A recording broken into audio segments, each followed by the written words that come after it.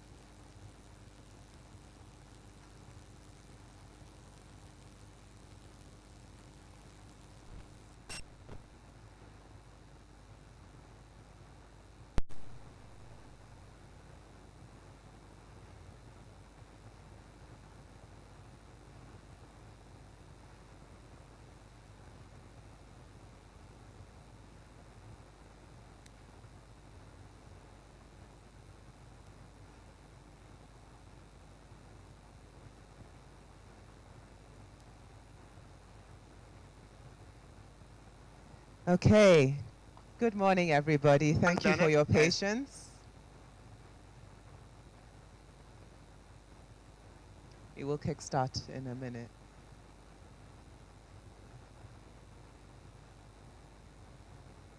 Okay, so welcome to FIL Lagos 2024. This is September 3rd, 2024, and we are at the Zone Tech Bagada. The theme for today's event is Empowering Africa's Digital Future, Innovations in the Filecoin Ecosystem. My name is Olabisi Idiong, and it is my pleasure to be moderating today's event. Shortly, I'm going to call up Enoch to the stage. Enoch is the FIL Lagos convener and a key face in the Filecoin Orbit community. So he will come up to the stage now to give you the welcome address for today.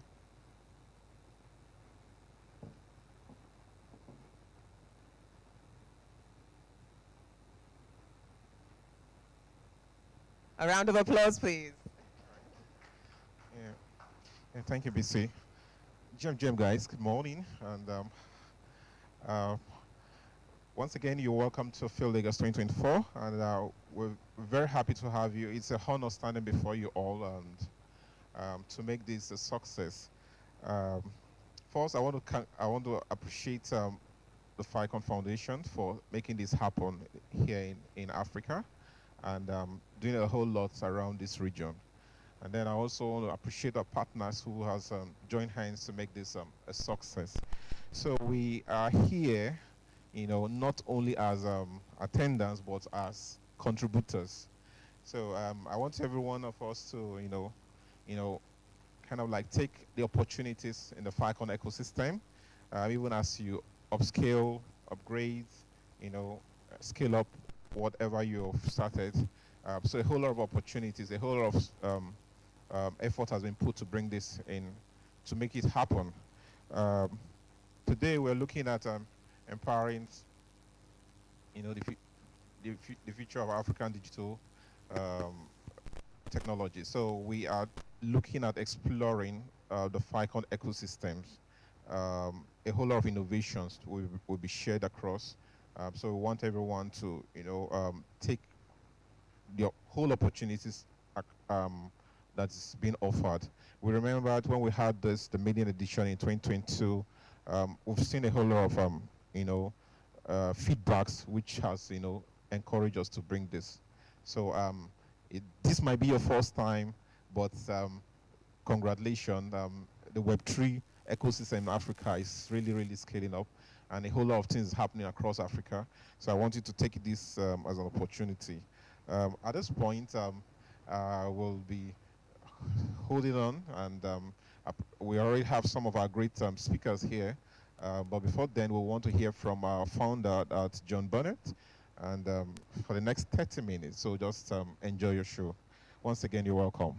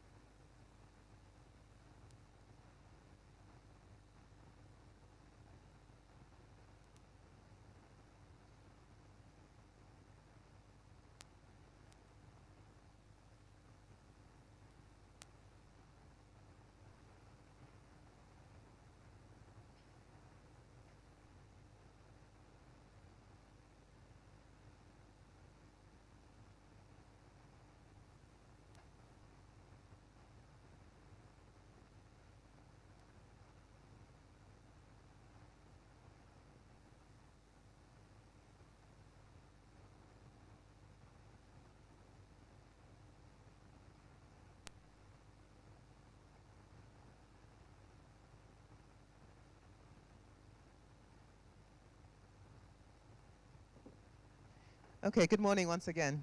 So while we're waiting for our founder, Juan Bennett, to be shown on the screen, I would just like to ask if you could please move from the back to the front. We would be very grateful. Just like to actually have you closer. We can see you. And also it would help our optics, please, for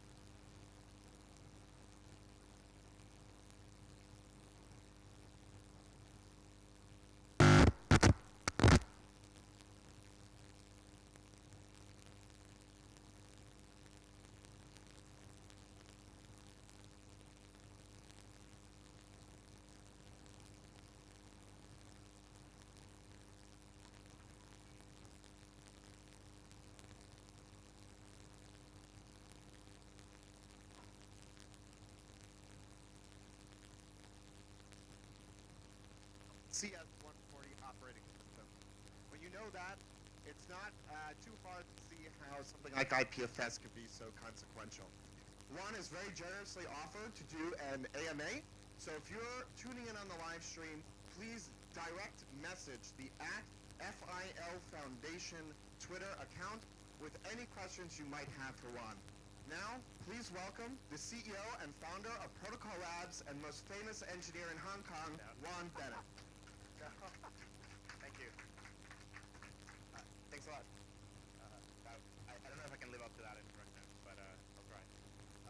Hey everyone, great to see you. I'm going to try and do a lot of this. So the goal today is to just kind of do an open AMA on anything you want to talk about. Could be anything kind of about any of the tech, or maybe public good funding, or community, whatever is interesting and useful to everybody. And we'll be both taking questions from in person here, and I think on Twitter with @Falcon Foundation. Many of you may know Juan Bennett as the inventor of IPFS and Filecoin, but what you may not know is during his time at Stanford, he was a teaching assistant for a notoriously difficult course called CS140 Operating Systems. When you know that, it's not too hard to see how something like IPFS could be so consequential. Juan is very generously offered to do an AMA, so if you're tuning in on the live stream, please direct message the @FIL Foundation Twitter account with any questions you might have for Juan. Now, please welcome the CEO and founder of Protocol Labs and most famous engineer in Hong Kong, Juan Bennett. No. Thank you. Thanks a lot. I don't know if I can live up to that introduction, but I'll try. Hey everyone, great to see you. I'm going to try and do a lot of this. So the goal today is to just kind of do an open AMA on anything you want to talk about. Could be anything kind of about any of the tech, or maybe public goods funding, or open community, whatever is interesting and useful to everybody. And we'll be both taking questions from in person here, and I think on Twitter with @Falcon Foundation. FIL Foundation. @FIL Foundation. And great. So always the first one is hard. So if you're feeling like maybe asking a question, definitely go for it. Thanks, Juan. I'm Taosheng from China. I have a question about the future market. Could you please share the latest progress and the future direction of the retail market, which is a very, next big event of Filecoin? Yeah. So there's retail markets are the Filecoin can do content delivery. So think of like the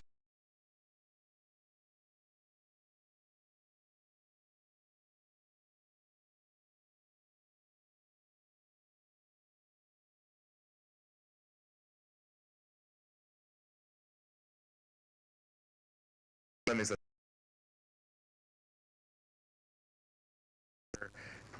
that is building this kind of tiered cache architecture to layer on top of Filecoin storage providers. And that has, I think, a few thousand retail providers already, and currently is getting the performance and distribution of the CDN to match, say, the IPFS gateway. And once we're able to match the performance of the IPFS gateway, as it is currently, then the gateway itself will be able to be served by Saturn, and later on that will get offered to other clients. And so that's kind of like where Saturn is. And there's already thousands of people participating in that retrieval market, and I think earning already Filecoin as rewards, and so on. There's other retrieval markets. I think Titan and Meson are two other projects. I know less about those, but I know they're making a ton of progress on them. And yeah, you can find out more about them, I think, in Retrieval Markets. Retrieval Markets has a website that lists out all of the projects, so you can go check those out. I would expect that we can get kind of CDN level quality for customers sometime next year, but already even this year starting to get the IPFS gateway itself working well enough. So yeah, that's the in a nutshell. Cool. Other questions? If you can keep your hand somewhat. Whoop. Hey Juan, Zach with FEM team. We launched back in March and we've seen some awesome growth. Where are you seeing some applications making the biggest impact, and where do you want to see these applications go? Like, what applications in the future are you looking forward to? Yeah, so maybe I'll describe like 3 tracks that I see that are super interesting. One track is all of the DeFi primitives that are needed to bring better structures and capital markets for the storage providers. So there's a lot of requirements the storage providers have in different businesses around the world to be able to structure their businesses and whatnot. And so that whole set of flows is really crucial to the entire network, and there's a significant amount of adoption there already, and it's growing pretty fast. But I would say even that, like, we should be 5xing or 10xing that over the next few quarters, and so that's one track. There's a second track, which is kind of like the space where I'm spending more time thinking about, which is the kind of other layer 2 style networks that are going to come into Filecoin. So think of compute over data networks, like what we just heard in terms of Lilithad. That's an exact example of the kind of thing that I'm talking about. Being able to do things like coordinate computation, being able to do things like the retrieval markets stuff, being able to just flesh out the entire platform with all these other kind of components and systems and services hooking on top of Filecoin using FEM. That's a whole track that I think is super, super interesting and valuable. And probably the third track is just this kind of like more long tail of lots of different experiments and that are going through hackathons and so on, of especially things like that are consumer oriented. So things like social networks and so on that I think we're still in the very early days of, but will take many rounds of experimentation before they kind of like get really solid. So yeah, those are kind of the 3 things that I'm paying the most attention to and I think are pretty exciting. Cool. Other questions? Hey, Juan. Phil Paris actually kicked off this weekend with Funding the Commons. Sounds like you were there. If so, what was exciting about that event? Did you learn anything new, or was there anything that came out of that event that was extremely exciting for you to hear? Yeah, so for everybody, Funding the Commons is a conference that brings together people thinking about public goods funding, game theory, and brings kind of the builders of Web3 with the academics in game theory and economics and so on. And the goal is to kind of build much better mechanisms for the provisioning and funding and running and governance of large-scale public goods. So think of like ways of better allocating funding, think ways of better coordinating projects to meet the needs of their constituents and so on. So that is part of like this broader public goods, network goods oriented world in Web3, which I think is super exciting and super promising. Probably some of the things that I picked up there. That event also happened to connect with DeSci, which the DeSci workshop, which is a whole other side of like how do you use all the Web3 primitives to improve science, both from like the scientific publishing side or scientific fundraising side, or even like how do you deal with like all of the artifacts and the computation that you need to do in order to keep papers around and reproducible and whatnot. And so some of the things that I saw that were super interesting at this set of combined events are some of like the latest demos of people actually doing this in production, where you have all of the data for papers already being computed on with Web3 primitives, which is really, really cool. And also the level of impact that, say, RetroPGF from Optimism is having. So Optimism started on this kind of retro funding structure as well, and they've been running, they're now like, I think they've done 2 large-scale experiments, they're gearing up for their 3rd one, and yeah, they're having a lot of success with it, which is pretty great. Cool.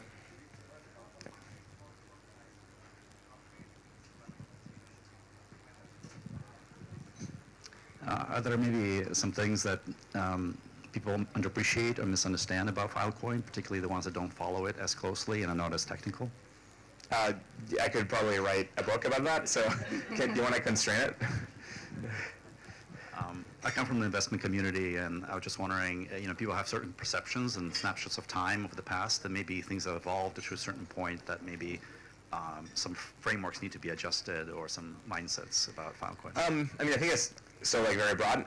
Maybe I'll highlight 2 tracks of things. One is, I think the broader community sometimes doesn't attribute the credit to the Filecoin network or to the Filecoin community for certain things. Like they look at certain important results, but it doesn't get kind of like attributed all the way back. And so there's kind of like the broader community doesn't know how much amazing tech or products or impact is achieved by our community.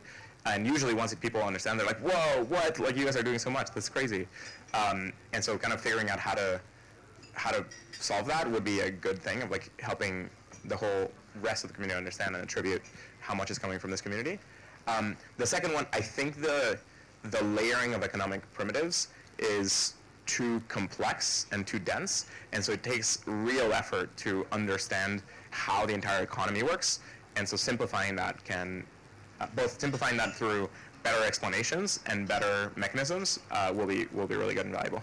That would be my guess. I do think that perception broadly has evolved a lot over the last 3, 6, 9, 12 months. And yeah, just even at ECC this week, perception broadly has evolved a lot over the last 3, 6, 9, 12 months. And yeah, just even at ECC this week.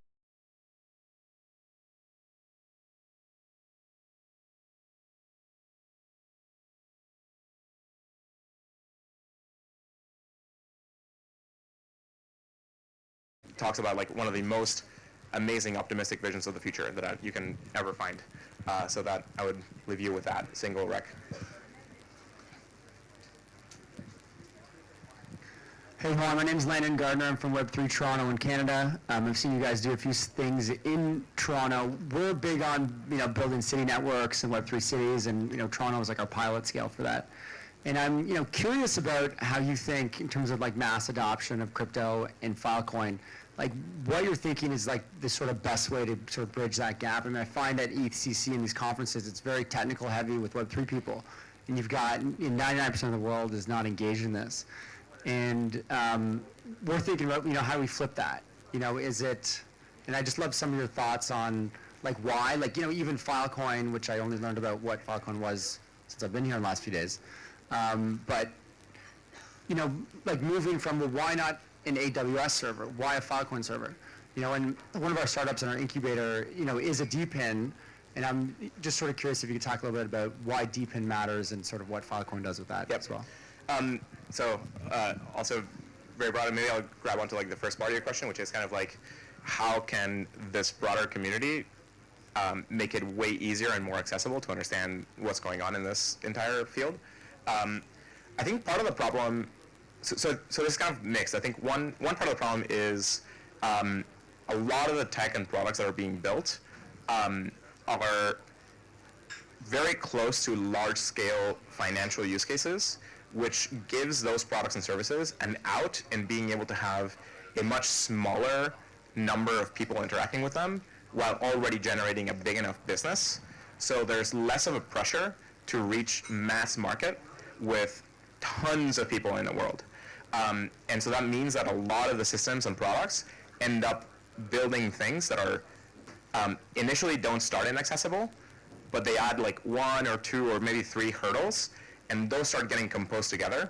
And so suddenly you get into an experience where in order to use a Web3 oriented product, you have to jump through like 10 or 15 different hoops of trying to figure out what any of this means, let alone how to use it, and a ton of different options. Like first, like, oh, you need to connect a wallet. Like, okay, great. Like, what is a wallet? Why is this different than my browser? Which of these wallets should I use? Oh, this one works with this kind of application and this one doesn't. Like, this one has this kind of fees. What are fees? What are gas fees? Like, suddenly, like, you jump into this world of pain in terms of the user experience, and that just comes from the fact that there are pretty good-sized businesses available, and it just hasn't pushed those products and services to get extremely good in a mass market way. So my sense of how do we get out of here is that we need to start building very high-quality consumer large-scale mainstream products. That really means two kinds of things: social networks and games.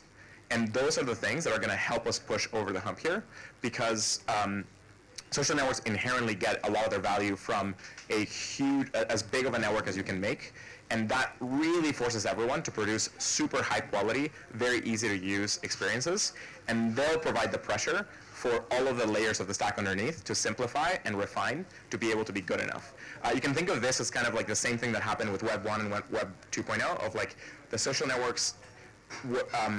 Today, social network products are so easy and smooth to use, but they really deal with hundreds of different complicated things underneath the hood. It's just that that refinement has been pushed by the need to appeal to this broad market, this mass market audience. And so we need that kind of pressure in this ecosystem as well. And so I just see so many projects being like, oh, well, it's good enough for like this smaller Web3 community, and like that's good enough. And it's like, no, actually, like that's just creating layers and structures that are very hard to access. And so we need to reach the level of quality that broad consumer products have. There's another side note to this, which is building those things so far has been too difficult. So today you can't quite build a social network on Web3 yet. There's the underlying infrastructure is just now getting there. And even some pieces need to fall into place before you can really do something at the scale of like Twitter or Facebook or Instagram or TikTok or things like that. You couldn't quite pull off that kind of a fast-growing, super smooth social network today with just the current Web3 primitives we have. And so there's some more work to do there. So that would be my like guess as to why we're in this spot. And so the how do we get out of here is just really hyper-focus on super high-quality product user experience things. Cool.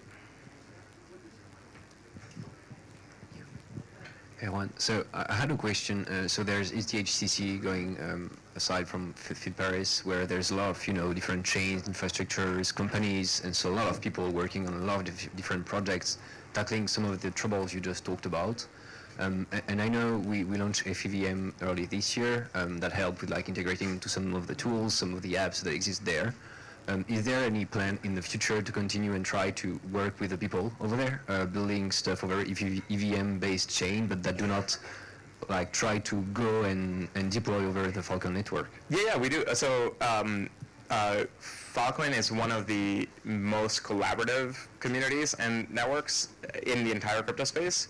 From early days, a lot of our tech has been used by many other groups, especially the Ethereum community. So you can think of the Falcon community and the Ethereum community as having super high overlap. It's part of like why we coordinate and come out here in the same week to be here as well, because so many of our projects and groups and teams overlap, and we do a lot of shared work. So as an example, the Falcon community and the IPFS community built Lipi2P, which is the core networking stack, and that now has been adopted by so many other blockchains and other systems, including Ethereum too. And so that's an example of like Lipi2P ended up powering Ethereum 2, and then EVM came to power FEM. Yeah, so that's an example of like coordination. So there's a lot more like that. I do think that today the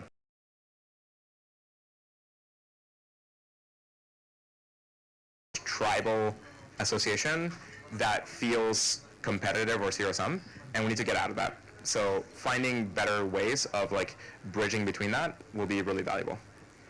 It's a tricky problem because like the tribal association gives you a very strong community sense and identity, and that comes at that gives you this boost, but it saddles like competitive dynamics that aren't really there, where in reality this entire space either succeeds together or fails together. And so we need to kind of bridge those. Yep. Okay, last question.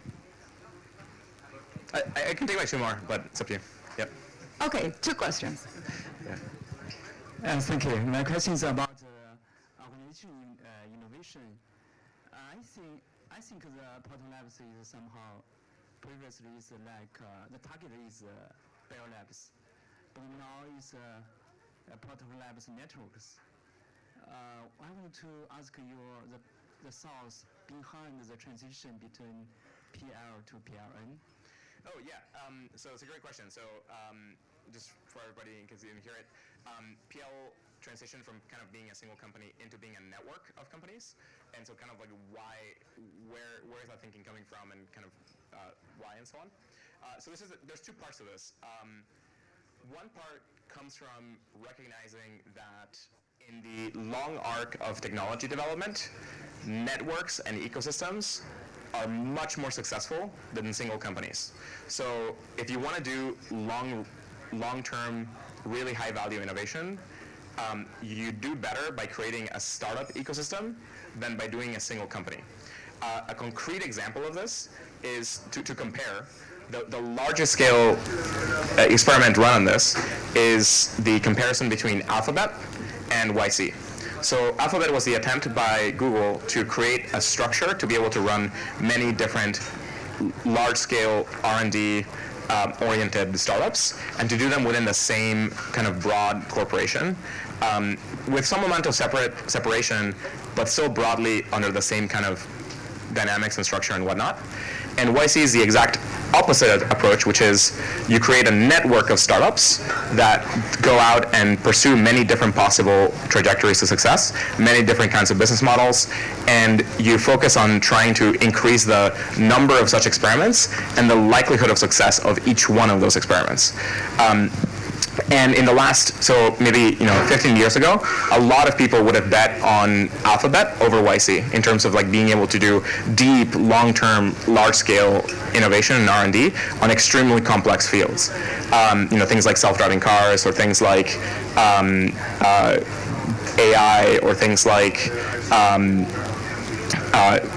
aging, and so on. Tons of different fields, and fusion, so that kind of stuff. But in reality, YC has greatly outperformed Alphabet with a small fraction of the capital involved. So the YC open network structure is dramatically more effective for long-term R&D than a single company structure. So that's like kind of one thread. The other thread is that in Web3 specifically, in crypto networks specifically, these equal long-term R&D than a single company structure. So that's like kind of one thread. The other thread is that in Web3 specifically, in crypto networks specifically, these ecosystems are now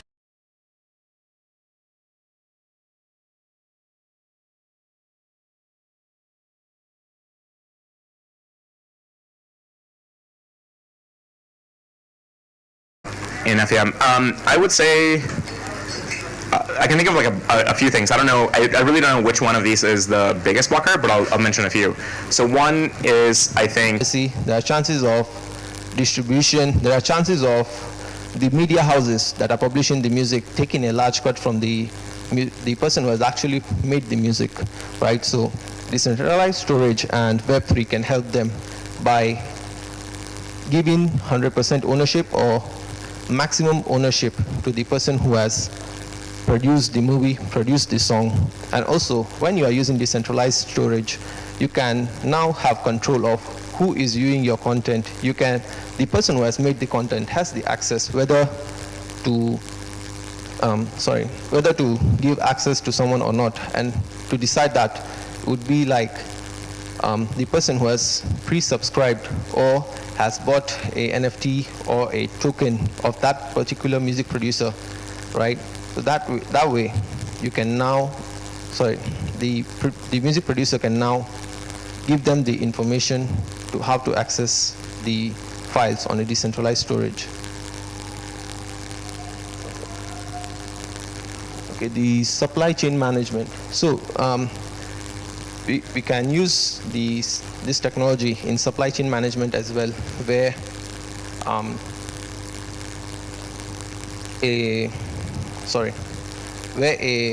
a lot of courier companies can now a decentralized network where everything that has been, like when you are tracking a product, like where it has been shipped from, where it is going, everything.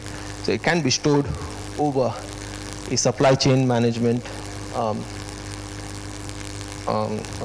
like a CRM, but on a Web3 basis, right?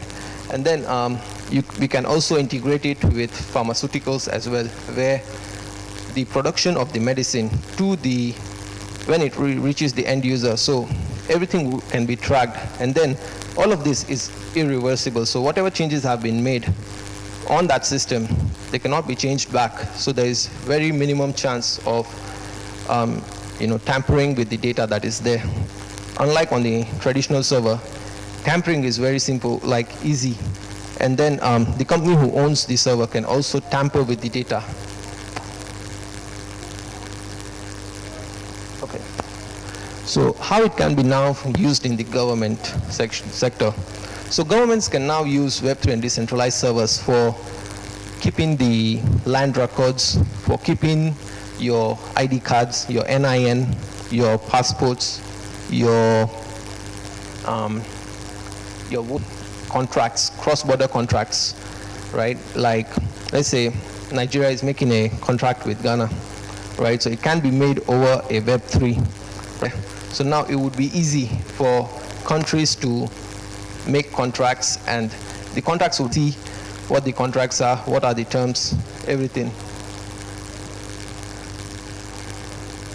In education sector, the decentralized, the distributed over a decentralized server. So a school can upload all the files, the classes, the notes, everything on a server. That's the use case where the data is not, again, mishandled or mistreated. Because let's say the government tomorrow says that this is not something that has to be taught to, or any other entity thinks that is not to be taught, right? I hope you get my point there. So the decentralized server, the data would still be there and cannot be tampered with. But if it were on a centralized server, it can be removed, right? So you would have heard that the Telegram CEO has been, because he is not giving the information to the government, that because of what's going on the Telegram, he's not giving out that information, so he's trying to protect the privacy. But then, if it was there on a decentralized server, nobody can force anyone to remove that data because it's on a decentralized server. Nobody knows where the data. So similarly, the education. So decentralized storage is practically practical and transformative solutions for enhancing security, transparency, and efficiency across industries. By adopting decentralized storage, we can create a more secure, adequate, and resilient digital world.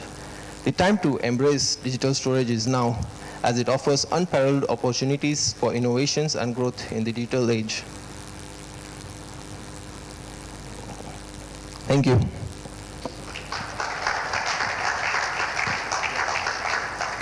So if you have any questions, you can ask me. Yes, please.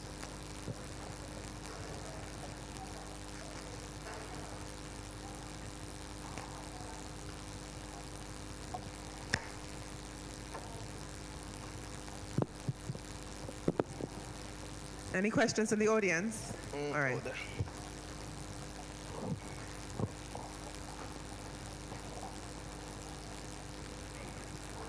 Okay, good morning. Good morning. Okay, good morning. So, Yunsa.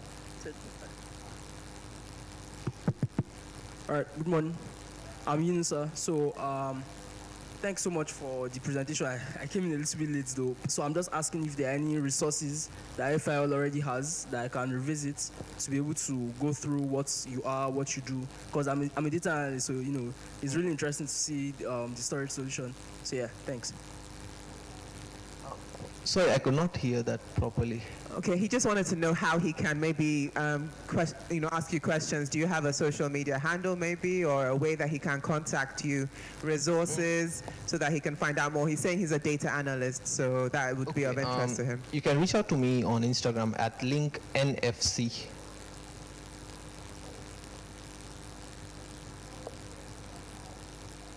Sorry, could you repeat that, please? Link, L-I-N-K, link, NFC.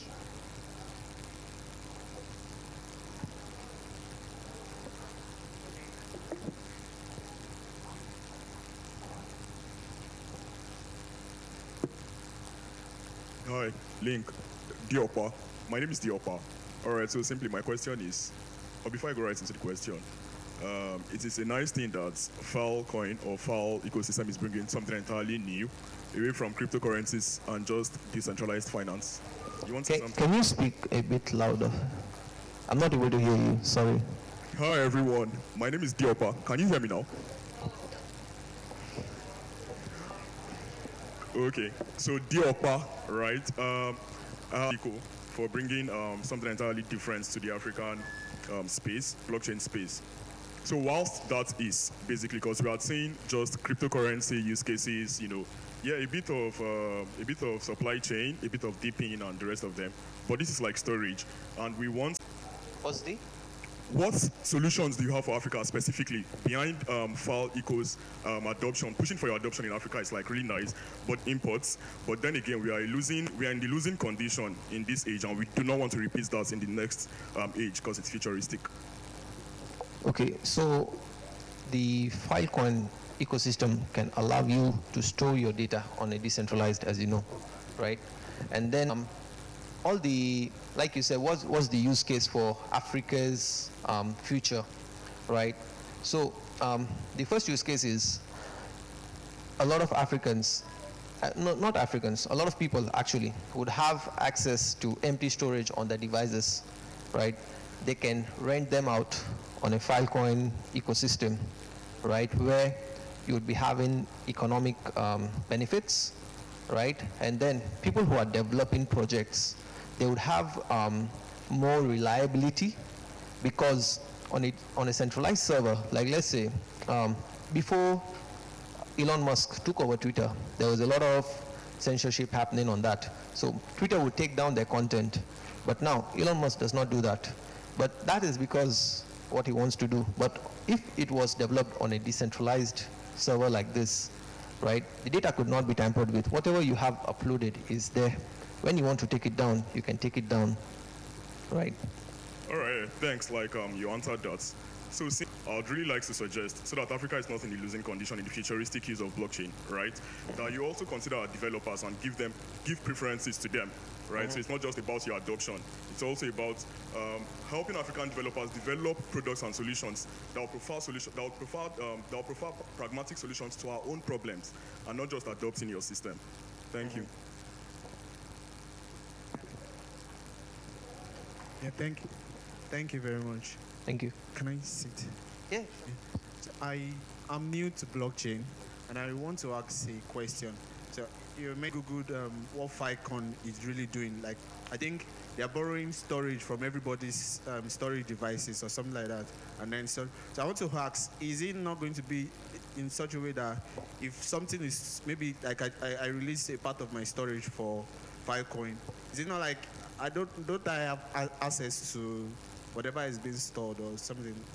I don't know if you get my question. Okay, so you are saying that whatever file that you have allocated to Filecoin, now you have the access to that file. Yeah. No, you don't have the access. It's just you are giving them the storage. Okay. So the files that are there in your device are encrypted.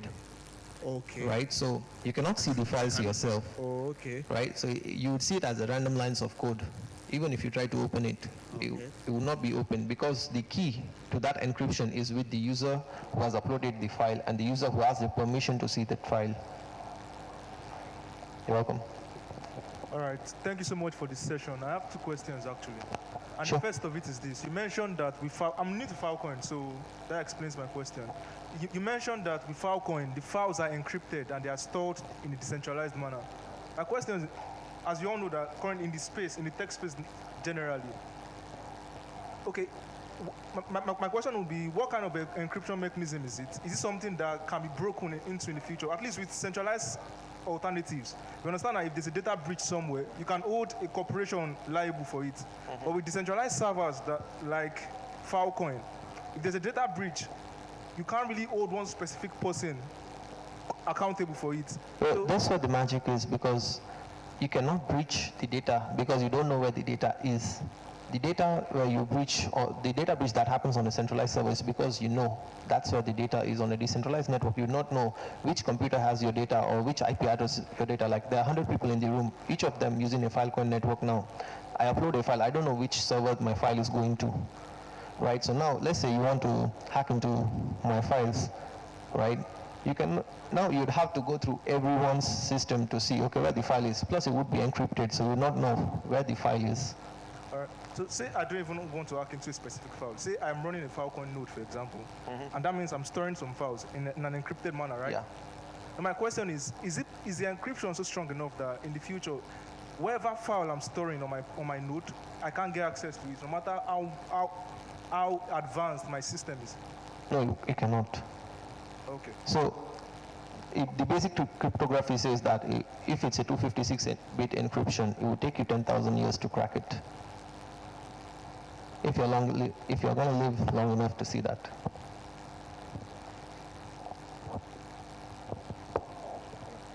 Hello, everyone. Hello. My name is Olamide. Hello. Okay, let me just go ahead and ask my question. Okay, I found out that the Falcon protocol is based on an interplanetary file system. Can you bring the mic closer? Hello. Yeah. Hello. Yeah, I can hear you now. Can you hear me? Yes. Okay. So, can you please describe the content address system around the interplanetary file system protocol for Falcon? Can you come back again? Okay. For it to be in a decentralized manner, the IFPS. So can you explain the content address? Okay. I'm trying to understand the content address system behind the IPFS for Okay. Falcon. So IPFS is basically it's like do you host any website right now, or do you have any understanding of how a website is hosted? Do you have any understanding of how a website is hosted, like right now on a traditional system? Yeah. Right, so IPFS is basically, it allocates you spaces, right? So you can use it like a normal cPanel that you use, right? So IPFS is a system where it takes all the storage that are there available. And then, any other questions? Okay.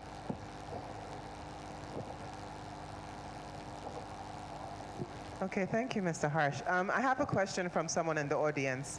Can you provide more details on encryption policies? I hope that's clear enough. Well, what type of encryption policies, like? General? Okay. The anonymous person has to make themselves known. Okay, so okay. I think it's you. You are the one laughing. Okay. Policies on unauthorized individual or third party. Thank you. That is encryption rules. Sorry, can you come back? I mean unauthorized person. Depends on what encryption you are using.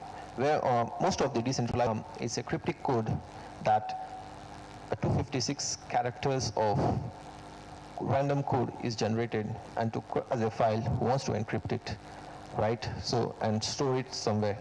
So now, when I upload that file over a server, it's encrypted by the software. So what the encryption is, like you have a key to open your door. Similarly, it's a key to open that file. So that file key is 256 characters long, right? And it's alphanumeric at 256 characters long key. It would be difficult for anyone, and even if you brute force it, it's very difficult to crack. It would take you almost 10,000 years to crack that key, even if you use a supercomputer. All right, thanks. All right, hi everyone. My name is Joshua. Yeah, on your decentralized storage, what other practical applications can we see? Aside being storage for files, coin, and whatever, what other practical applications can we use it for?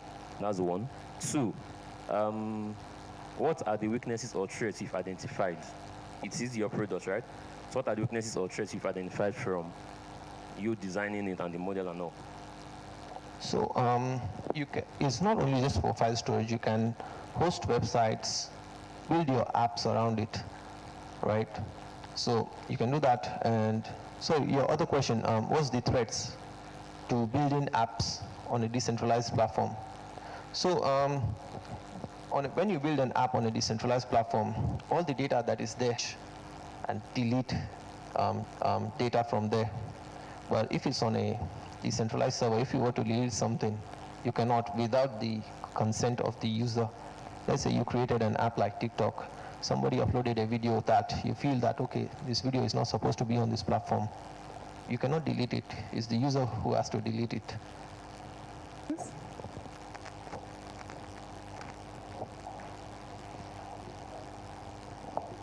Excuse me, there's still a number of things I don't understand about Filecoin. And this is, you mentioned, I think from everything you've mentioned, one significant benefit it has over centralized alternatives is the fact that, okay, it might have a 24/7 uptime compared to centralized alternatives. But my question is this: you answered this question right now, and you said it's not just for file storage. You can also build your applications and your apps around it. All right. So let's say I'm running a Filecoin node right here in Nigeria, and I'm storing someone else's file or someone else's files, for example. Okay, let's say my node goes offline for a moment, and the person accessing the person's application on the front end needs to query the node for the data on it. How exactly will it work in that scenario? So since it's a decentralized storage, it's not only that your file is stored in one place, it is copied, distributed on different nodes, so that whenever, let's say this server is down, the other servers are up. So in essence, if one node is storing about 1 terabyte worth of data, every other node on the Filecoin blockchain. Not every other node. It would make copies. To make copies? Make copies over different nodes, not all the nodes, because everyone would not have some nodes, right, where your data is there. I hope you get my point. Yeah, I think I do. So, okay, let me explain it this way. You have an egg that you want to store, right? You create 7 copies of that, right, and store it in different warehouse. But there are over 100 warehouses in your city. Well, let's say one warehouse is closed. Your data is distributed between all the people. It's not like only one person has it, and when it goes down, boop, your data is gone. No, it's there with other people as well. Okay. All right. Where the storage providers would have a credibility score as well, right? So this person, okay, you want to store on this guy's drive, he's more credible, he's more online. So that way, there will be a credit score for data. Who has more uptime? So that way. Well, if there's a credit score for nodes that have more uptime, that means if there's a credit score for nodes that have more uptime compared to other nodes, that means options where you would be able to do that.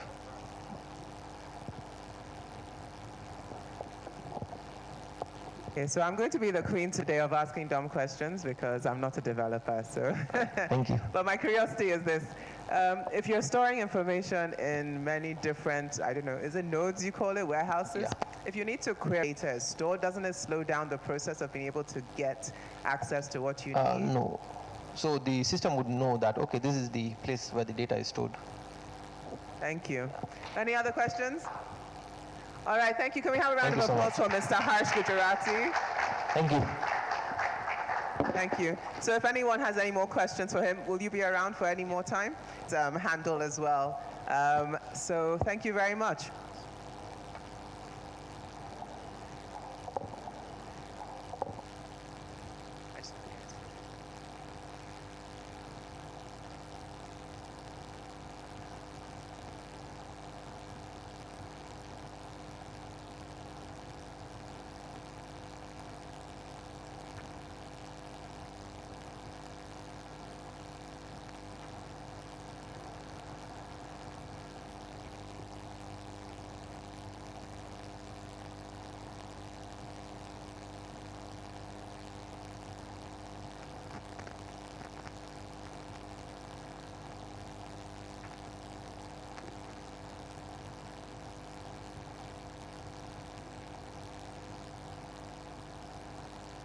Okay.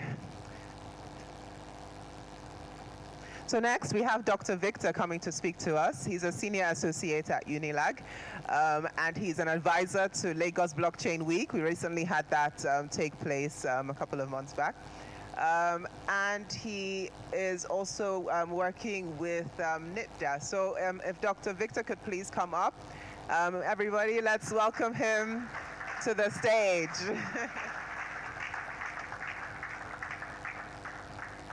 Oh, NitHub, apologies, my error.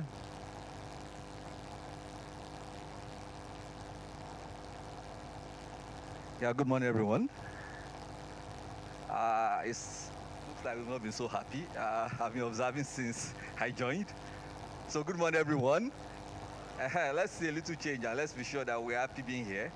I'm not going to give a talk per se. I'm here to greet you. So I'm happy to be here and also to see these beautiful faces and also to paint a problem before us. My name is Victor Odumiwa from University of Lagos, a faculty in computer science, and also I lead the tech hub in University of Lagos. That's NIT Hub. And I want to thank the organizers first of all, and Enoch has been with us for quite some time. We've been having some sessions at the hub, and he's also trying to drive how we can kind of bring this into research space as well in Nigeria. So I need to really thank you for bringing us here and for all the work you've been doing for the Lagos Blockchain Week.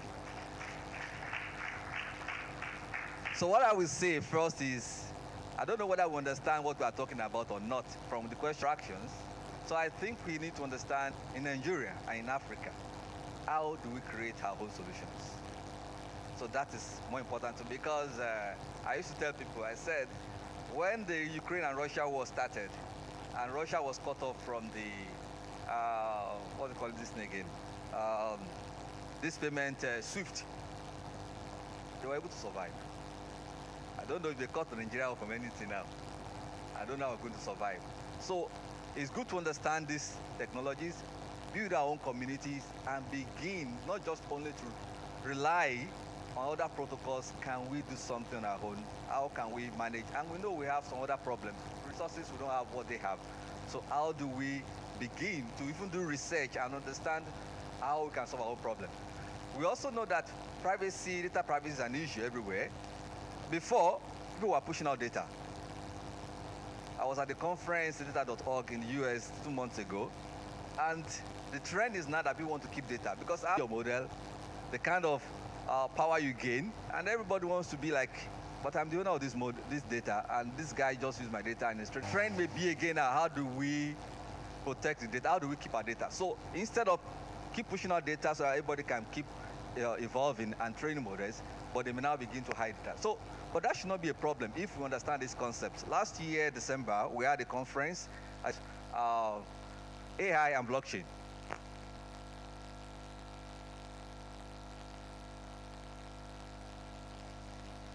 Machine learning models. So, data is, I don't need to touch your data. You own an hospital, you have a lot of records of your patient and the rest. I don't need to touch your data. I don't need to export the data for me. You don't need to anonymize it. Can I have the data will not go out? I hold it.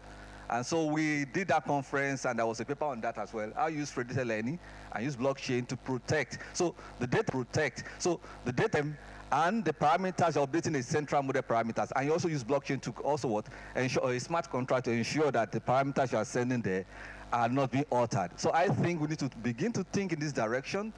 And as Africans, for Africans, we need to begin to build solutions for ourselves. Not just to do meetups, but after meetups, thank you. After meetups, can we come together and begin to build solutions and begin to solve our problems? The other problem we have now, after people having some expertise, they are attracted to Europe, to America. I understand. Yes, everybody wants to escape poverty. Yes, everybody wants to escape poverty fast. I understand that. And there is nothing you can say about that. Because if you have tasted poverty, you know it's not a good thing. So to escape it fast, yeah. But with that, where we are going to, in fact, a lot of my students now going out, they are understanding that where you get big salary is not even in those big companies.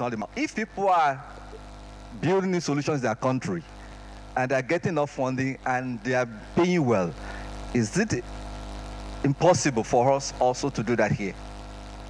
Forget about all the policy problem, everything you see. But I think that if we start to think about it, that this is our place, we have no other place. When you go there, they will still tell you that you are not part of us. You just bring your money. Yes, but we know this is our place. One way or the other, this is where you fall back to. Can we begin now to see how to use this, build solutions, and develop our nation? This is just a food for thought, and we are willing to work with Enoch and anybody interested to see how we can grow this in the University of Lagos and also take it outside University of Lagos to other universities in Nigeria. Thank you so much for listening.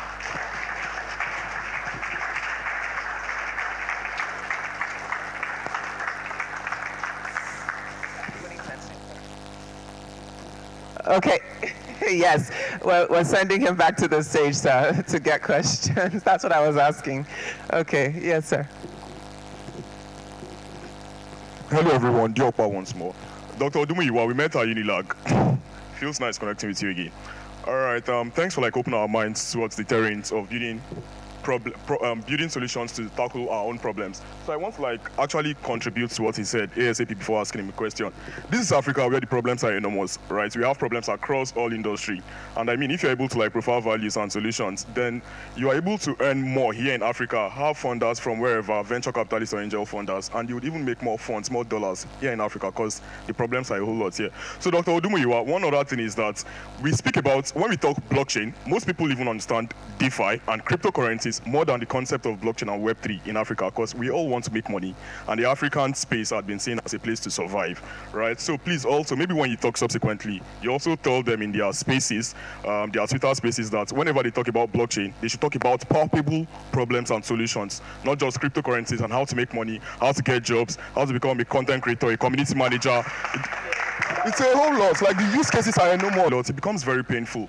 So that said, Dr. Odumuyiwa, right here and right now, are there ways Unilag, I am a student of Unilag, are there ways Unilag, right, is looking to sponsor our developers to tackle problems in specificity and exactitude across sociology, psychology, actuarial sciences, and not just the top 5 industries where you have natural sciences, science, medicine and surgery, law and stuff. Look past law, medicine and surgery, engineering. Also look in the least attended ones and you'll find more problems there.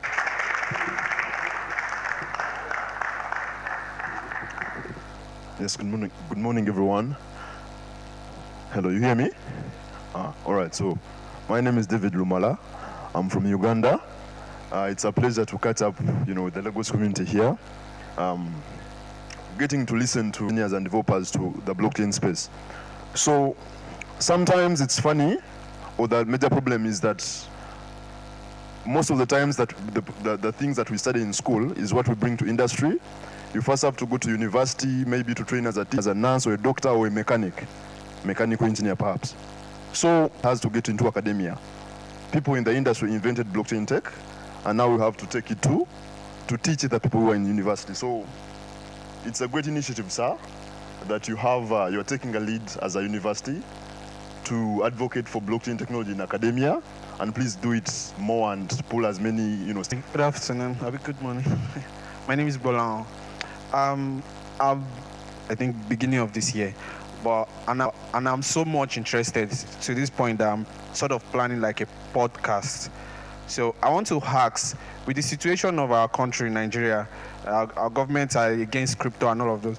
If I'm going to do a podcast, is it not going to maybe you'll come and arrest me one day or something like that? So I want to ask.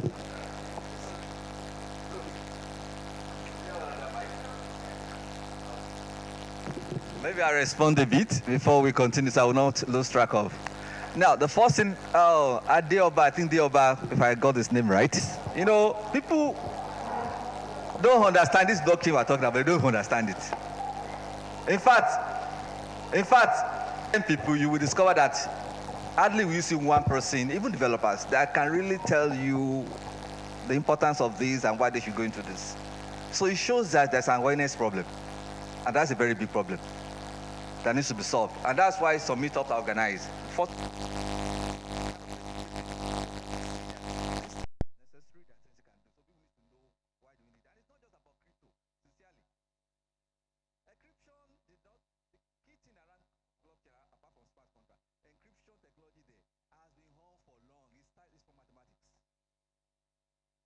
know what encryption algorithms are, you will understand why universities are important, because the kind of research to bring up new encryption algorithms, you know what it means. It's a lot of work. You have to go into prime numbers. I don't want to go into that prime number factorization. A lot of things around that. And so, in the industry, there are more applications. How do you apply? That's why the industry will have to have how do you apply these things. From the university, they can also bring a research program. For example,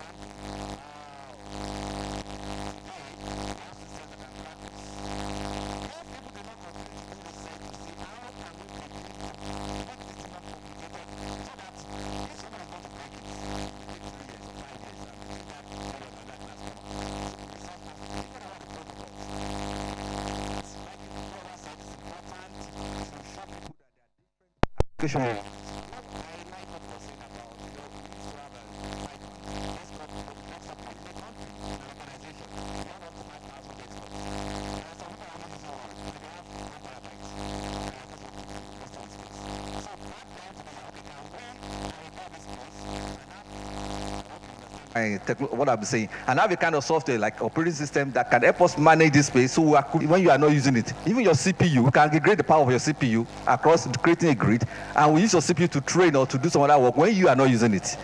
So those kind of things, there are so many use cases. So now when you are not talking about now bringing the blockchain in that stage, so you can, like you said, you encrypt what is stored in your hard disk. You didn't know that somebody is using your hard disk, and what is stored there, you don't have access because it's also encrypted, and there's smart contract around it that protect it. So there are so many use cases, and anywhere you have data, blockchain can come in. So many use cases. So I think what he said is right. We continue to educate people, and I think also ops where now people can learn something specific.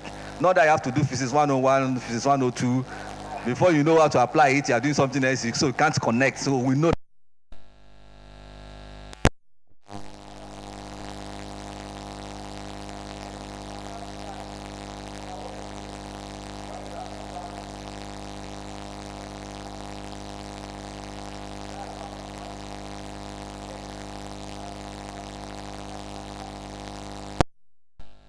So you are no longer learning mathematics of a problem, and that changes the equation.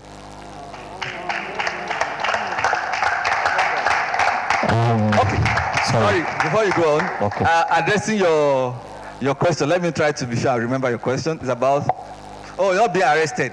Yes, no, I don't think anybody will arrest you. It's because of this crypto thing we're talking about. That's why the government, and it's also based on their understanding. So if you are creating a podcast about certificate in the university, I asked a question some weeks back. I was at a forum, and my university, and I was asking my university management, who owns transcript and certificate? Whose record is? It's students' records. But it becomes a problem to access it. Students will apply, they will be having difficulty getting their transcript. So why should I be? Why can't you do a smart system over it? And there's a validation, and don't need any kind of delay. You apply online, you get yourself in one day, and everything is solved. So if you can bring all these outcasts, they will be able to understand it, even appreciate you, and instead of arresting you. Okay, go ahead, please. Yeah, Doctor, good afternoon. I think good afternoon. Sure. I love your school of thought. Not gonna lie, I really love your school of thought. But the problem is, how do you apply that school of thought in a country that is lethargic? Now, while talking, you said we should ignore the policy problem and all, but the policy is actually the problem. Now, in a case where we have lethargic leaders, let me say it that way, sorry to say, people who are actually, I don't say slow to adapt to technology and all. Imagine, okay, in the world right now, I think the blockchain is really the major thing in technology now, and yet our governments are telling us they want to ban the whole thing. Something like that, let me say it that way. And the problem is not only the lethargicness of our leaders, is even looking at schools. We thank God for schools like in Giabatek and all, yes, they are actually adopting technology and all. Other schools, most schools we have now, are they actually adapting what they are teaching? Like they teach us the theoretical knowledge, yes, but then to bring it into practice, it is zero. Call a scientist, a computer scientist who claims to be a computer scientist or who studies computer science from other schools. Tell him to maybe just do a little coding. I doubt you, out of 100% in Nigeria. I hear you well. There's no way you can ignore policy. You have to understand, there's no way you can ignore it because it will regulate what you do. Now, the problem, policy is difficult to make because policymakers are behind. They don't understand the technology. Yes, that's reality. So they are behind. So they struggle. So at times they may make some mistakes. So it's normal. The first thing is, don't limit blockchain to crypto. So that is something you must understand. Crypto is something, yes. If they are fighting crypto, well, let them still fight. I mean, you understand, one day, things will be clearer. Yeah, but blockchain is beyond crypto. You understand? So let's focus on that. Then the other thing is, in terms of policy, the thing is, most of us in technology, we don't participate in policy dialogue. I can tell you that. We don't participate. We just feel like what I just say here. You just sit down in your corner and you're working. Not knowing that they will destroy everything you're working on. So we need to participate in the policy dialogue. And most of us, you don't even follow up what is happening. What are they saying? What kind of event are they having where they're going to discuss about policy? So when NIDA comes up and say NIDA, they've done one policy draft, they want community town hall meeting, we don't go there. And so the people that do not understand technology are the ones there. What are they going to say? You understand? So it's also a problem on our side that those of us doing tech should also participate in policy dialogue. We should review whatever they bring out and we should ask questions. Then the other thing you said about schools, let me tell you the truth. Also, it's also a bit difficult for schools in this southern part of the globe, I mean, the global south, to cope with the rate in which technology is advancing. And they cannot, don't limit, I see university not as a place you just go and you just go to class and come out. That is not university. University is a community where you meet people, where you learn how to learn.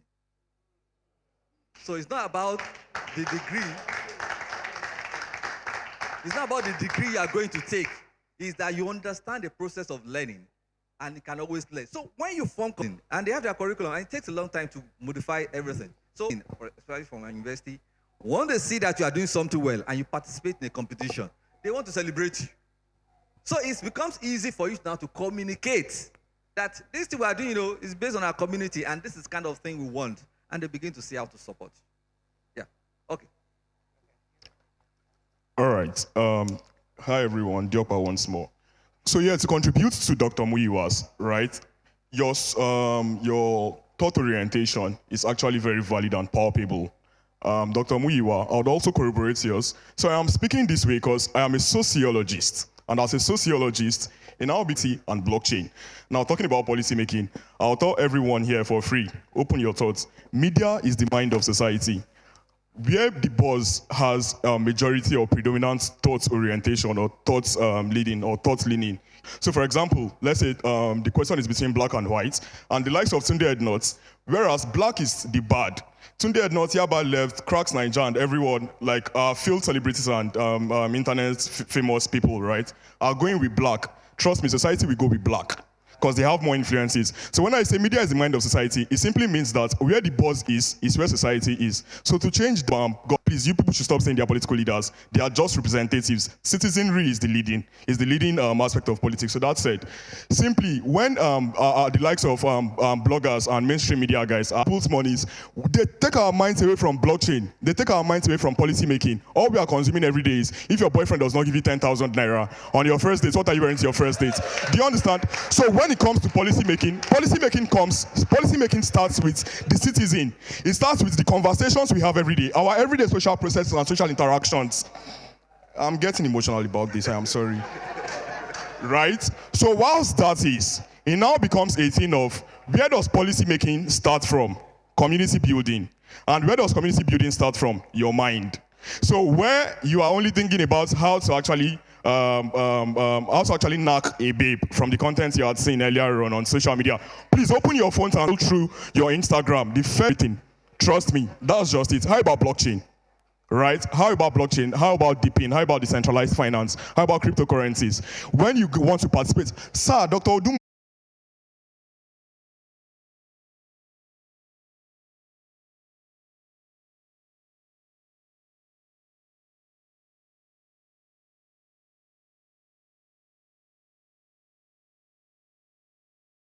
them. Thank you so much. And let me take it from the last point you said.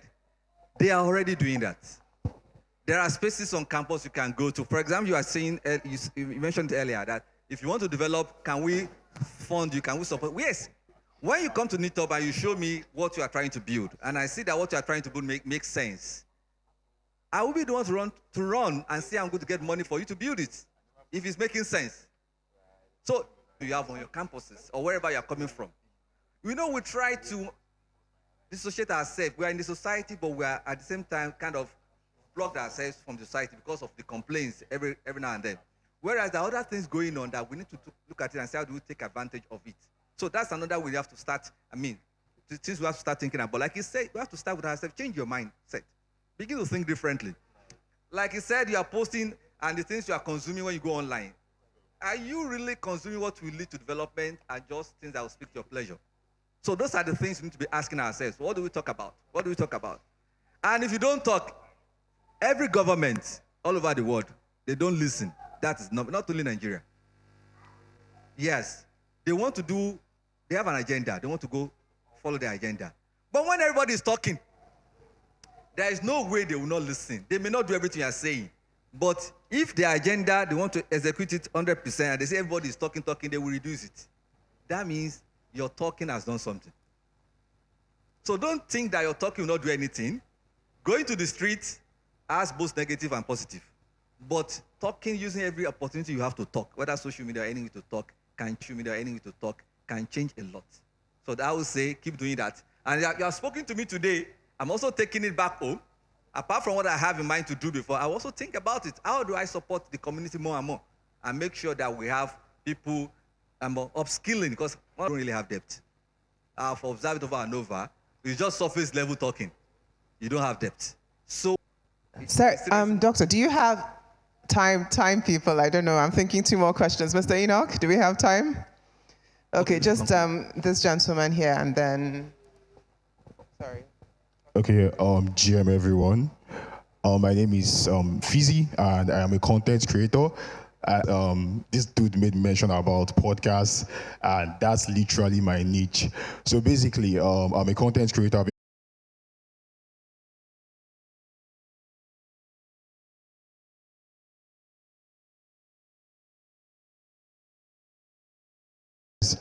If you can listen to a podcast for 1 hour, I want you guys to now and check out Inside the Hive with Fizzy. That's a podcast. That's a Web3 podcast. I like people that use their mic to get a shameless plug-in. Okay, so I think the bottom line, sorry, if anyone has any questions at this point, please, I have to appeal to you to please reach out to the doctor offline. Thank you. I'll just put a comment. Yeah, what you said is right, and I think I've said it. We need to change our orientation. I know poverty is, that one I know very well. It's one of the problems. Yes, I've been saying, I'll keep saying it. Because when you are hungry, every other thing, you are not seeing it. So when someone now say that dance, you will make 10 million, you will go and be dancing. Because that's the problem. But you don't know that it's not the dancing that will give you 10 million naira. So come and take one API, bam, one shit on that API, and they say to launch a startup. They take time to build. So I think that is what we need. We need depth. We need to train people very well so that they have depth and they can bring out something of quality. Thank you so much.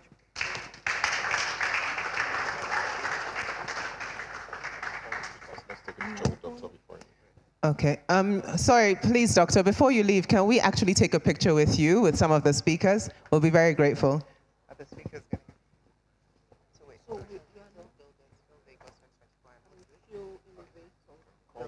Call the speakers.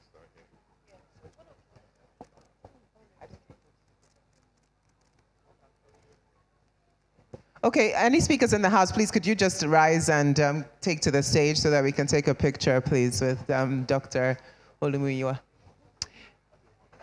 Right, so if anyone has any questions, because it seems like, we have a lot of passionate young we would like to actually start a thread. So if you could, let me just mention them. We have FIL Builders. FIL is FIL, as you can see on the stage. FIL Builders, FIL Lagos 2024, and FIL Innovators. So if you want to just ask your question and then tag those, I'm going to also join. Then, please do so, and he can answer your questions.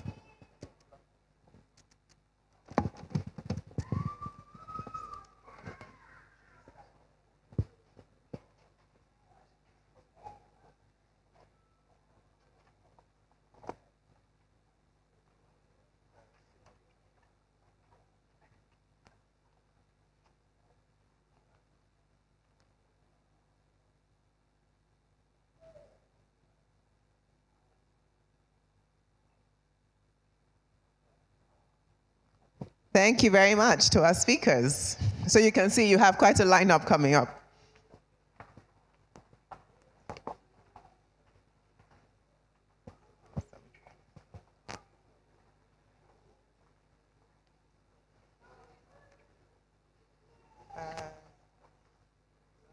next now, sir?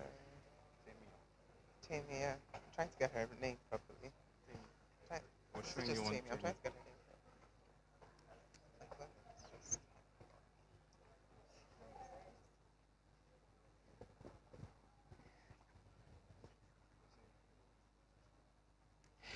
Okay, so while we're just concluding on the pictures, the next session, the technical session, is on the theme Building on the FVM. And our speaker will be Temi Lolua Adelowo, Software Engineer Unfold. So we'll just welcome her to the stage after we've taken this picture. Thank you, everyone.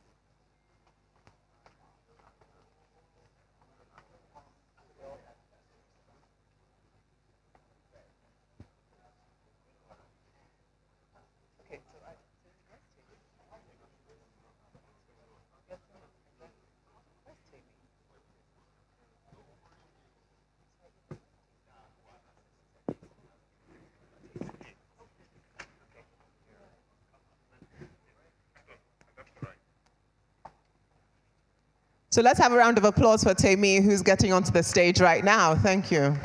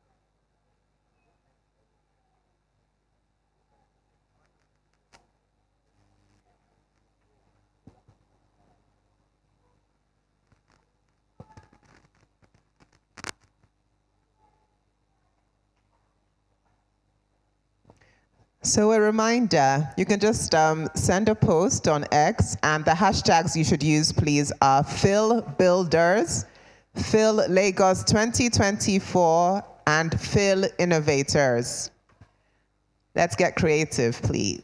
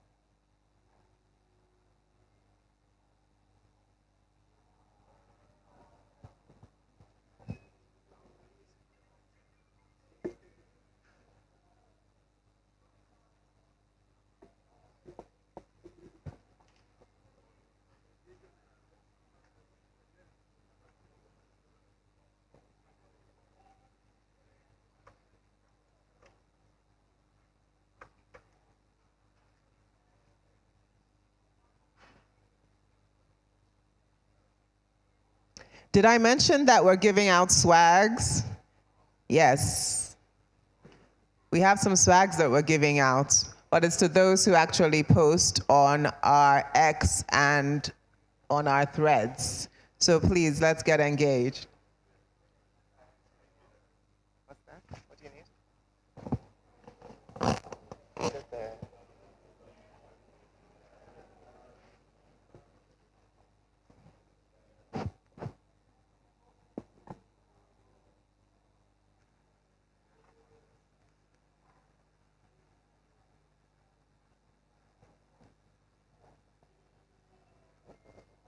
Our X handles are Filecoin Nigeria, and Filecoin Africa, for those who came in a bit later.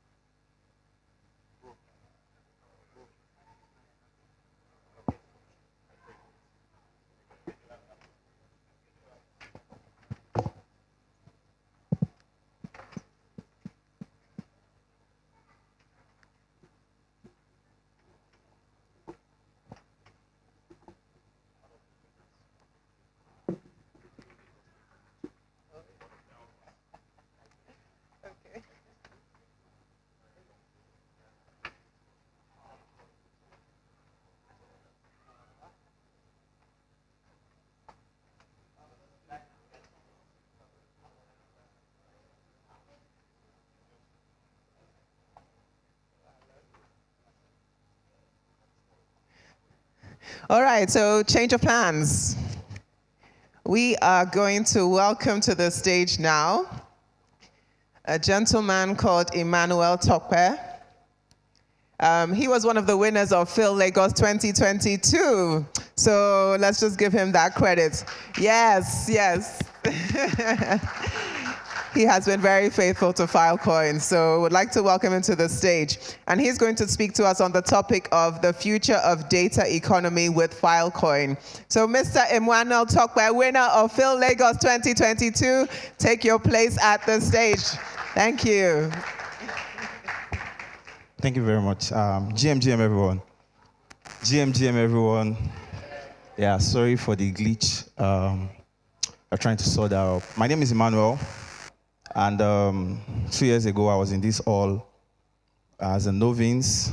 I think I got to know more about the technology. I was more inclined to buying tokens. So I remember the first token I bought was SRP in 2020. How many of us bought Ripple?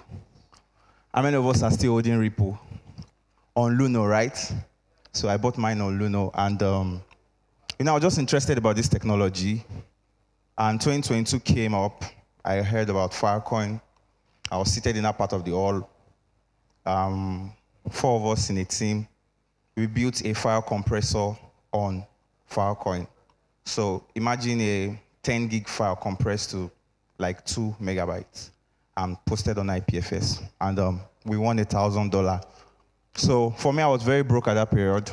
I'm still looking for more money, more money. So around that period, I was going for my NYSC that I shut down for 2 years because I was broke, right?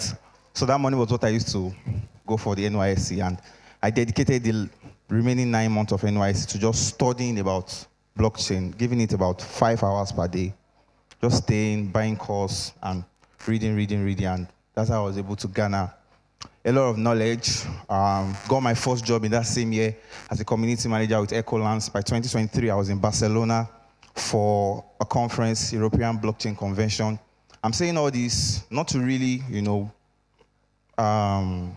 lure you, but to really tell you that this space is actually an ecosystem that gives you the freedom of expression.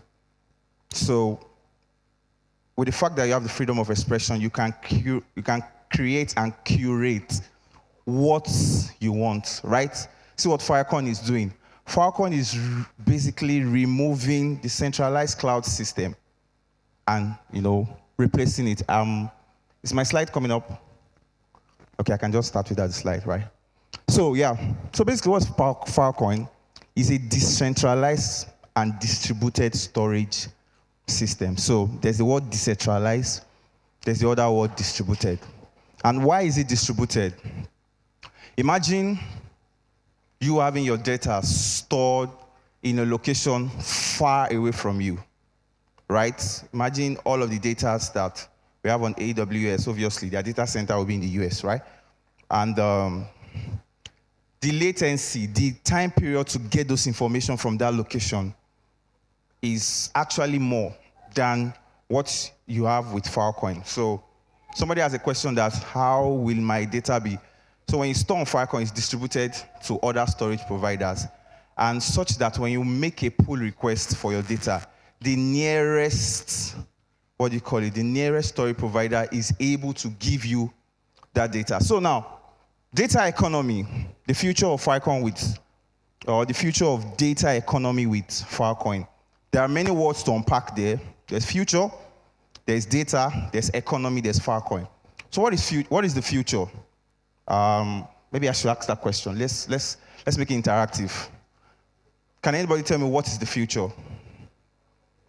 Please. I love feedbacks. What's the future, sir? Okay.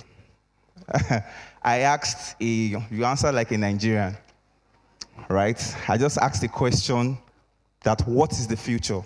Can anybody give me another answer? What is the future, sir?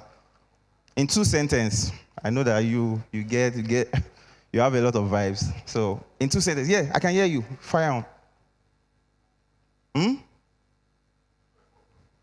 What is what? Subsequent. Break that down. I don't like using big English. I'm sorry, sir. What is ahead? So how do you know what is ahead? Let's go logical. How do you know what is ahead? What is ahead is determined by what is being done in the present, yes or no? It is a prediction of occurrence based on today's input, based on yesterday's input. Nigeria is where we are now based on what? Yesterday inputs. Right? So when we're talking about the future, we are not really saying certainty. It is not certainty, but we are saying based on what we are doing now, based on what we have. So now, what is data? What is data? What is data? Let's make this interactive. What is data? What is data, please? What is data? Information. That is still cumbersome. What is data? Please celebrate this man. Please give. you are. Bro, is this working?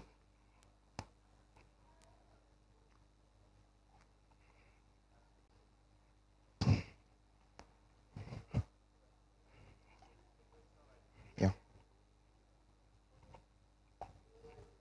Okay. Yeah. It's to face them.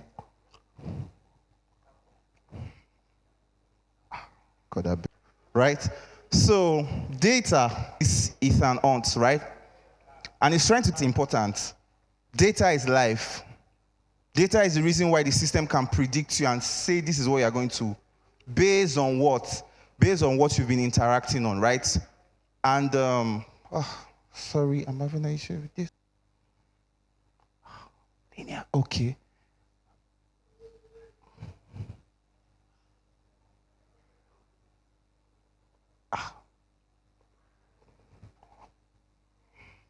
Is it 180 degree? I'm seriously struggling, sir. Please help me. Should I bend it? Okay, so please, someone please help me. So what I did, then you are making an inference from that information, right?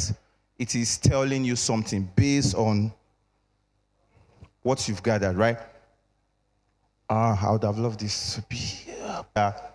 I worked as a developer advocate, community manager, and know more about the deep stuffs about the blockchain. The blockchain is deeper than what we talk on the surface. Execution client, consensus client. There are a lot to unpack. Future data economy Filecoin. Now, the future basically is just a period of time that, because sometimes we sound too confident. But then stuffs happen. Human beings always forget that events that ChatGPT would come out as at 2022 and develop faster. All you have to do is just plug in the Figma link and it gives you all the code. It's that fast. Who would have thought? Who would have thought? Right? So it's just possibilities. This is just story. So what is data? Data is the new oil, meaning you can mine data, yes or no? We mine oil or do we mine oil?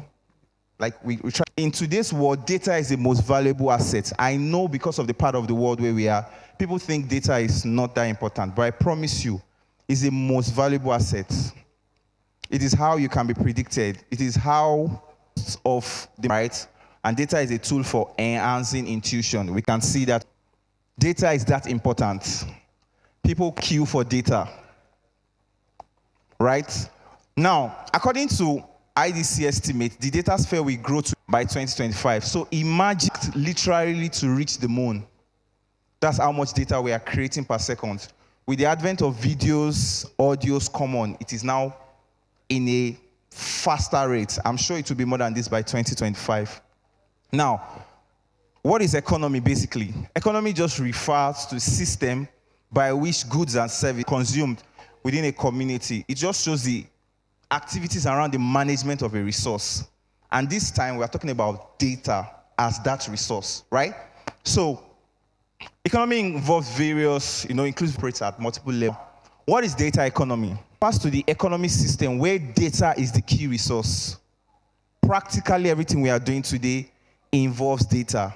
Practically everything you are doing today involves data. The advent of the World Wide Web was the advent of putting data on the net. Web 1, static website, just writing. Web 2, interactive, videos, audios. Web 3, what are we doing? It is semantic, right? So, in the data economy, data is treated as the valuable asset. that needs to be collected first, then analyzed, and also traded. People trade our data legally, illegally, on dark web, on open web. Data are being traded. Somebody was talking how that all they need is just a name. They get your name. However, you go, you use, I don't want to mention, you go to eateries, you use all of those, see that name and move more. Using your name is grab that record. They come to arrest you and you're like, I don't know. Data monopoly. And what happened is that the data monopoly happened in a very subtle way. These big corporations that I don't want to mention their name created data servers, right? And they told you that you can use our system.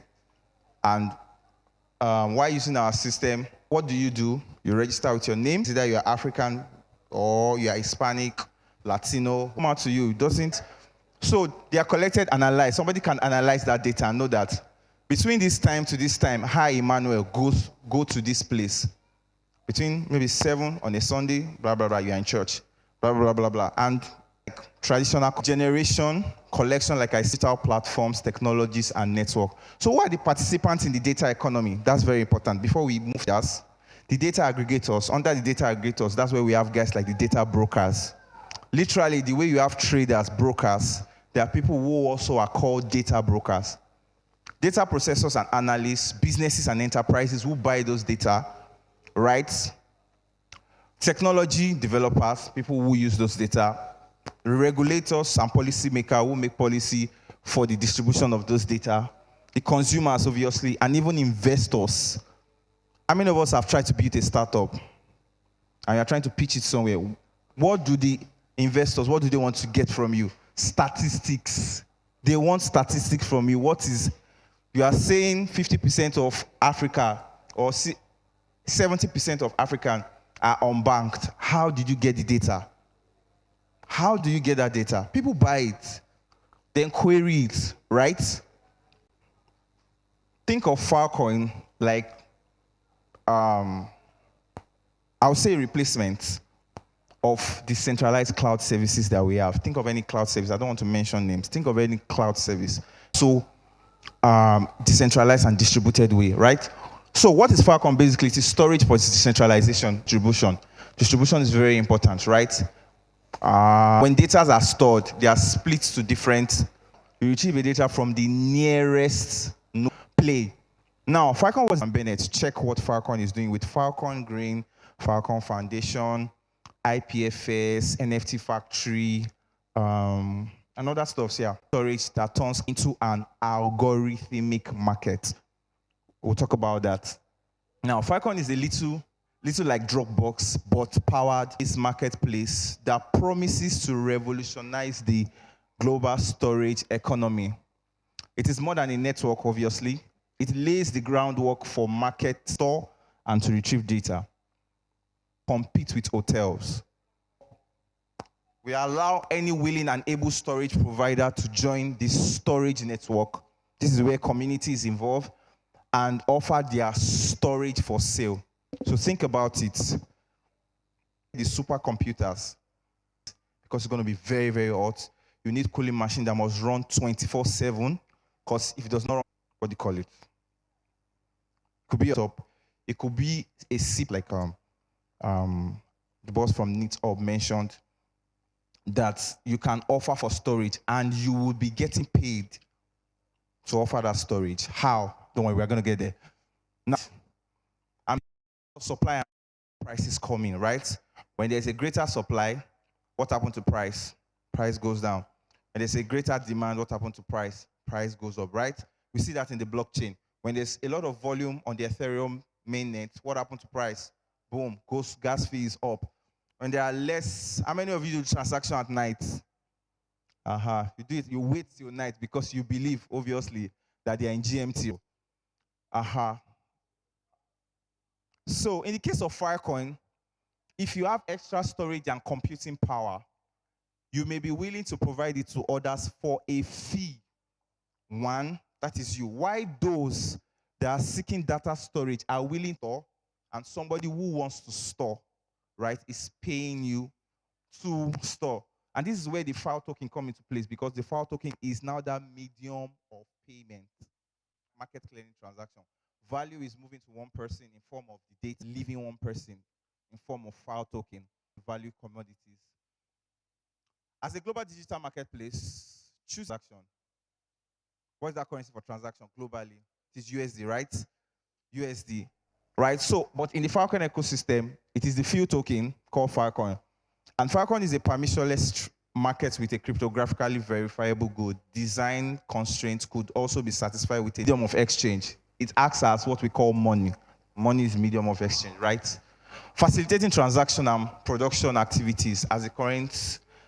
The token also acts as a storage value, obviously. So now this is a chart that economy work with Filecoin. So here you are wanting to store a data. So you are proposing a deal. Somebody is accepting a deal at the price that you are proposing. You are proposing a deal with a price. Somebody is accepting. If you see just by the bottom, there's the X. So one of the storage provider is rejecting the price. One is accepting the price, right? The one who accepts the price, you transfer the data and they are encrypted, right? Then when they are encrypted, the sealing, the encryption, which is the seal section, occurs. When the encryption occurs, this person is paid. Blurry, kind of blurry. This person is paid in FIL token. It is stored, obviously, this is how blockchain is, right? What is blockchain? Chains of block, yes or no? Blocks store old data. They are chained together by cryptography, right? Or such that the hash of the, what do you call it? So there's Genesis and the children, right? The new hash. Also, when you want to retrieve that same data, this is the person coming to retrieve the data. The person is going to be giving FIL token, paying in FIL token to retrieve your data. Somebody is laughing. So, this is how it works. User this when you want to get it, you do the same thing. So, basically, that chart is showing that a client proposes a deal to the miner. Miner accepts the deal. Data transfer or seals the deal, store the deal into sectors. Miners prove that they've stored it and they are earning block reward. And whenever the clients want to retrieve file, the client retrieve it from the miners and also pay. So who are the participants in the Filecoin ecosystem? Firstly, we have the storage market. Remember I mentioned about storage and retriever. Storage market. In the storage market, the storage miner offers their digital storage. In the retriever market, the clients pay Filecoin to retrieve their data from those miners. And basically, these are people who hold Filecoin token that pay the system. These are basically they are like 5 participants: the clients, miners, ecosystem partners, token holders, and developer. I'll be dropping this on my Twitter, so if you need this slide, you can always check it on my Twitter account. Then what then is the future of data economy? With Filecoin and verifiable protocol verifies whether the client. Number 2 is open for storing somebody. That middleman, that's that to use this miner because its price is higher, you can use the next miner. Very flexible. And basically, it is because you on the storage side, Filecoin is built on community by the community. What do I mean? You and I can participate. You and I can be on the storage side or the people on the retriever side, right? And that is the end of my talk. So for me, the future of data economy is decentralized.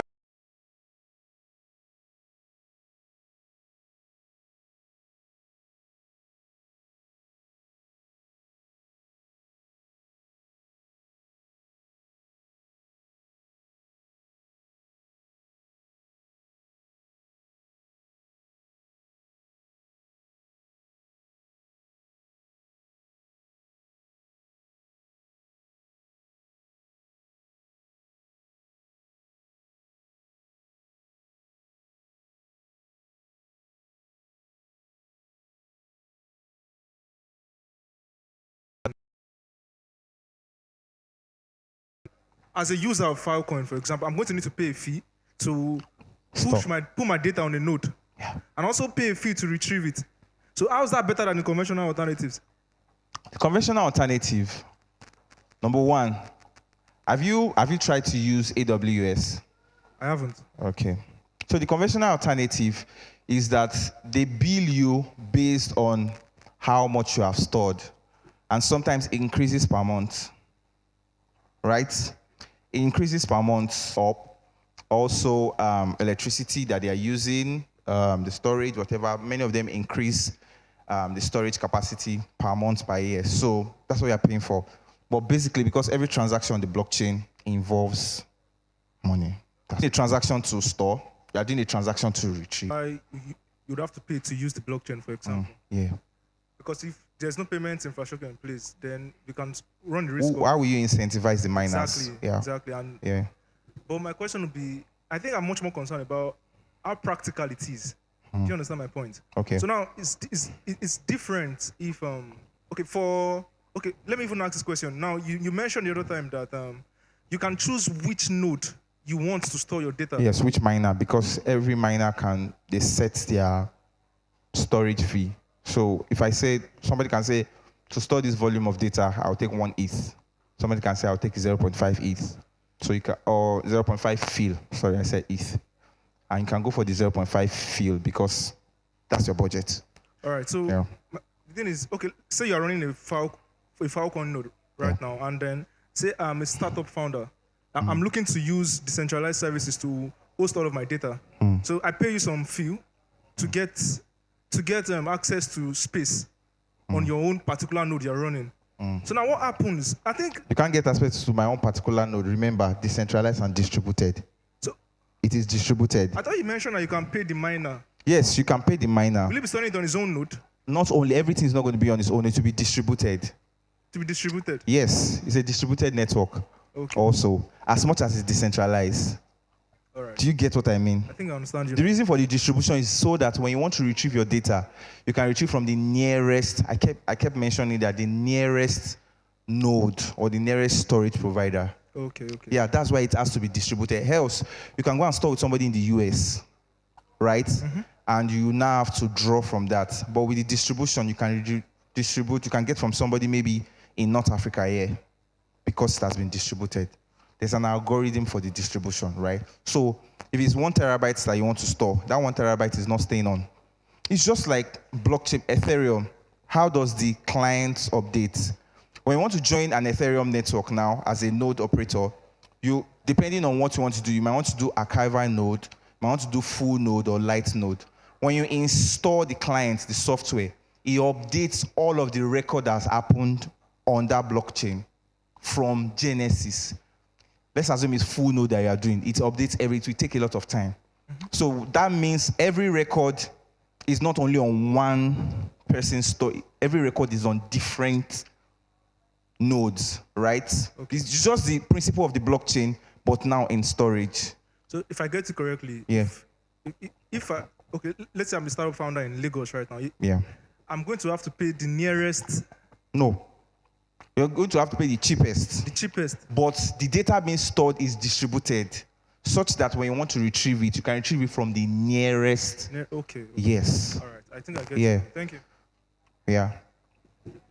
Okay, my sincere apologies. Thank you so much, Mr. Emmanuel. Yeah, thank you very much, I know guys. people have questions, but please, we're going to have to refer you to the handles. So please, you can just drop your questions at Filecoin, Filecoin Nigeria, or Filecoin Africa.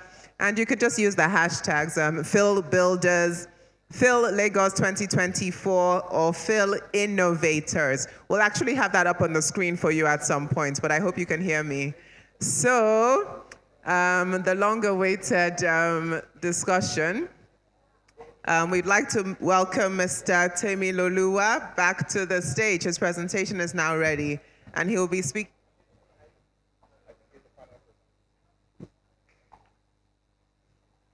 Okay, rewind, please.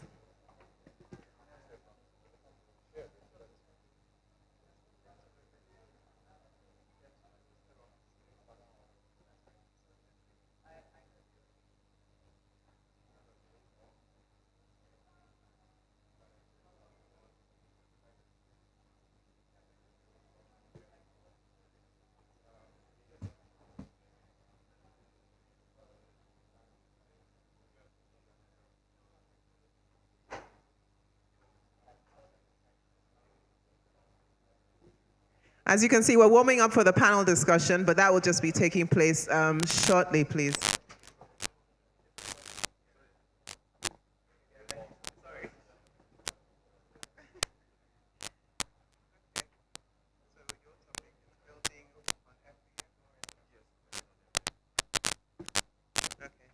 So please, let's welcome to the stage. Apologies for the back and forth. Sometimes, tech, you know how it is.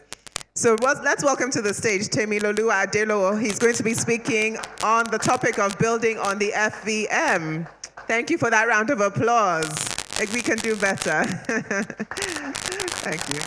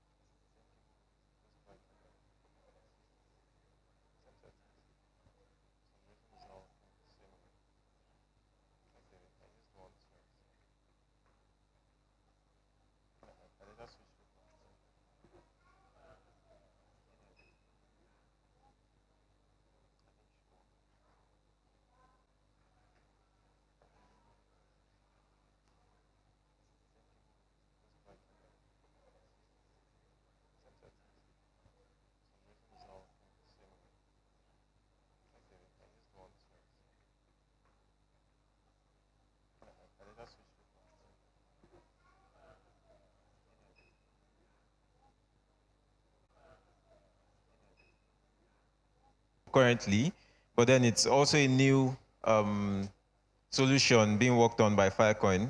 It's a layer 2 that helps you to build performance dApps on Filecoin itself through FVM and the main network. So why do we use Filecoin? Why do we use FVM? So my first reason here is that it is developer friendly. So FVM is EVM compatible. So if you've worked with Ethereum, if you worked with Optimism from whatever networks you've worked with, the same tools you used there can work out of the box on Filecoin. So you can write the same Solidity code, you can compile it, and then deploy it directly on Filecoin. And then there's that works on more than one language, so far as it compiles to WASM language. The WASM compatible code, machine agnostic, supports different runtimes, supports account abstraction. And then we have something on FVM where we support different types of addresses. So mainly we have two addresses, the T4 and the F4 addresses. The T4 addresses are the normal addresses that Ethereum uses, the normal addresses that Optimism works with, where you have 0x and then you have a bunch of letters or numbers, and then that's the address. But on F4, we usually have an address that starts with F1, and then a bunch of numbers and letters that follow it. So Filecoin has this compatibility between both kind of addresses. So you can send to either the OX address or the F1 address, and then your tokens, your coins will still be accessible on either address. And then fine-grained control. So FVM is resource managing, kind of. Next, we have what can I build? So literally, you can build anything. The same applications that will work on Ethereum, same applications that will work on Optimism, Arbitrum, on FVM. So you can build DeFi applications, Uniswap, and others. You can build data DAOs. These are DAOs that interact directly with data on. You You can work with governance protocols. I don't know if any of us knows a DAO or something. You can work with DAOs out of the box on Filecoin. And then you can run decentralized computation on the data stored on Filecoin. So on the FVM, you can actually interact with data. You can store data directly from your smart contract using the actors. And then you can work on other decentralized applications at will. So the tools and technologies that can be used to work on FVM. So I mentioned before that out of the box, any tool and any compatible VMs would work on Filecoin.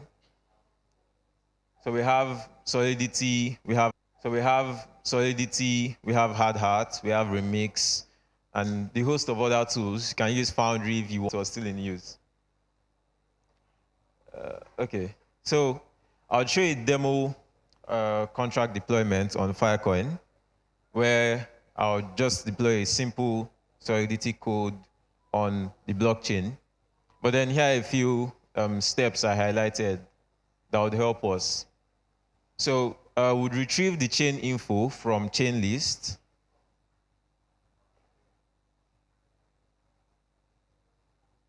Okay, so this is chain list.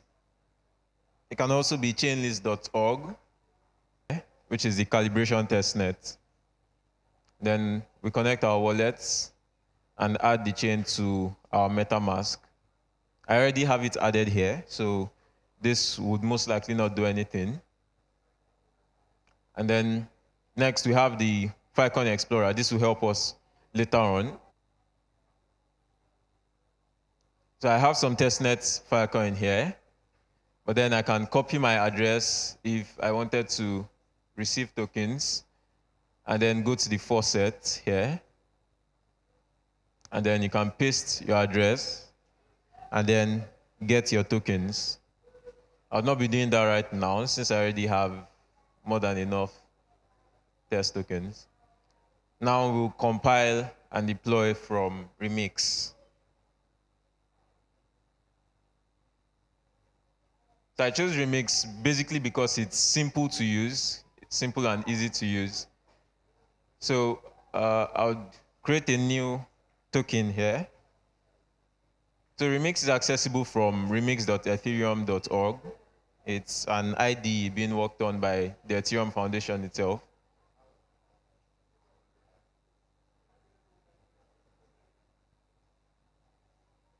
So here there's a contract called My Token, which is a boilerplate token here. So to deploy using Remix, I need to compile this Solidity file here. That's it. Yeah, this one. So I need to compile this Solidity file before I can now deploy it on the blockchain. Sir, 5 more minutes, please. Okay. So I'll come here, compile my token.so, and I've compiled the file here, and then I can deploy this file or the token. So I'll use MetaMask. Yeah, connected to my wallet, and then for some reason transactions have been failing today, but let's try this.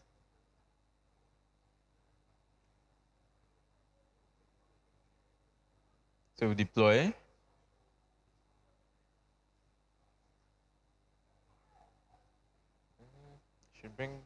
There should be an interface to confirm my transaction instead.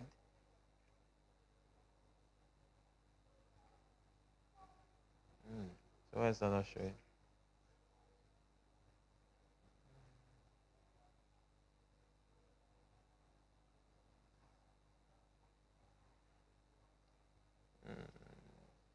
For some reason, the transaction I meant to confirm is not showing up.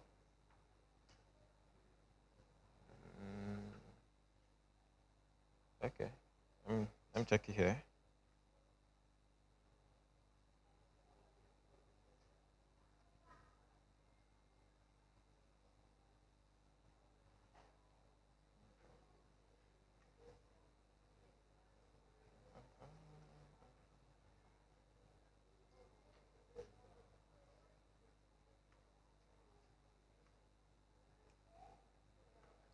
That's weird. Okay. Let me retry this. I don't know why it's.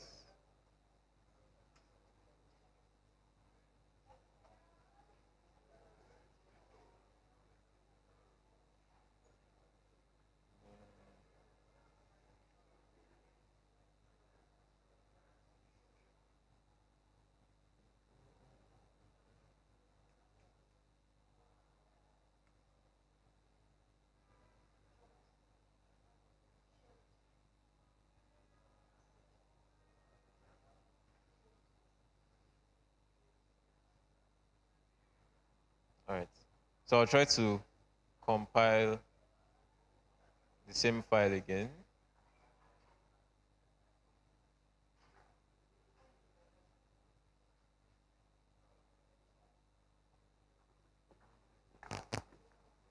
All right.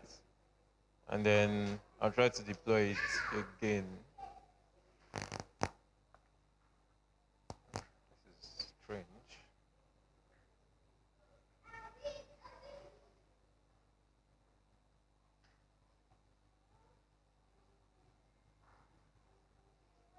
Okay. For some reason, it's not bringing up transactions to be confirmed. So let me just try to deploy it on this screen here.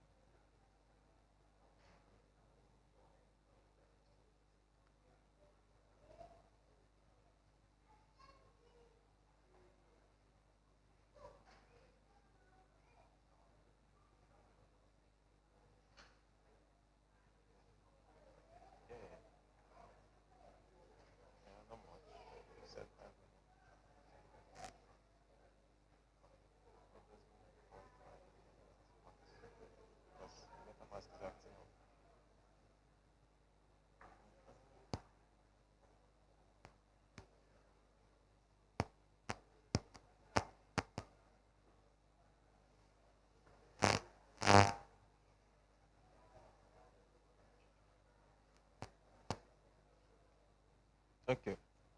So I'm relaunching Chrome. So while I do that, let me just. Yeah, it's not going. It's not bringing up the confirmation folder. So we'll come back to the deployment. Okay, I think it's back on. Yeah.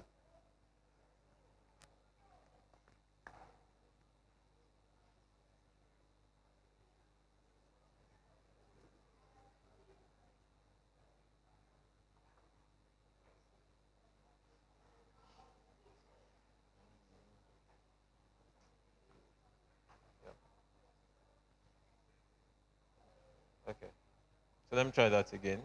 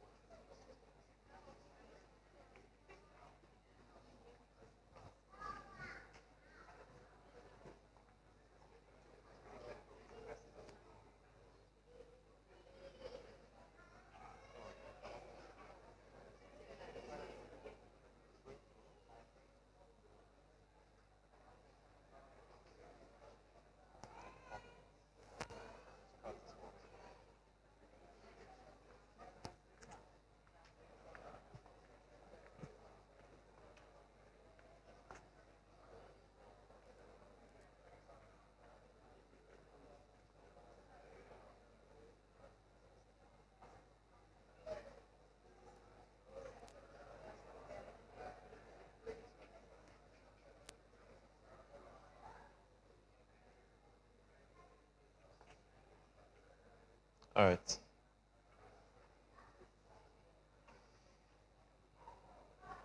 Compile. Let's try this again.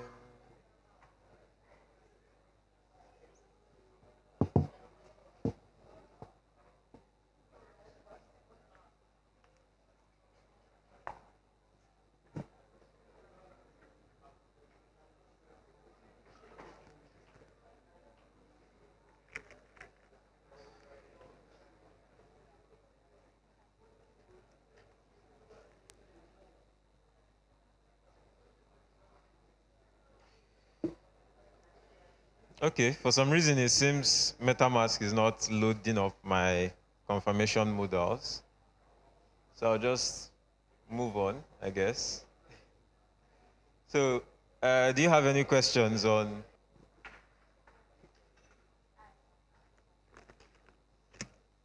Does anyone have any questions for Mr. Temilolua? Anyone? Oh, okay. All right. Thank you. Do you have a, okay. Yeah. Okay, so please, you can refer to his handle, and you are also aware of our handles. If you have any questions, please do post them, and we can get back to you with the answers to that. So thank you very much, Mr. Temilolua. Sorry about the tech glitches. It happens. All right. Okay, so can we have a round of applause for him, please?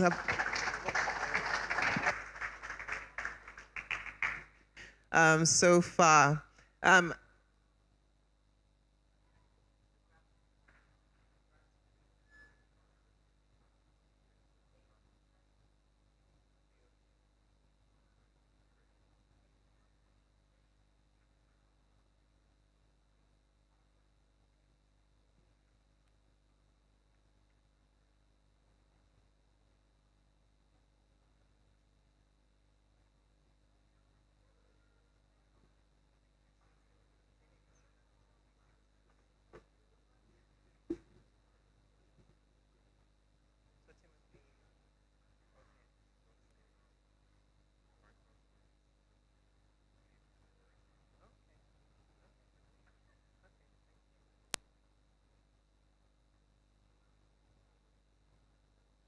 Okay, so welcoming to the stage now, we will be welcoming Timothy Ovier. He's the head of Community Leads Africa. He's also the Filecoin Orbit Community Lead for Worry. He's a colleague of our convener here with Mr. Enoch. So we'll just be welcoming him now to the stage to speak.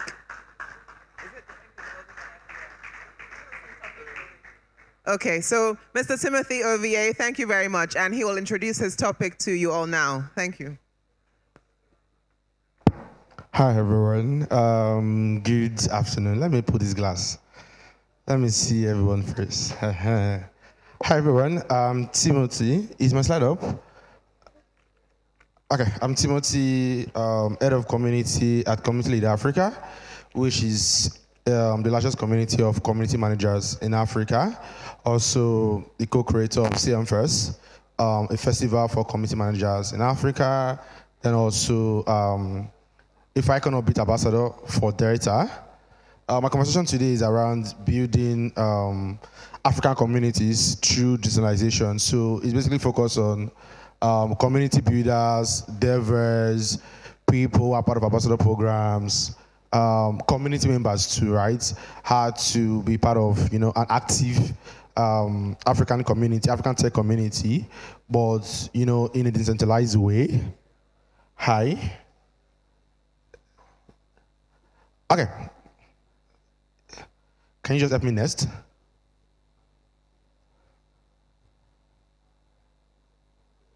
It's not here. I think just my glasses. But can you help me just next? Okay, awesome. Yeah. GM everyone, HeavyM everyone, WAGME, we're gonna make it. LFG, let's fucking go. Like I said, Timothy, head of community CLA, CM First, FICON, Orbit ambassador. Please, the next slide. Yeah, so like I was saying, having a conversation around, building African tech communities, but in a decentralized way. So if you're part of a community, you should one way or the other, pay attention to the talk. So again, I think most of us here know what is decentralization and also Web3. Yeah, it's distribution of authority, decision making, data across multiple nodes, rather than just a single set of authority. So basically spreading data, spreading decision, spreading how things are done across multiple people, not just one person. So talking about it from a people perspective, not from a data and such perspective, the way other speakers are talking about it, but from a people standpoint, right? Again, why does it make sense? Why are we having this conversation? How does decentralization, how does Web3 play when it comes to the decentralization? It creates an opportunity for inclusive growth, reduce reliance on traditional infrastructure, and fostering innovation. So, talking about decentralization in terms of, in a community sense, for every major tech community we're part of, right, you always see it as we have the community builders, or you have the convener, or you have the community manager who just, make decisions and decide that next week Saturday we're having an event. Might even post the announcement on a Friday of that week and tell you on Saturday, let all of us come to Zone Tech Park, we're having an event. You're like, what brought this? Do you know my schedule? Why plan an event the next day, right? Or you wake up one morning on a particular community group that you're part of and see that what was focused on FICON, FVM is now focused on tap, right? Amstar, and you're like, how do we move from building on FICON to Amstar, right? So this is where it comes to decentralization on African communities. Next, please. So yeah, why does decentralization matters for African tech communities, for the communities you build in Africa? One, for empowerment. So it gives individuals and groups more control over resources and decision making. So let's say, for example, right, you're part of the group, like I was giving earlier on, you're part of a group whereby it was focused on building on FICON, and the community manager or the community builder or the convener or the admin of that group might decide that today we're no longer doing building on FICON. Amstar is what's raining on town. Tap is what's raining. We start dropping links around Amstar, tap on the community group. Now you're not an admin, right? You're just a community member.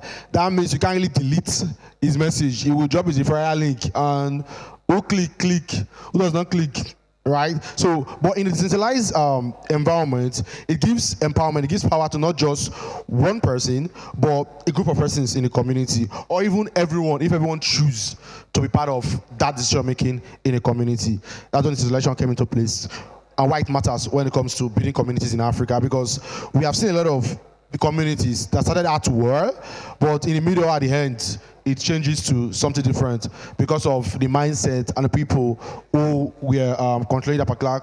So the second thing it causes inclusivity. It opens up opportunity for participation across diverse and socio-economic background. So for example, if you are part of a community, which all of us are part of a community, and you are in the community group, either on WhatsApp, Telegram, Slack, Discord, or anywhere that community is being hosted on, you will see that it's just a group of persons that are most active in that community. That when you put particular resources, trust Mary, that they ask on the, let's say Timothy asks on the group and say, what's up? We want to host an event next week Friday, right? And what are your thoughts? If Enoch, Mary, and Trust say, let's do this, let's fucking go. Bam, that's the decision. It's not inclusive. The minority of people in the community are not carried along. The people who don't usually talk in the community are not carried along. The people who just really join the community are not carried along. The people who maybe is a general community but is more occupied with more male in gender, the female decisions are not really carried along. So, but in a centralized setting, or how the community is being built, everybody in the perspective of where you're from, your gender, or when you join the community, your opinion matters in the community. So, again, another reason why it matters is resilience. Decentralized network are less susceptible to systemic failures and centralized corruption.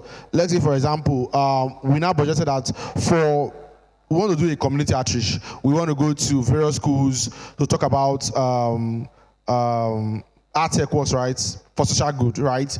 Then we say we want to go to Lagos Island, we want to go to Ikoyi, we want to go to Bagada, we want to go to Ikorodu, right? But in a centralized system whereby those opportunities and those challenges will be given to people who know the community manager or who know the person in charge of that particular initiative in the community, right? But in a centralized era, that kind of corruption is not done because, for example, let's say the moment we join the community, all our data are being stored. We already know that I'm from Ikorodu, right? Someone from Lagos Island, Ikoyi, will come to Ikorodu and implement a particular initiative, right? From the data being stored, do you understand that I'm from Ikorodu and I'm the best fit to do what? Actualize that particular initiative in my city. Then finally, it encourages trust and local adaptation and promotes tech-driven growth in Africa. So, for example, the way community is being built in Kigali is not the way community is being built in Nigeria. The way community is being built in Delta, in Warri, but the way community is being built in Lagos, right? So it creates a local adaptation when it comes to community building because the people who will be assigned to build such communities are part of that local community and understand the various challenges for that community. So when they build solutions, let's say on the FICON ecosystem, is localized to what's happening there, not having someone who came from a different ecosystem, from a different city, different states, to build a community or to impose the way solutions will be what's made. Hi, next slide. Okay, since I now have the power to do the next slide now. So yeah, what are the key components of a decentralized community? So if about a community, right, what are various things you should look if it is community decentralized or if they are trying to build a decentralized community? One, so if you're trying to build one or you're part of one, right, you think about governance. Are decisions made in a community, right? Decisions made through community consensus using like DAOs, centralized autonomous organization, whereby people who the particular token or who are part of who the particular significance, again using the word token, right, or authority in that particular community make decisions. So for example, if I'm building a community, I could say, you join the community, you have to own a particular NFT to part of the community. So the moment you are joining the community, you are minting an NFT, which makes you a community member. So when we want to make decisions, yeah, that's your voting right to acknowledge what should happen. Let's say, for example, we are saying we have a mixed community of developers, designers, marketing folks, and a lot in the community. And we want to do a particular event and say building on FVM, right? So that particular event, it kind of like focus mainly on developers, right? But now, what will happen is designers might feel left out. People working in marketing might feel left out, right? But all of us are part of that same community. So the moment as a community manager, I threw in the question, say, fine, we want to do an event on building on FVM, and say everyone should vote if we should do this next month or not, right? Me being part of that community gives me the ability for me to vote and decide what happens in the community. So the moment designers and marketers are voting, no, we are not doing it, right? Just for developers, because for developers, that what's the word? That decision goes. So same thing for incentives, using of tokens, right? Whereby if you attend this event, you'll be given XYZ amount of tokens for coming in and stuff like that. You can use it for incentives.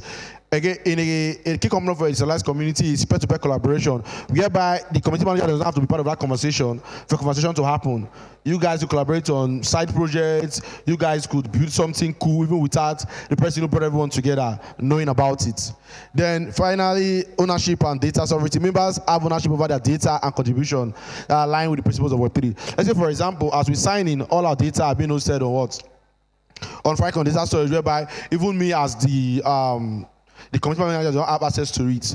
Basically, just when we need that data to make decisions, it automatically what make those decisions for us. So yeah, if you want to build a decentralized community, there are various tips and strategies. I think I'm rounding up. Again, foster collaboration through decentralized tools.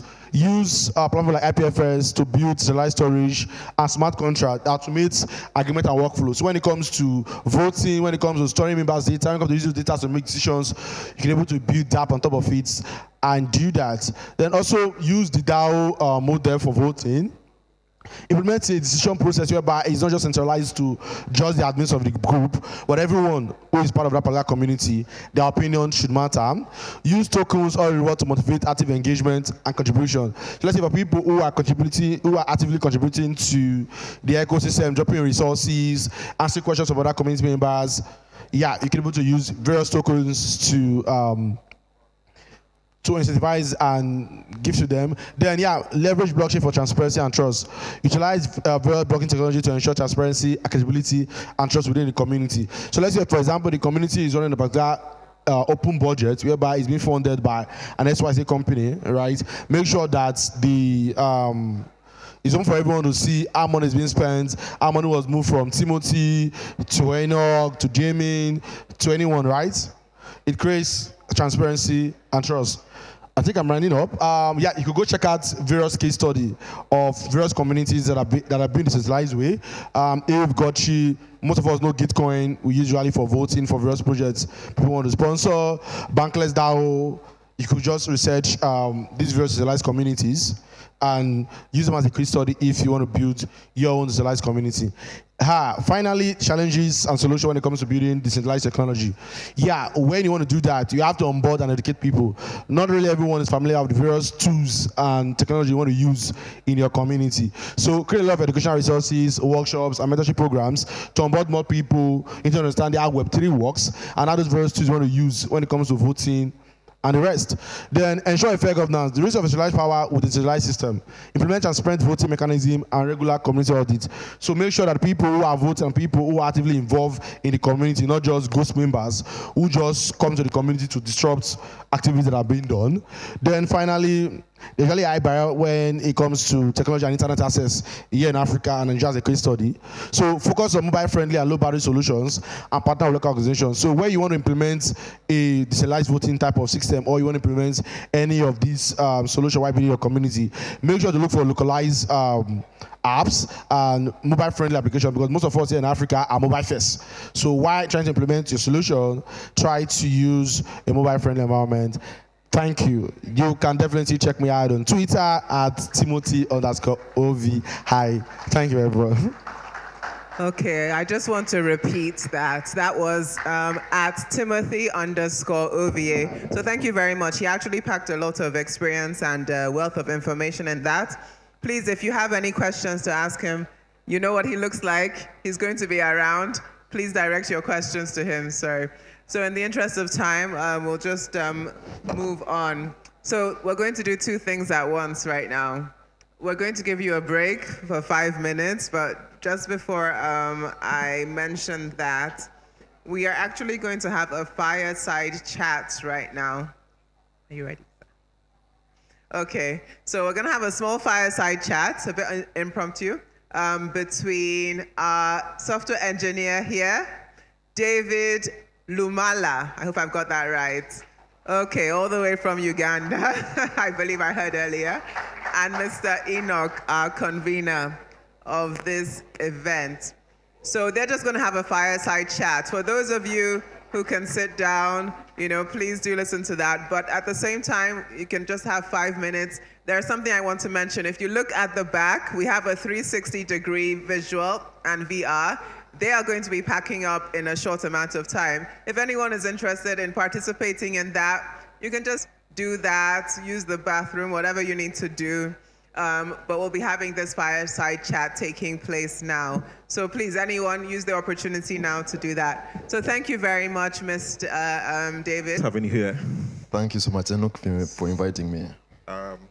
So guys, meet David, and I'll believe as we'll ask and get some response, you get educated.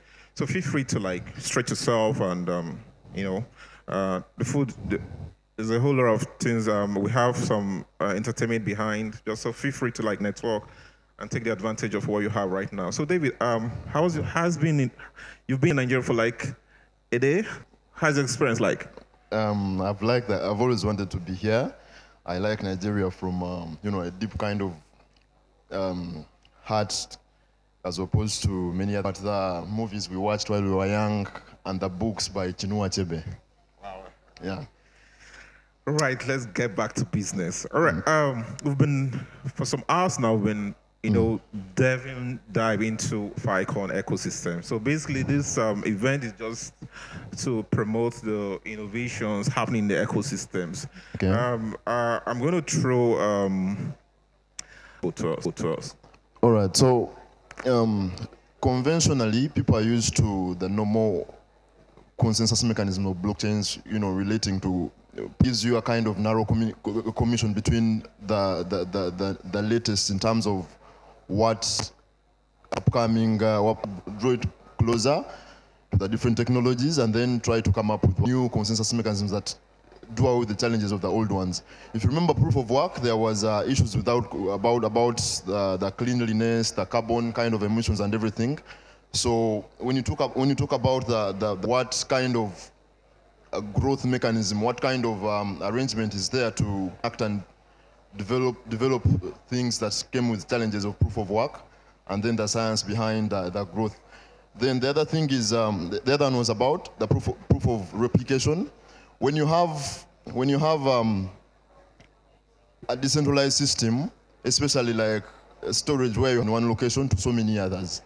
So when you have it has to show you the same kind of results that a node in Singapore. There must be a mechanism of trying to have a copy directly that reflects the changes that probably were made in Nigeria to Mal. There must be a mechanism, there must be a way to confirm, there must be a way to reflect on the changes, or on the network is always the same at all times. Yeah.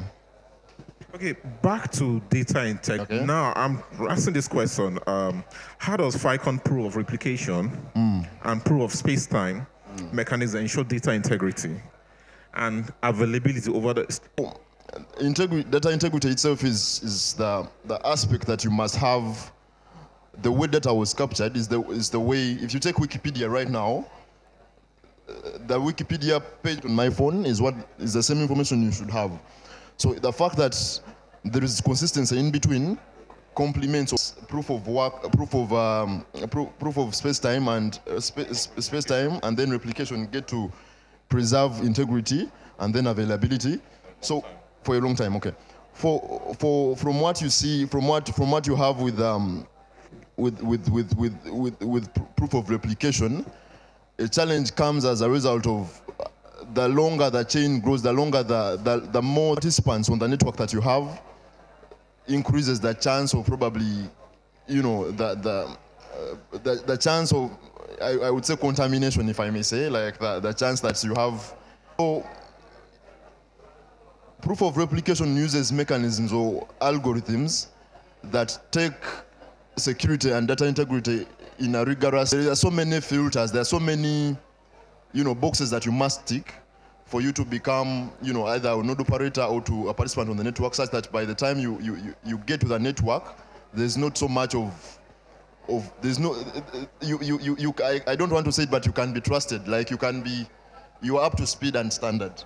Then for space time, I don't want to go so technical about the logarithms and in relation to the complex, the standards or the mechanisms of space-time as a consensus mechanism to deal with so the principle behind the entire blockchain system, the entire blockchain operator, such that in case one is down, the other ones can always stand up and be able to fill the gap.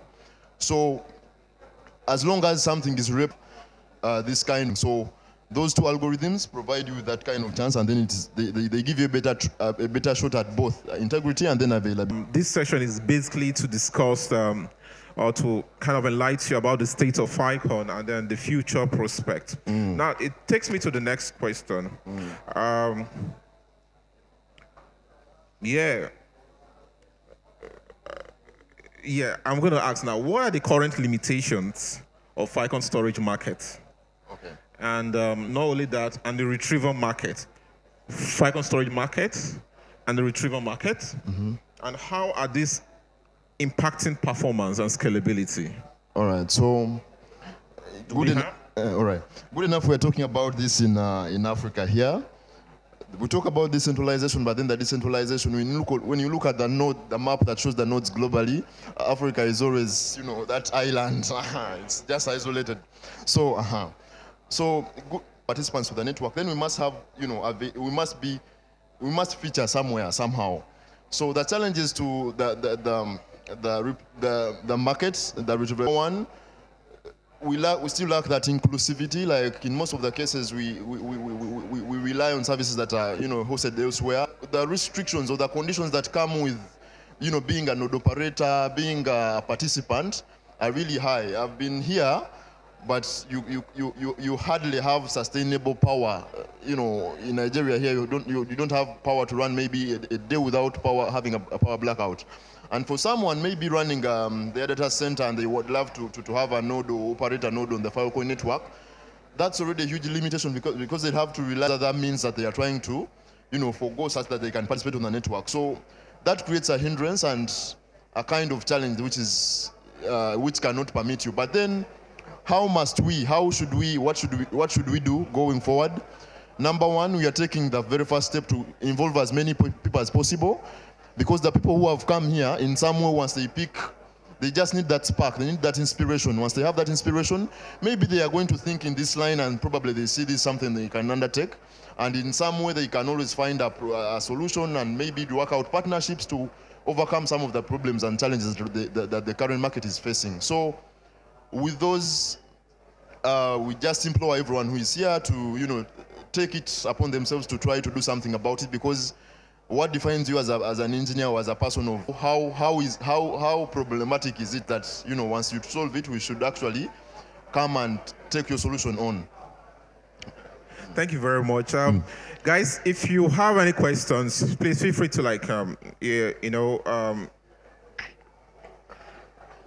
write it down on our Twitter or so. Okay. How does Filecoin addresses the challenges of incentivizing both storing a blockchain is taking care of everyone who's involved? Like there must be whoever is party to this equation has storage provider. You are any participant on the network. You always have to rely on so many. First and foremost, if you talk about the foundation as a foundation, there are so many programs within the foundation, that the foundation has put. You can the whole gas economy on chain. As long as they're using and you're having provision on the node, and then your node is actively participating and you are not breaking any rules, there is a generation mechanism that rewards all, algorithmically depending on how active your node is. That's fine. You have a question, right? So please feel free.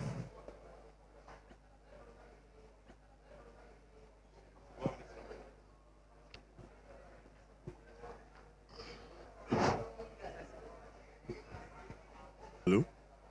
Can you hear me? Yeah, that's cool. So, I'm a startup founder, okay? I'm a startup founder. Yeah, can you hear me now? I'm a startup, yes, this is much better.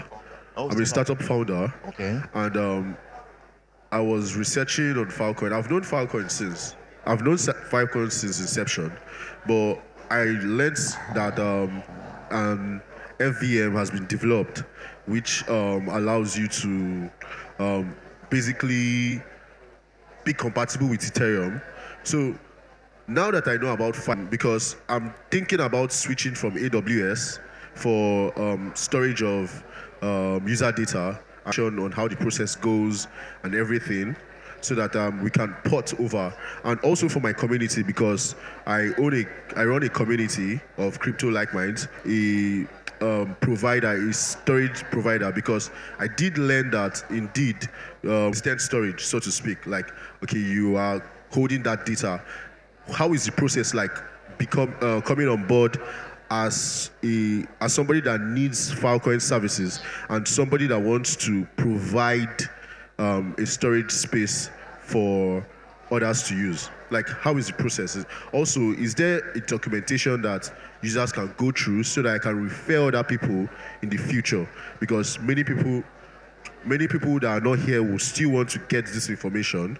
So is there something like that I can always just send them the link and they will get that? Thank you.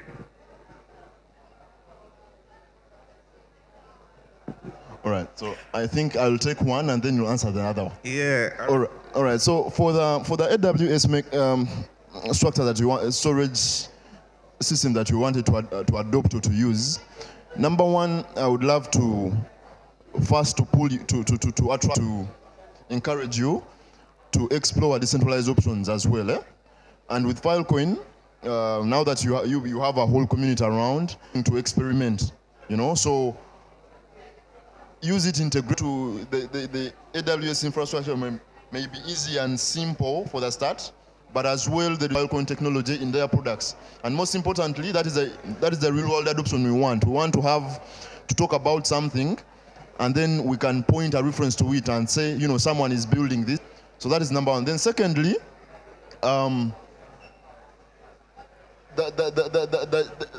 Web3 gives you a journey to explore. It's a starting point to learn and explore. Like, don't limit. Try out so many things, Someone else has probably encountered it in someone, they have a solution or at least working on a solution. So when you are in the ecosystem, first shot at growth that you have. I think that you take the other. All right, I believe you've gotten an answer to that. So the goal of this event is to build a collaboration with as many communities as possible. Yeah, he said in one of his responses here, he highlighted how the nodes, you virtually see more node providers in Africa. And it's a serious business because Google has been, doing a whole lot in the data space, So we're not talking about decentralized storage, and it's a business. And the earlier you key into it, the better, because Filecoin needs more node storage providers. And we're very happy that we'll be having Porter Stowell. He's the head of community and ecosystem in the Filecoin network ecosystem. So he will be joining us later this afternoon.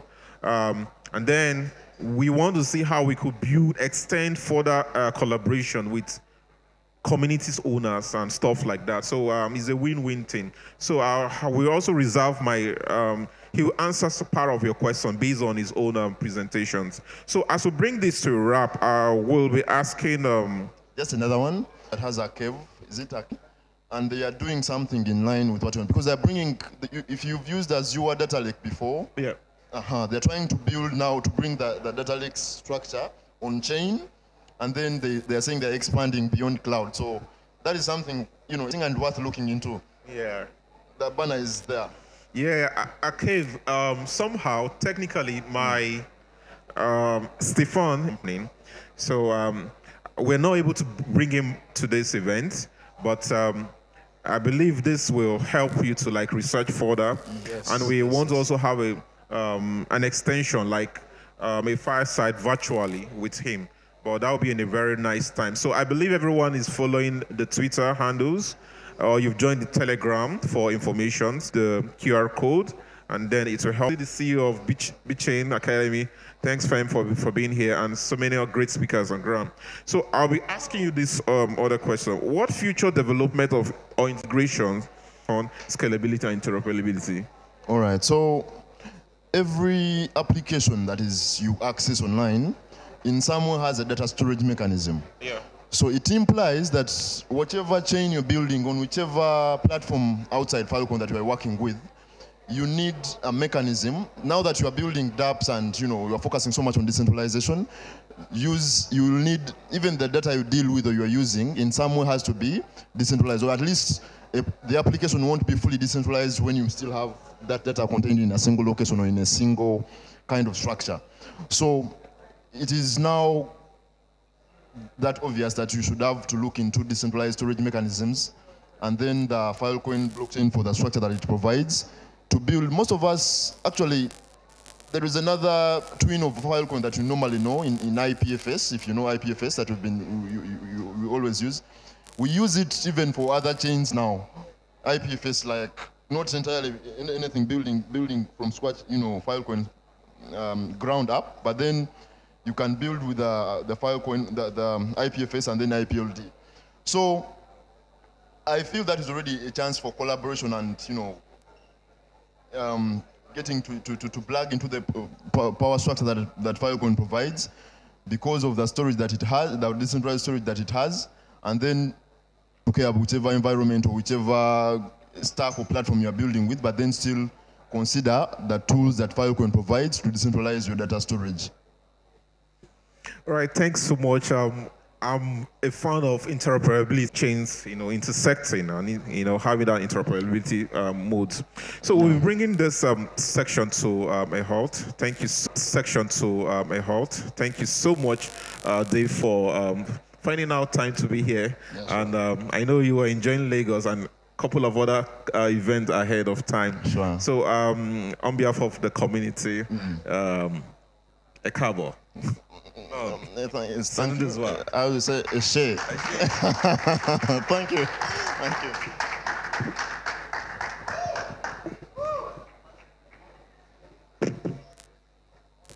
Thank you so much, Engineer Lumala. Thank you so much for your time. Gen Z, Gen Alpha.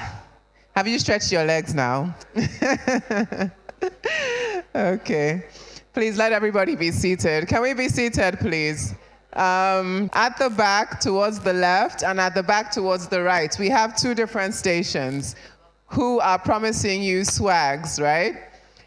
But there's a condition. On the left side, they just want to see that you've actually followed us at Filecoin Nigeria or Filecoin Africa, and that you've posted a creative post. So please, can you just post something creative on one of our handles? You can show it to the lady over there. Rukayat is her name, and she promises that she'll have a swag for you. On the right-hand side, we have a gentleman called Casey. He's saying that if you engage in one or two activities, that he also has some goodies for you as well. But please, that will be in a minute. So at this session, at this point now, I would like to say that we are excited to welcome our panel speakers to the stage. Let me introduce them. Yes, you can clap, you can holler, you can do whatever you want. Okay. So let me get their illustrious names, please. So first, we would like to call Mr. Timothy Ovier to the stage. Head of Community Leads Africa. We heard from him a few minutes ago, yes. Out of worry, right? Filecoin Orbit Community Leader. Okay, so Mr. Timothy, you're welcome. Next, we would like to call onto the stage Ayon Feoluwa Olajide, lawyer in blockchain.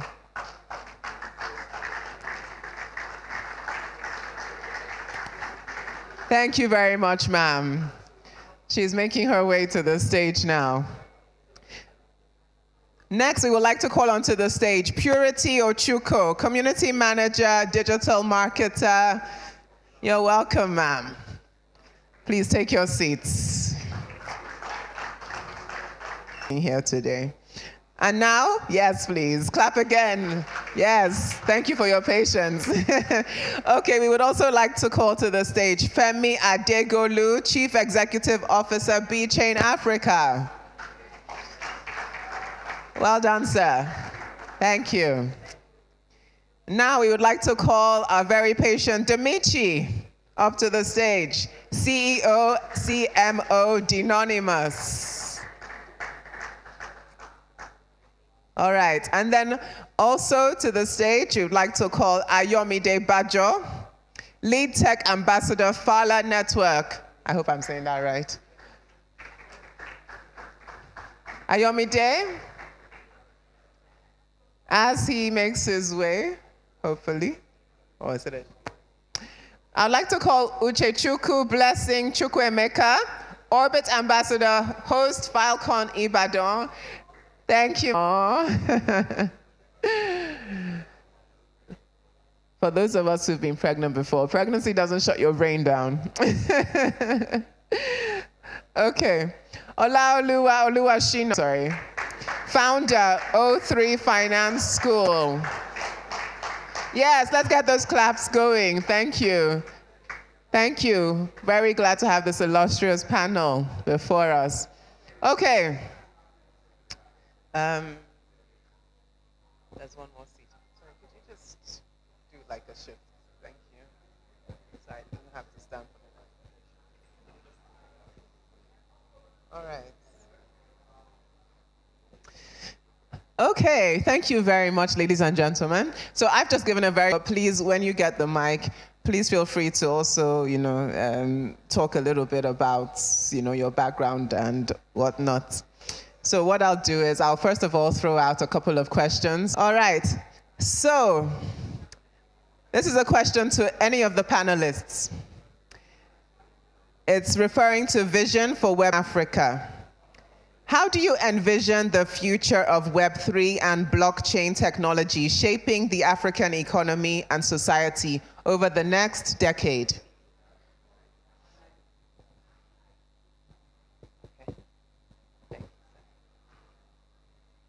Good afternoon, everybody. To answer your question, Africa has many consumers.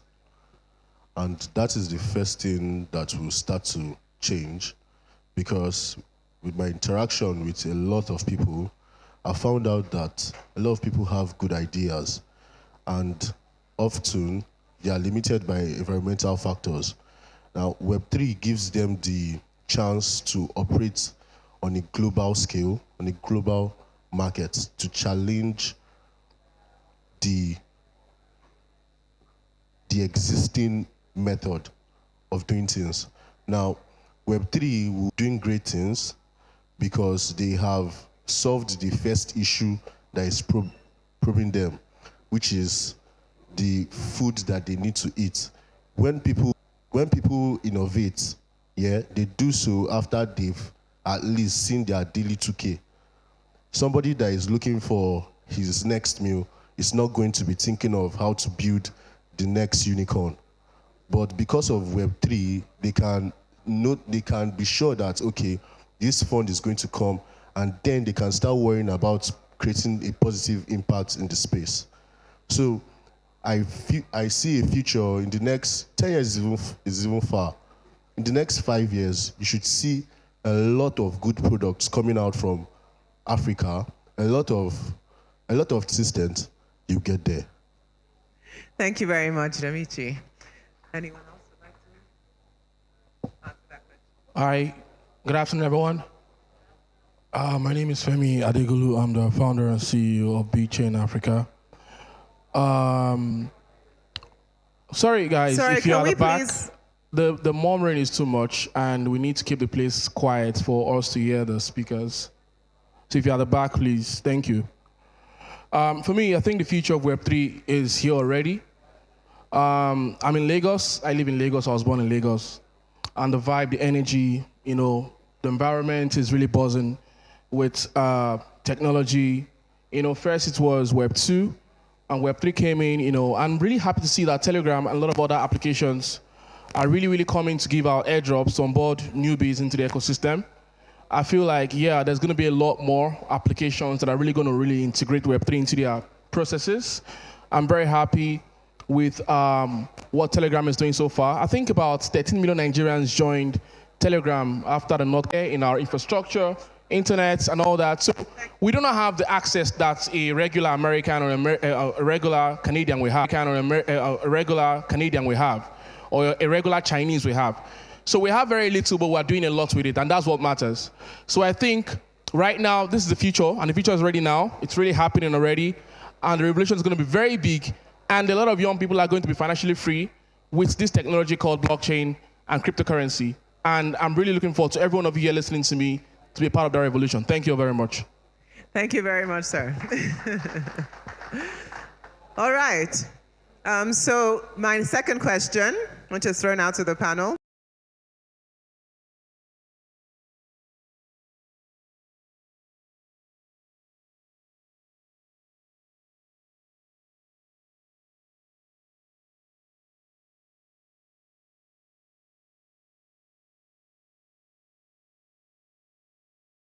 More on cryptocurrency, not really the application of blockchain and Web3 as a whole, right? So I think that's one major challenge. I think a better way to solve that is more education around what blockchain is all about, around what Web3 is all about. The things, the knowledge that you have into simple language or into, bite-sized maybe offerings that people can understand so they can appreciate what blockchain can do. Thank you. Okay, thank you very much. Good afternoon, everyone.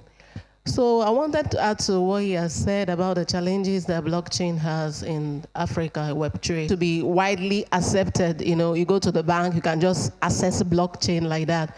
It has not really come to stay. All we have is our normal Naira currency. That's what we trade with. We access and we use it in the market, which is a digital currency. It's not really accessible as such. Thank God for what NITDA is doing to provide guideline, but generally for Nigeria, there has not been that regularity in fully. This is how it should operate. This is it's not very, very widespread yet. And that's why when we're talking about blockchain education, which is what this conference is all about, as you'll hear, many of us have learned so many things, asked so many questions, have shopped this conference is holding so that we can know more. And then the government will look into it and see how they can begin to create a set of rules. Welcome to digital currency. It was banned. There was a form of restriction. You can lost money. And I had something on Luno then, and approve some programs of rules that will make to the audience. There's a lot of rumbling and it's really very hard for, the panelists. So please, could everyone in the room please just help us so that we can get the most out of this? Thank you very much. All right. All right. GM everyone. Yeah. So one of the challenges that, one of the biggest challenges in Web3 adoption and also how... Oh, really? Sorry. So one of the challenges, the question is about challenges in, Web3 Web3 adoption, blockchain, and then what are the opportunities there in vis-a-vis Africa. To point out is infrastructure. We don't have the requisite infrastructure to build blockchains. Africa does not have that requisite infrastructure right now. For example, one of the strongest ways by which you and I can become an active participant in a blockchain is to become a node. And a node is simply a computer, a device that has a copy of transactions, that has a copy of distributed ledger. In Africa alone, out of like thousands and thousands of nodes all over the world, Africa has less than 200 nodes. You understand? And why do we not have this? Why don't we have enough nodes? It's because we don't have, say, electricity out. Can we remember when Microsoft had issues? There was a power outage for a while, and then the whole world was shut down because a particular company had, issues, electricity issues. Few years, we've seen how there's been, for example, hackathons, how the introduction of hackathons and competitions, presentations here and there, grants, have now made this access to funding, access to capital more accessible. So funding is a challenge, but at the same time, we could also say it's an opportunity for this thing to grow because it's improved, especially in the last 2 years. Thank you very much. So yes, they pointed out a few things. To work with some company. I'm talking based on communities. Now, some of us will apply for grants. I've been opportune to work with various communities and worked with their finance team and stuff like that. Now, we as Nigerians, some of us will have that opportunity to collect grants for our project. I'm going to build this, we'll build that. And immediately that funds touches our hand, that project is dead. We don't use the money, go buy GLA. Now, it's really crazy and it's a bad rep for us. Now, I had a personal experience with a project. I was supposed to work with that project. And immediately I said I was from Nigeria. We're having a very sweet conversation. But the moment I said, hey, I'm from Nigeria, I'm looking to do this, some of us have represented us so badly that it is very difficult to get opportunities. Please let us try as much as possible. If you have any opportunity in this space, have to help ourselves to also continue to get help, right? So just to summarize the key points, an issue of literacy. We have the issue of the regulatory landscape, whether, we're ready for it. The infrastructure landscape as well. Do we have the infrastructure in place? Can we get financing for it? And then, please, when we do get the funding by way of grants, let us keep to our word. Let us follow through on what we have promised so that they can continue to, bring those channel of funds to us. Thank you very much. And what Uche Chukwu said actually beelines into my next question, which has to do with regulation and compliance. How do you see the regulatory landscape evolving in Africa for Web3 and blockchain? What steps should government take to support innovation while ensuring consumer protection? As regards the Web3 ecosystem in Nigeria, everybody in this hall, please, by showing of hands, how many of you know that there's a new committee for now? Who else again? Nobody knows. Because of what? We are not following up. We are not following the trend in the blockchain industry in Nigeria. And this is why we are not able to contribute quality information to these policy making processes. And if you don't do that, there is no how you would see policies that will favor you as a builder in Nigeria. Because when you are not contributing, because one thing about this ecosystem is it is new. Even the people that, even all of us that, even some of the people that claim OGs or ideologues, they don't understand certain things. Most of these people tend to you have to keep reading every day if you want to remain relevant in the Web3 space. Because of what? There are new innovations springing up every day. Even existing innovations are being re-innovated on. And for that particular reason, there's no how policies that would be made will not always have issues. Look at it. Let's take money for example. When money started, we started with barter and all these things. That's to show that there's always a process put in place. But they came to an agreement that this thing is good for us. Let us move with this particular idea. Right now, all of us, for instance, want to have you as a minister. So all of us as individuals need to look for ways we can contribute positively to policy making in Nigeria and all. And also, if eventually you have any policy or any idea you have that can be implemented into the current policy arm of the Nigeria digital economy, like the Ministry of Information, you can also check out the chairman on Twitter.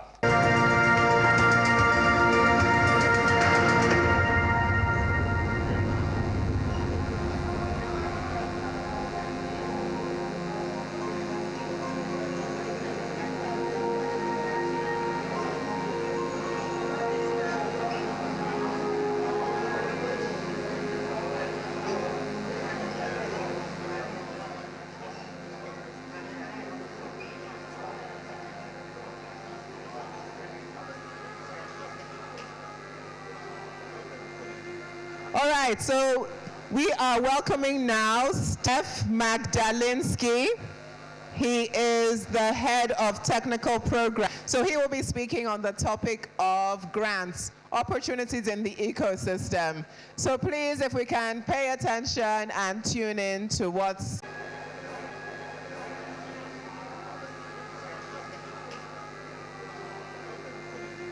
All right, so we are welcoming now Steph Magdalinsky. He is the head of technical programs. So he will be speaking on the topic of grants.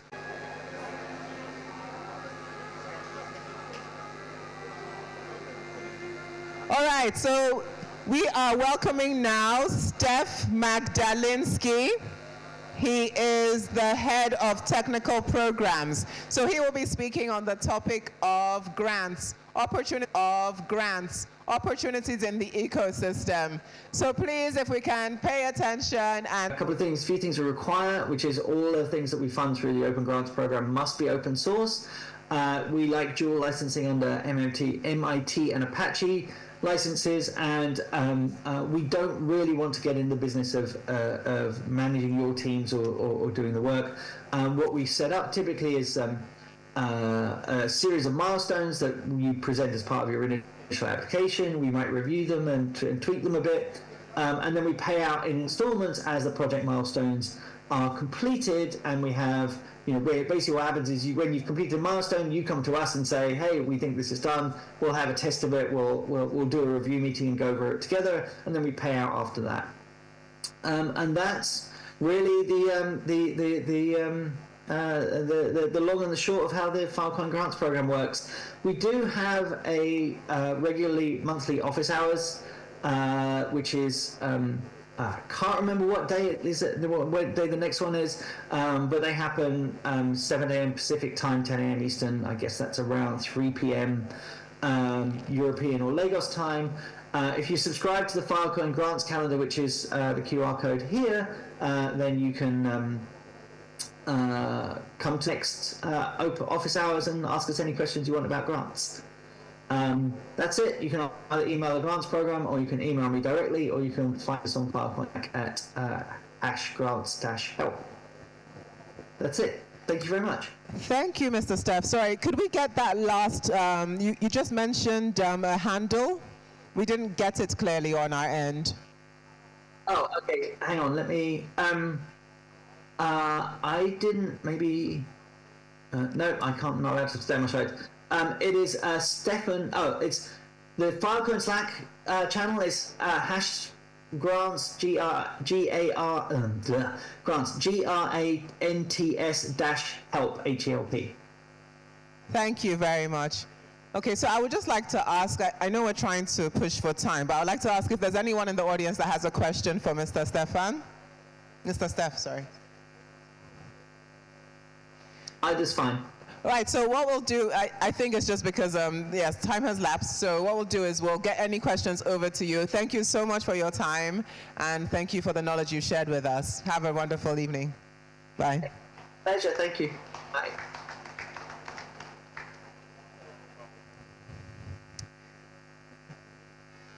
All right, ladies and gentlemen, I hope you're enjoying your lunch.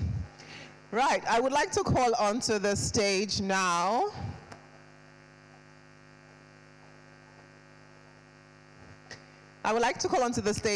Mr. Santiago Trujillo Zuluaga. I hope I haven't destroyed your name. He is a dedicated blockchain developer advocate, DevRel, passionate about simplifying complex technology for beginners. I will allow him to come and give the rest of his introduction. So please, a round of applause for Santiago Zuluaga.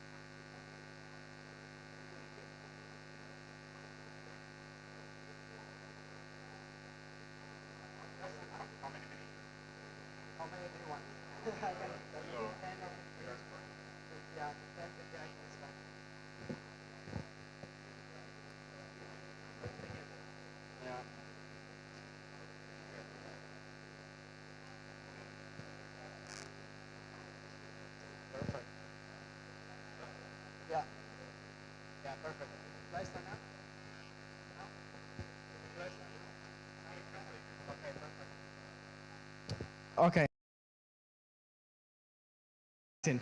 Thank you so much for inviting me here today. Today's talk is a little bit deeper and a little bit personal for me as well, because I'm going to walk you through a little bit about my Web3 journey. And for sure, I know that some of the things that I have done in the past will be useful for you in your Web3 journey as well, even if you are getting started or if you are already in the Web3 space. So this talk, I call it How Web3 Changed My Life, from dishwasher to DevRel. Yeah, and then as you can see in the left, I was also cleaning houses in Amsterdam like 2 years ago. And then here you can see that I have done some workshops, and yeah, I'm just kind of following my passion right now. Ooh, let's see if this works. Ooh. Should I turn on this? Oh, that way? Or I can also use the arrows. Oh, okay. Yeah, let's put it here. That's why. Okay, almost there.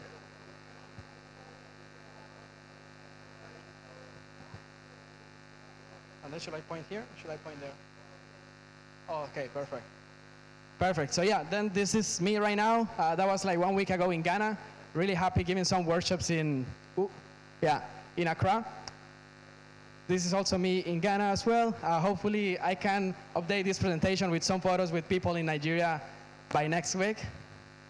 Yeah, this was me in Zurich like 5 months ago, in East Denver in February, in East Bucharest in March as well, and yeah, and so on. I have done more like 12 workshops this year in Europe, and now really excited to be here in Africa. This is my agenda for today. This is what I'm going to cover today. First, I'm going to give you a little introduction about me, in case that you don't know me or who I am. Then I'm going to talk about Africa and why Africa is kind of important for me. Then the third step, and I will say the deeper one, is my immigration journey when I came to Europe like 4 years ago. Then something really important for you today will be the self-development that helped me to actually be where I am today. I will recommend. Okay, so let's get started with this about me. I am the developer relations for Web3.js, which is a JavaScript library for Ethereum, but also can be used in any EVM library or even in Filecoin as well. But I want to actually be recognized now as the first Web3 DevRel who make a Web3 Africa tour. So that will be my personal branding from now on. Because the idea is to open the doors to Africa. So yeah, I will change my Twitter timeline for the first DevRel to make a Web3 Africa tour. I'm from Colombia.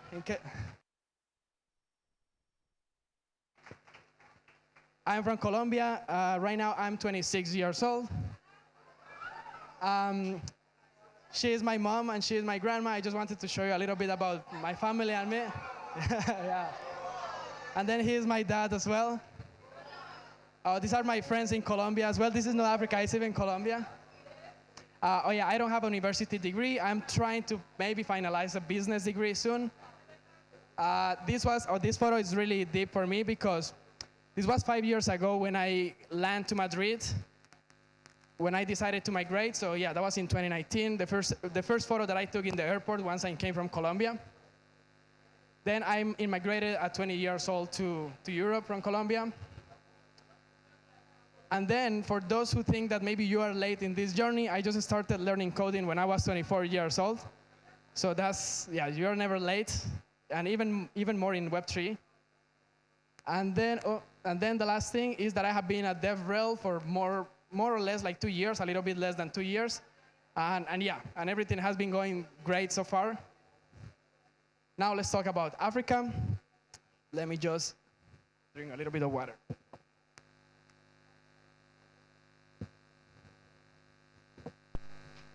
Okay, why Africa? The meaning of this photo, mom and my dad, one day before I left Colombia to go to Africa 5 years ago, so I went to Kenya and Uganda. It was a 3 months volunteering and doing other things. So that's how everything started, basically with these 2 photos. Then I landed to Kenya. I was volunteering for a football team. I was taking a lot of photos. I had a drone at that time. I was doing a lot of things there. Here, yeah, that was the junior ones. These are the senior ones. I was there with the guys just playing around. I guess you can recognize this shirt too, right? That's a nice one. Yeah, I was just doing a lot of volunteering with the shovel, a lot of things, playing around with the animals too. Also kissing some giraffes there as well. Oh yeah, and then here I was in Uganda. That was actually in Jinja. Really nice place to go. I would recommend Jinja as well. So that was really nice. Okay, that was my why Africa. So to be honest, I don't know. I just really like Africa. As you can see, I really enjoy my time here. Now let's talk about my immigrating kind of journey. So I think this is called Keke here, right? Keke? Okay, for me it's Keke. Yeah. So this was my first job when I arrived to Europe. So 4 years ago, I got these tuk-tuks. We call it tuk-tuks in Portugal. I was driving the tuk-tuk there. That was like a really hard job at that time because you don't really get paid like a salary or something. You get paid based on how much you make, like 50%. But sometimes I was making like $2. And maybe, yeah, $2 in Portugal, that was not 2 euros. That was not a lot. Some days were, of course, better. But yeah, that was like a little unstable income. This was some of the photo. Oh yeah, I have this little sign there with the different tours that I was kind of given. I didn't get a lot of photos, but yeah, this is what I have with this. Oh yeah, that was one of the tours that I took. One girl from India and the other one from Germany. We'll never forget that tour. And then in the back was the tuk-tuk that I was driving. I was driving basically that red tuk-tuk. Oh yeah, and then here with some customers there as well. Here too. And then after Portugal, I went to the Netherlands. And actually, this was one of the first photos that I took when I arrived to Amsterdam. And I just found this photo today when I was making the presentation. So I found that, I don't know, I really like it. So that's why I wanted to put it first.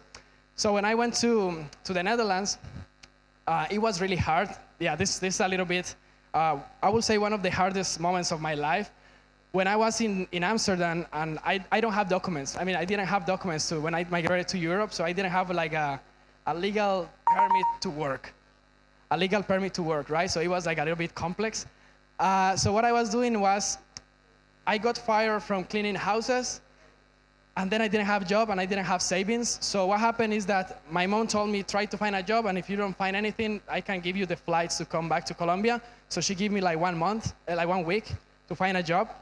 And then what happened was that I was walking in the center, trying to find a lot of jobs. So I was going to every restaurant saying like, hey, I'm looking for a job. Can you give me anything? But the first thing that they were asking, like, do you have documents? And I said, no, I don't have. I said, no, just go. You cannot work here. Until I was asking around more than 20 restaurants for sure, like, hey, I'm looking for a job. Hey, I'm looking for a job. And then around the 20-something restaurant, they told me, yeah, you should go to this restaurant and say that I recommended you. And then I just went there. He was a Turkish guy. And then I went to this restaurant, and then thanks to him, I started working like 2 days after that. And then he kind of saved my life. Otherwise, I would be in Colombia again, and I don't know what should be about me today. But yeah, then this was a photo that I was taking when I was working as a dishwasher. But it's loading right now. Or it's turned off, I don't know.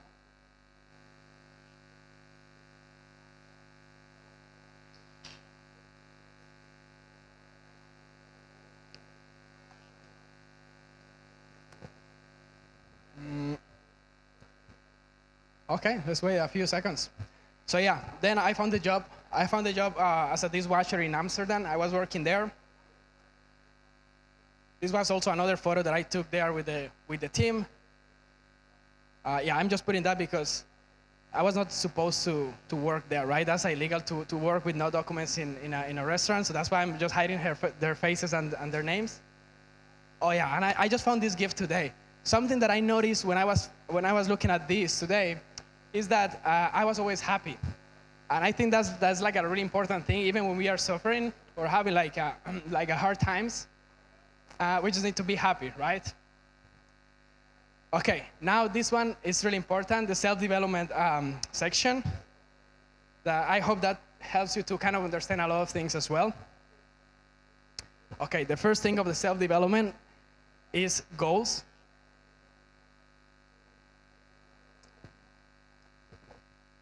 So I think the most important part of everything, even in life, is to have goals, because if we don't have goals, we don't have direction. That's why I put the photo of this boat here. If we don't have goals, it's just like a boat sailing in the sea with no direction, so you just kind of go around and you never reach a point, right? And that's why I also put the meme there. Because when you have goals, you are also happier every day. You know that you are working towards something. So every day is kind of meaningful in your journey. So yeah, that's why that meme says everything. Then after you having the goals, this is really important, prioritizing the goals and making sacrifices. So you wonder why I put this gift there, because they are kind of in a party dancing. And then my question is that I ask that to a lot of my friends. Are you willing to prioritize your goals over your friends or your goals over your parties? And then I'm asking you the same, right? Like how willing you are to achieve your goals that maybe you don't want to have time with your friends, or maybe family time as well, right? That was also really important for me because I was in Europe alone. All my family was in Colombia. They are still in Colombia. Then the second thing is the people. So something really important is to surround yourself with like-minded people. So that's why I put this quote here. Surround yourself with a bunch of like-minded people and you will soak up their habits like a starved sponge. So I think that's really important in your journey as well, because then if you have these friends that are partying every weekend, then you will just be another partier, right?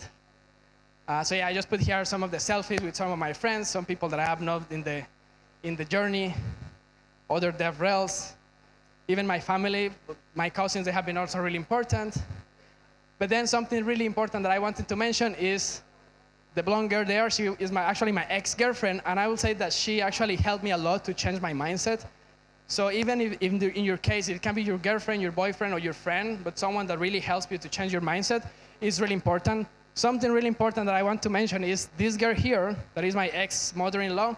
In the first dinner that I have with my ex-girlfriend and her, she told me, you need to quit that restaurant and go into tech. And that was the beginning of everything.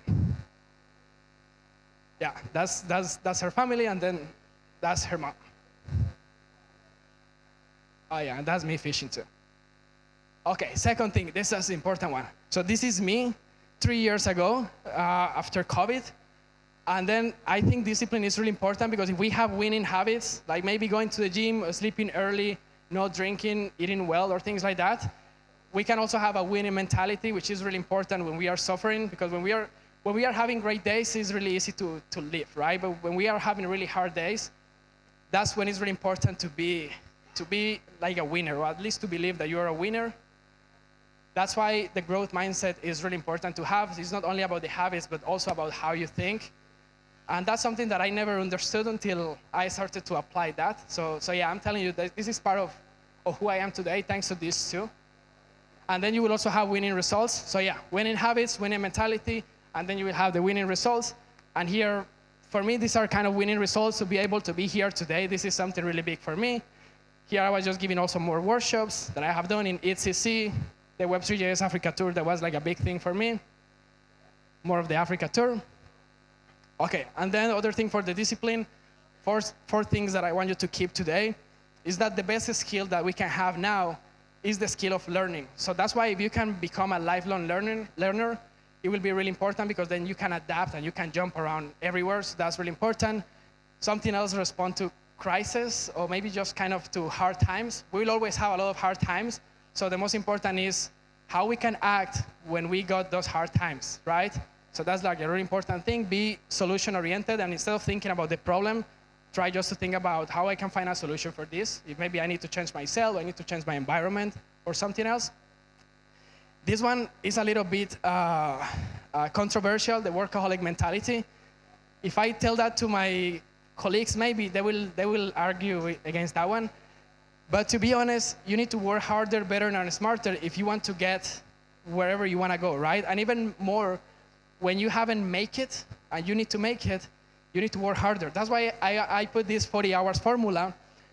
That is that 40 hours of working per week will give you survival, but then working more than 40 hours, you are investing in yourself. And actually, that will just give you the advantage over the other people. So that's why this is really important to develop the workaholic mentality, at least when you are starting, when you're in the beginning, and then when you make it, then you can do something else. Like in my case, I'm still working more than 40 hours a week. I struggle a lot to be here today on time and everything, but I did it. So I'm really happy to be here today. Okay, some of the books that I recommended that kind of changed my life too. There are three main books. The first one, oh, I put it wrong. But the first one is The Magic of Thinking Big. I think this book is really important. And even more that you are from Nigeria, I'm from Colombia, we are from developing countries, right? And the issue that I have when I went to Europe is that I was always thinking that I was like inferior, right? So when I was in Europe, I was like, no, but I cannot get a job in English, so they are better than me. How can I work with Germans? I think that's really hard, right? But yeah, the magic of thinking big will help you to develop that mindset too. The 5 a.m. club will help you to develop discipline, to wake up early, to do more things. I feel like my morning is my most productive time, so that's really important. And then Maximum Achievement from Brian Tracy is a really good book that just will help you to have better habits and be better at everything. And then some of the speakers that I listen a lot when I go to bed, and I just put that in YouTube, is Brian Tracy, Jim Rohn, and Les Brown. I think Les Brown is one of my favorites kind of motivational speakers, so you can just put their podcast or whatever on YouTube, and that will be great. Okay, and now the most important part. How we are with the time? It's fine? Okay. The most important is my Web3 journey that I think you can get a lot from here as well.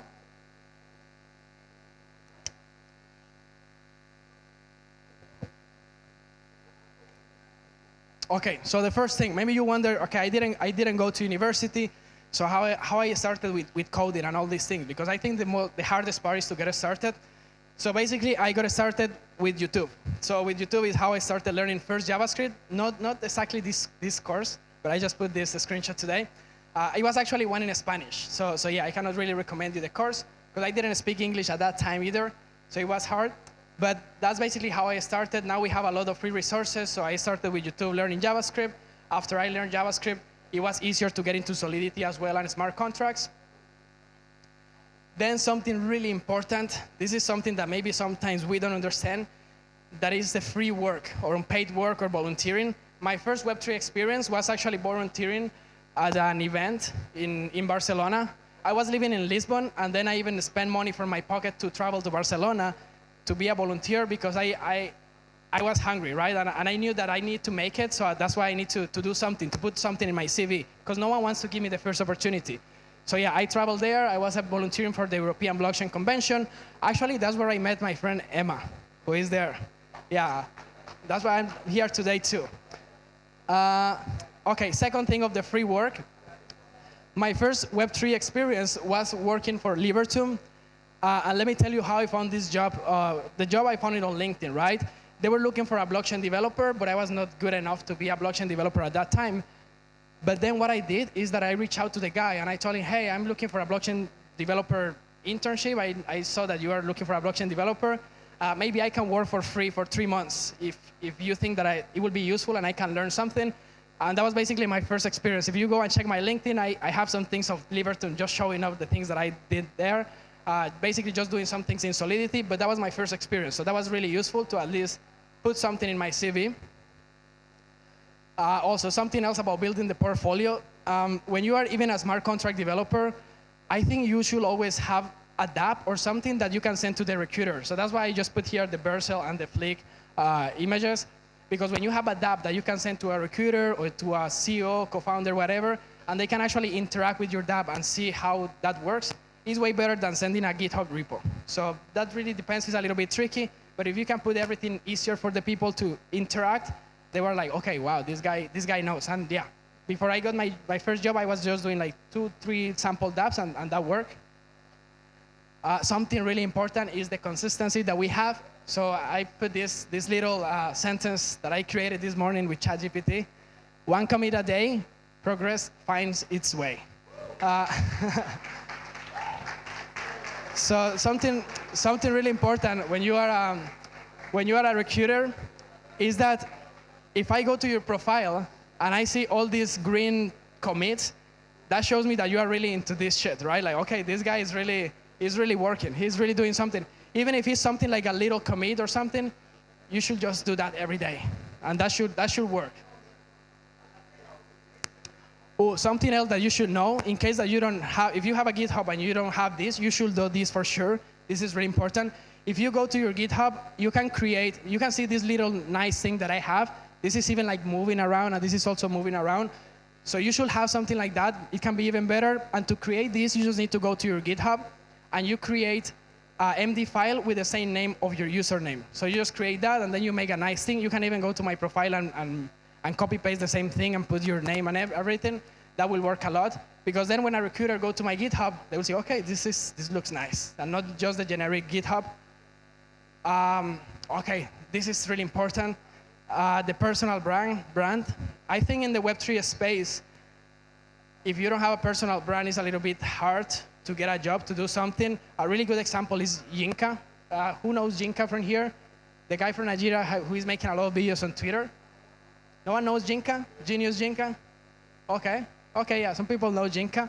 But yeah, you can just, or maybe I'm pronouncing that in a bad way. But yeah, then his way of getting into Web3 was the same, just making a lot of content, creating a lot of videos of 90 seconds, and then people start to, okay, I know this guy, I've seen this guy. And that's why the personal brand is really important. Something that I do, as you can see, is taking photos everywhere I go. Ethereum Zurich, Ethereum Denver, Ghana, ETC, everything. I always take photos. I always make posts on LinkedIn. And then people, oh, I seen you somewhere, right? And it's always like that. When you create this personal brand, that's really important. Here, Solange, one of the Chainlink developers as well. Some people that I met, also some other DevRels. Ghana last week. Hopefully, I can update with more Nigerian content as well. The co-founder of Chronicle Oracles, the DevRel from Secret Network as well, and many more people. Then I landed my first job. That was at Swisstronic, right? In Swisstronic, it was a layer 1, and then something really important when you get your first job is that you need to kill yourself. That was a part-time job, but I was working like 50 hours a week because I knew that I was working for myself, not even for Swisstronic. So that's really important, something that you should know. Then I worked for them like for almost a year. Oh yeah, here we were hacking at ETC. They were the engineering, something that you need to know as a DevRel. You need to be friend of the engineering team, the marketing team, etc. Then we were hacking at IT Global. That was Paris last year. Oh, this is really, really important as well, the feedback. Who from here don't like to get feedback? Okay, everyone likes to get feedback. That's great. You always need to be really open to feedback, even more when you are starting, because you don't know anything, right? I even feel like I don't know anything, and I always ask for feedback to anyone. I even ask Emma, hey, Emma, please listen to this and tell me about the presentation if you have any feedback for me to improve. So always try to get feedback. When I was making my first video for YouTube, like for Swisstronic at that time, so I asked Patrick Collins, in case you don't know, he's the one that has these ciphering videos everywhere, the videos of 30 hours. And I asked him, hey, Patrick, can you give me some feedback on this video? And yeah, and then he gave me some feedback here, like, hey, you need to explain your target audience, you should improve your audio. So that's why I think feedback is super important. And just try to get feedback every time, and you will just improve and get better all the time. Okay, then some little tips for LinkedIn as well, in case that you don't have. I think even if you're a developer, you should have LinkedIn. I think LinkedIn always helps for just to be secure with jobs and things like that. Just change your headline with keywords that you want to have. For example, in my case, I have developer advocate, Web3, Solidity, JavaScript, technical documentation, like a lot of keywords related to DevRel. So if you are a developer, just put Solidity, security, audits, I forgot this, testing frameworks, whatever, that will work. Also put the about section, something short about who you are, what you know, because when the recruiters look to your profile, then this will be kind of the SEO of LinkedIn, and then LinkedIn will recommend you based on the words that you have here as well. So that's really important. Also put your top skills here as well. That's nice to have. Something really important that not a lot of people do is when you have a working experience, you should always put bullet points with things that you have done in that job. So in this case, I haven't updated my current job for Web3.js, but I did it for Swisstronic. So always put everything in bullet points, and it will be really easy to understand what you did in that job. Then put all the licenses and certifications that you have done. I have a lot of things. I even done a lot of things for a university in India when I was learning Web3. I've done a lot of things. You can see I have like all licenses and certifications. I don't think all those things helped me a lot to get the job. And the most important was actually the knowledge and the personal brand rather than the certifications, but nice to have as well. Then there is also another section that you can add. This is not by default on LinkedIn. That is called projects. And in these projects, you can have different dabs that you have done. Or in my case, I have documentation that I have done for Swisstronic and Web3.js, which is nice. And then in the skills, you can list up to 50 skills. So just list whatever that is related to your job and put 50 things there as well. That will work. And if you can get recommendations, that will be nice. But I don't think it's super necessary to have recommendations either. Even if it's your friend, someone that works at a company that they know your ethics or whatever, just ask them for a recommendation. And then the most important when applying for jobs is reaching out to people is always way better than applying for jobs.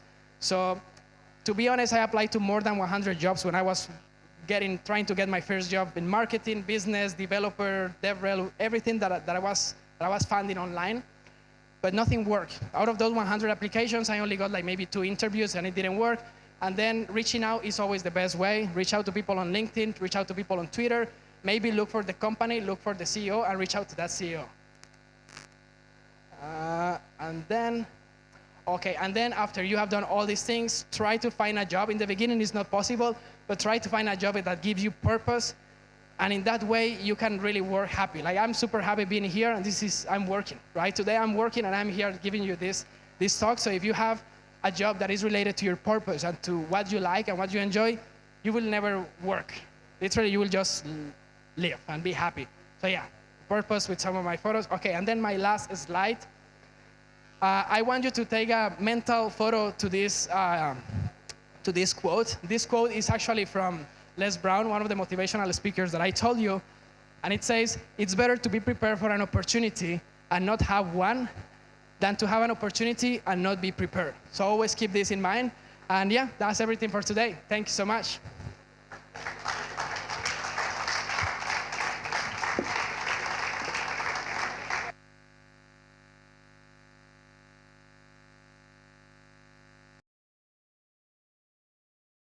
Don't be shy. Nothing? Okay, yeah, anyway, I will be around if oh, yeah.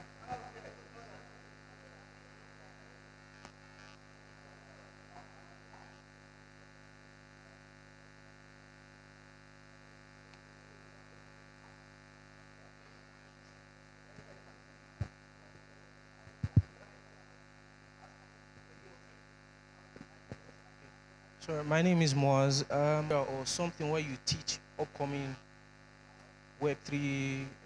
The best resource that I would recommend to everyone is just Patrick Collins.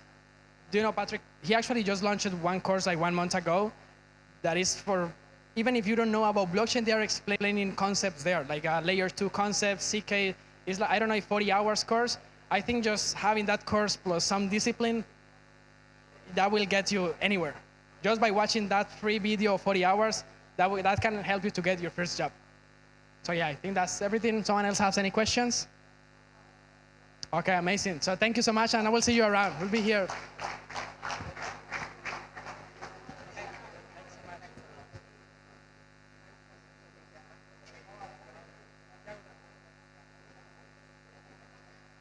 All right, so thank you for that round of applause for Santiago. As you can see on the screen, his social media handle is Santiago DevRel. So please, you can follow or post any questions there.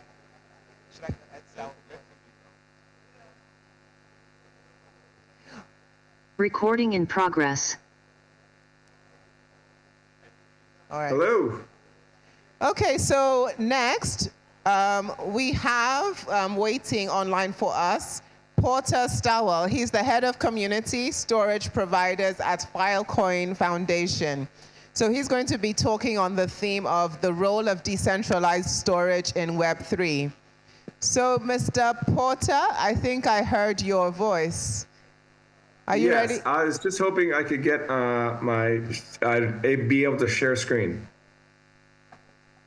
Okay, sir.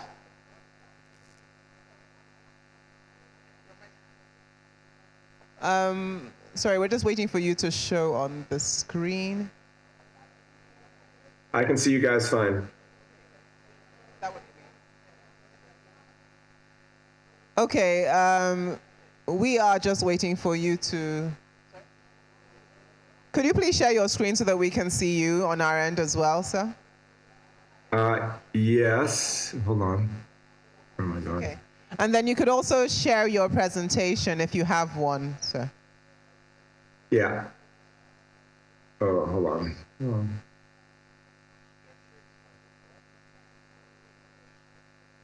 All right. Can we see? Oh. Not quite yet. Hold on, please. All right, we can see your slide now. Thank you. And we can hear you. I want to start off by saying really enjoyed the last speaker. I caught the tail end of it. Couldn't agree more with his recommendations for tenacity. I think I've probably applied to 500 jobs over the course of my career where I've been rejected. And those have been the best rejections because I wouldn't end up where I am today without them. So always keep that in mind. That I call it life is happening for you. What I want to talk about today is what's going on within the Filecoin community, specifically around Web3 in particular. And just to give you my sense about me, I run ecosystem and community for Filecoin Foundation. I've been with the foundation for 2 years after previously doing times at Coinbase and with IBM Blockchain, which was a really interesting place to be back in 2017 when a lot of this got started. So the one thing I like to talk about, given I don't know you guys in the audience or where you are in your journey, but the best question to answer is why. Why is this interesting? Why is this worth your time and attention? And when you dive into Filecoin, Filecoin has a really interesting why, and there's a lot of things going on just at a macro level that I think are easy to understand, where you will come to the conclusion that I have in my own career, that this is one of the biggest trends in technology over the next 20 years, and I'll explain why. I like to say that we are all investors, and we are all investors with our most precious asset, which is our time, and where we devote our time and attention to is of critical importance. And how that process starts is with the answers to the question, why? So let's just talk about some of the macro tailwinds that are going out there in the data world today. So society creates 329 exabytes of data a day. I can't even fathom how much data that is. I think the world had created 5 exabytes of data in aggregate from the beginning of time to 2003. I think that number doubled by like 2010. So that's like 10 exabytes. And now we're doing 329 exabytes a day. So again, no one can fathom how much data it is. Just know that it's a lot.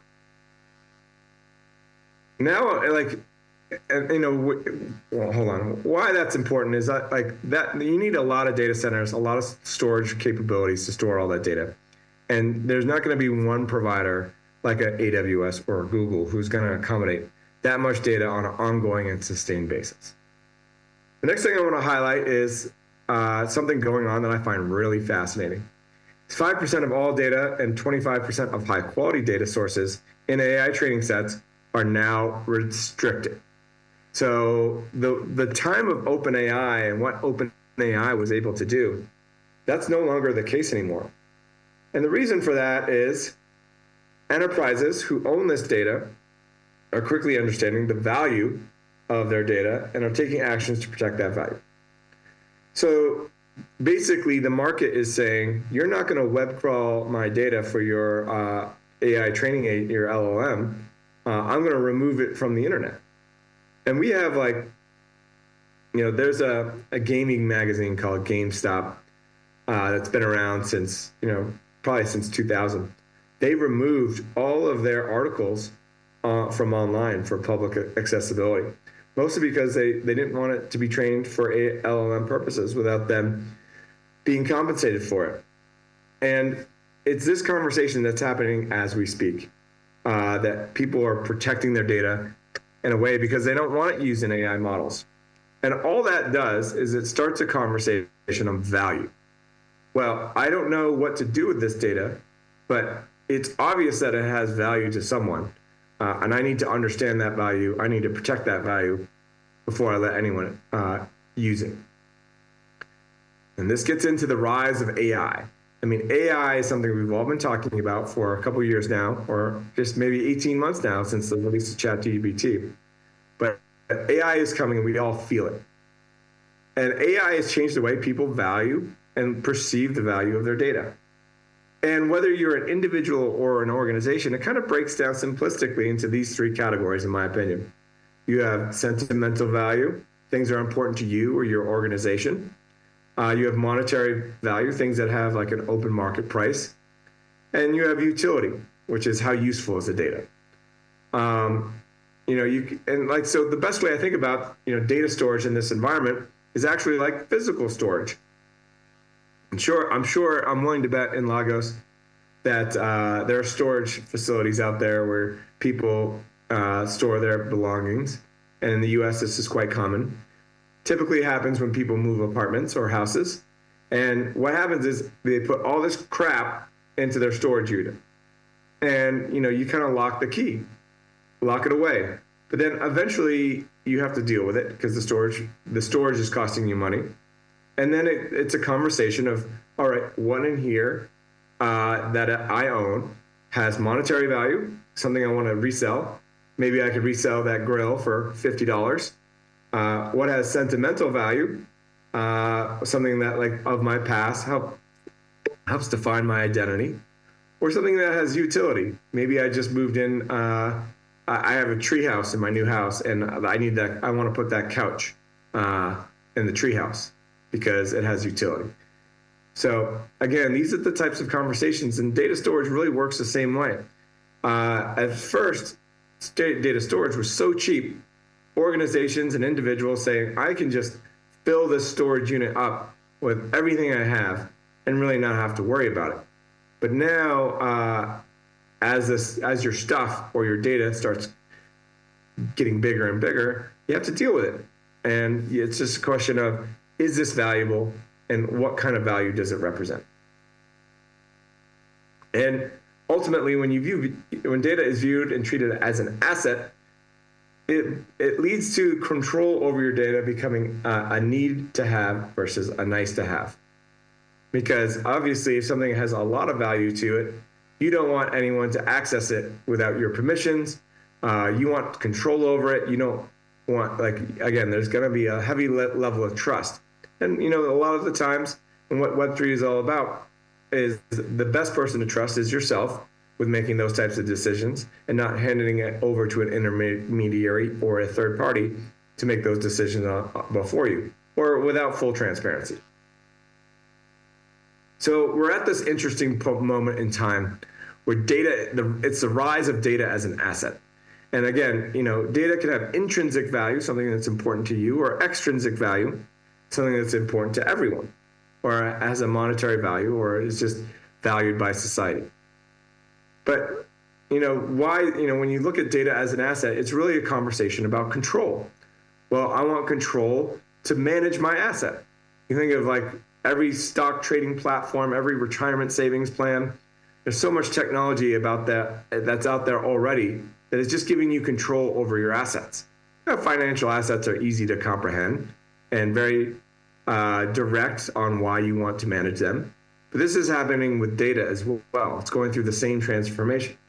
But when you want control over your data, well, you want your data, it needs to be programmable, verifiable, immutable, with no single point of failure.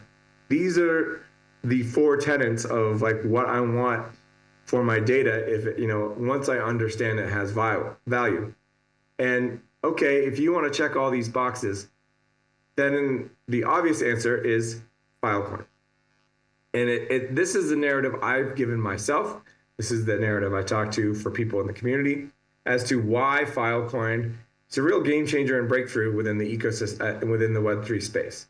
Because it's about control over data, and data and the characteristics of data and how you perceive data is changing dramatically right before your eyes.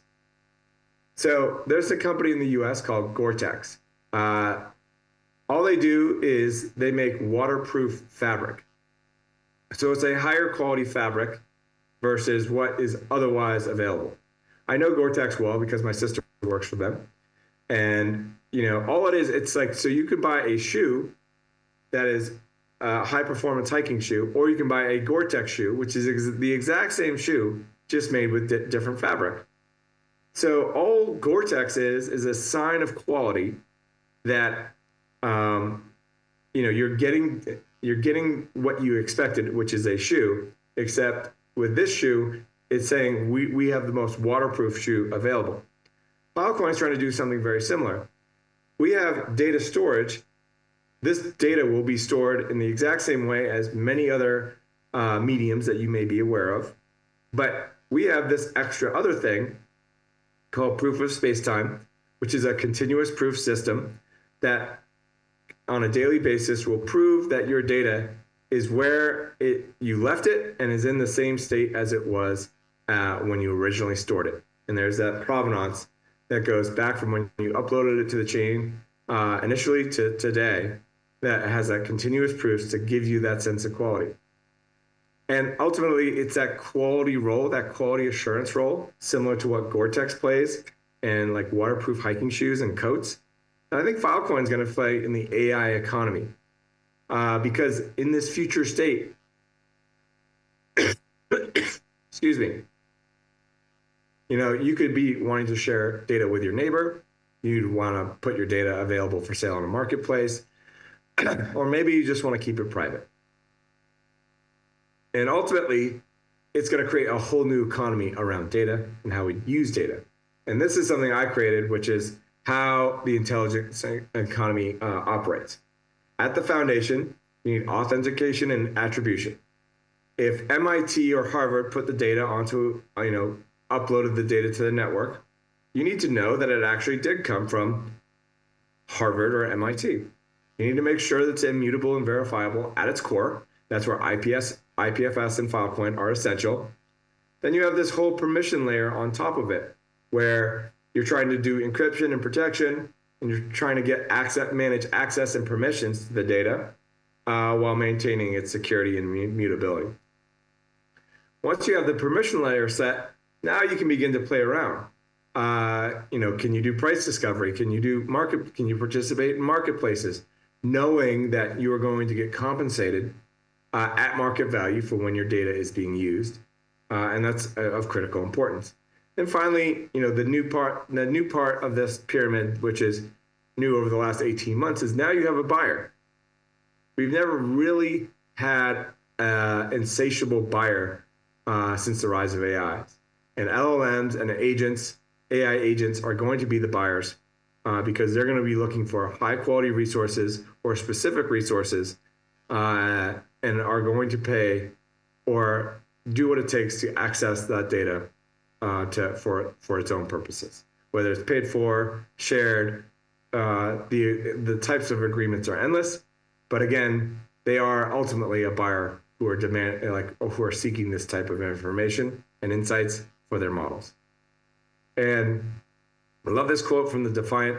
The Defiant sees where we're going with this. It sees Filecoin trying to establish itself as a significant player within the Web3 AI infrastructure sector.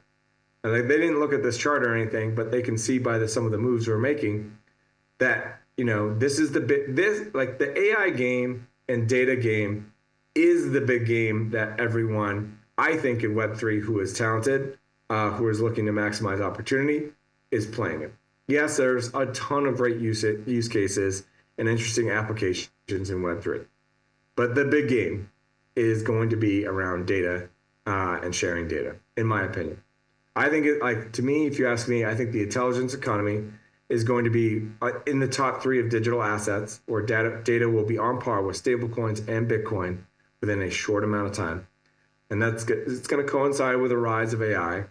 But again, when you go down this rabbit hole of understanding what happens when I... Sorry, Mr. Porter, just a second. Ladies, gentlemen, please can we settle down so that we can hear? Thank you, please. Mr. Porter, thank you. We're getting value out of what you're saying, and we'd like to hear it. So please, thank you. Sorry, please continue. Yeah, no problem. But this is the slide. This is the opportunity. You want to know the next big thing. You want to be a part of the next big technology trend over the next 2 decades. And when you're part of those big trends, that's how you future-proof your career. That's how you create unlimited upside for your earning potential. You're always going to be swimming with the current. And if there's one thing you take away from me today, is that the rise of data as an asset is coming, and there's a role for everyone to do all sorts of activities within that rise of a new intelligence economy. But let me talk a little bit about what the Filecoin community is doing in this respect. So at the foundation, we do lots of things because we're trying to make the whole ecosystem successful working with Filecoin. So we work on optimization, connection, enablement, amplification, and conviction. We just want to make sure that no one is alone in their journey, their Filecoin journey. A lot of us work globally from data centers, from our basements, from co-working spaces. It's not the similar model that has prevailed in the past. So our primary goal of the community is just make sure everyone's connected and is aware of what's going on, why it's relevant, and knows where they can contribute a verse, if you will, to the Filecoin song. And there's a lot going on, and we try to provide the information liquidity so that everyone can be successful. Most of what we do, at least in my team, is about data onboarding support.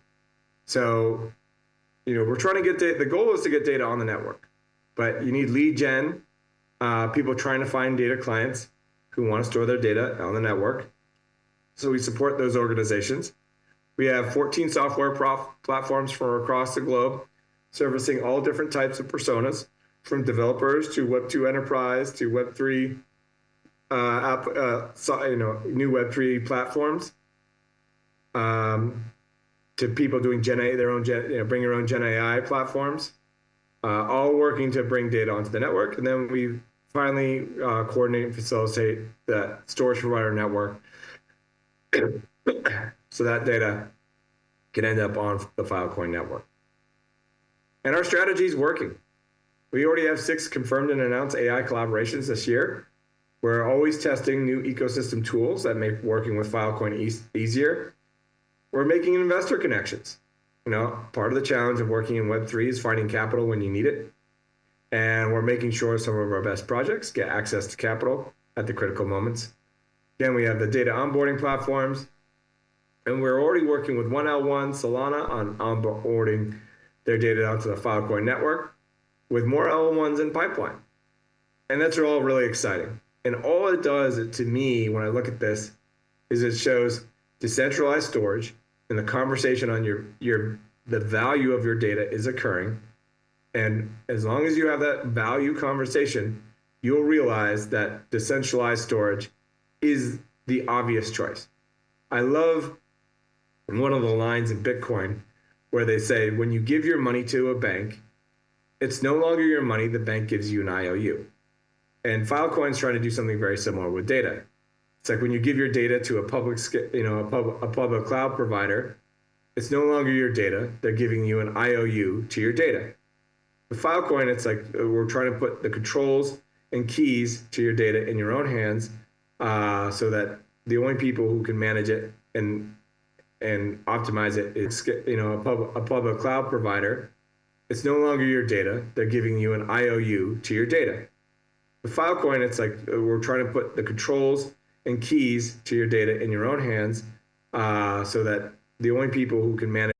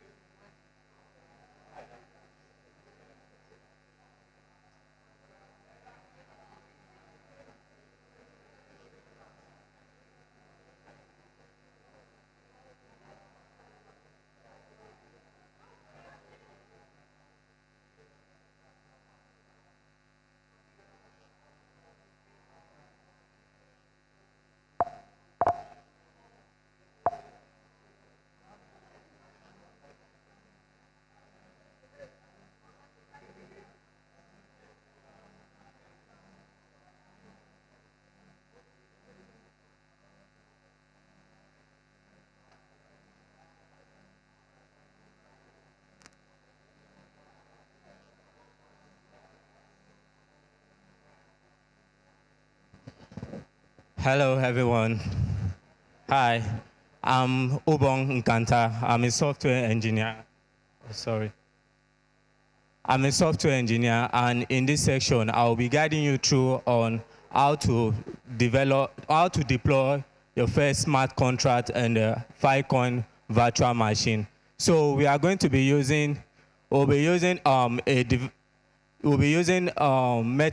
which is a browser-based wallet. We'll be using MetaMask, and we'll also be using a browser-based development environment, which is Remix IDE. So, firstly, we are going to download MetaMask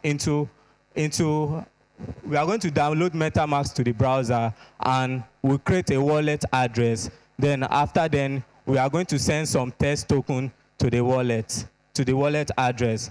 So we move over here to download. I'm using Firefox browser, so I'll download the MetaMask extension. Yeah.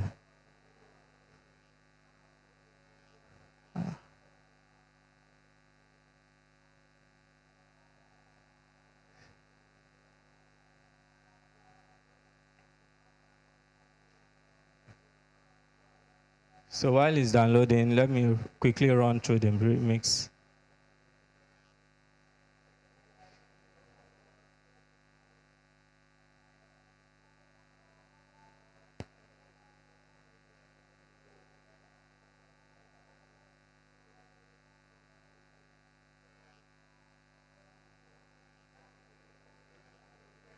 So we've successfully downloaded the MetaMask. So what we are going to do now, we are going to create a new wallet, whereby we agree,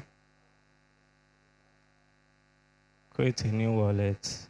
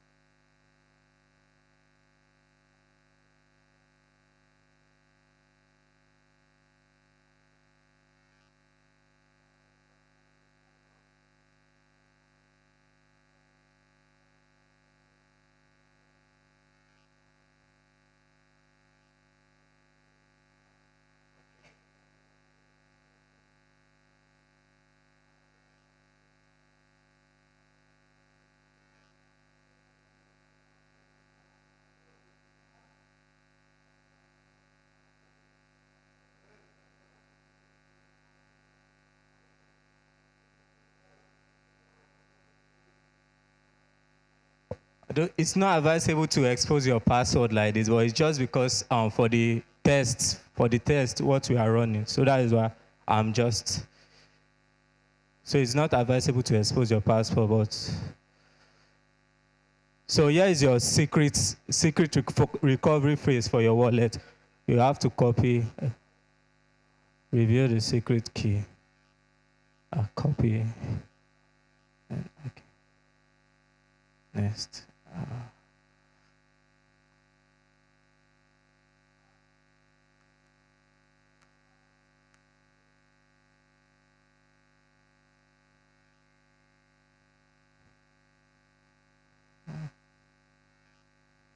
Okay. You have Luna.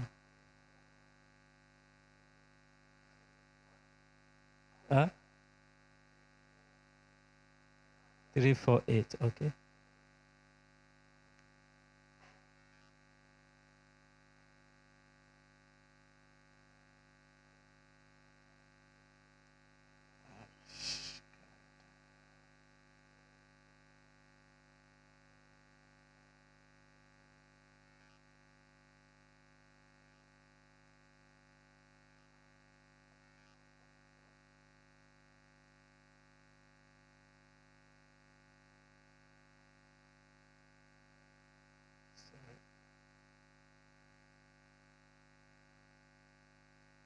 Sorry, please. I need some assistance.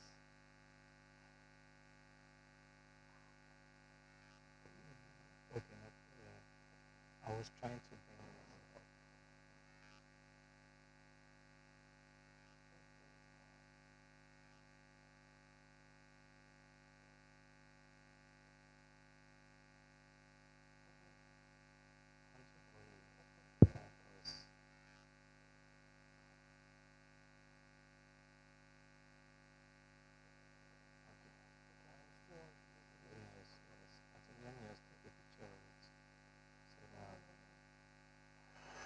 The note, just the note.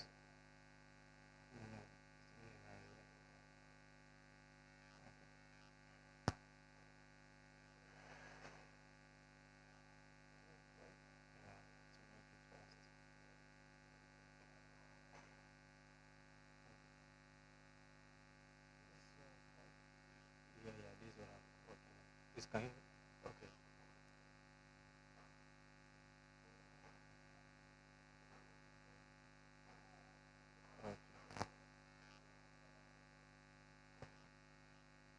So what we have to do next is we are going to add, because the default network, you can see that the default network on our MetaMask wallet is just Ethereum mainnet, Luna mainnet. So, and what we want to use is the Filecoin testnet. What we want to use. So we are going to add the network to our wallet.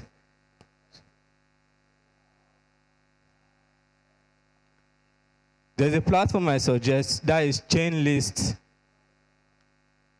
chainlist.org.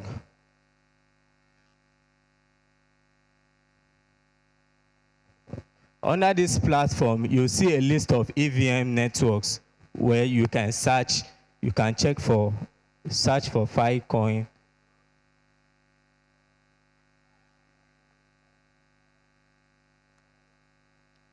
You can see Filecoin, then you include testnet. So we connect.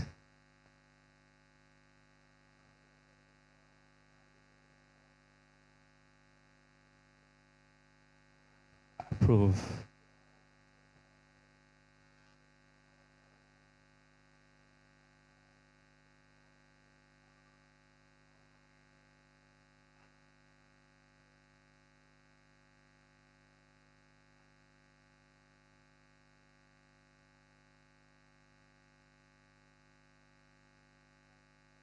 Oh,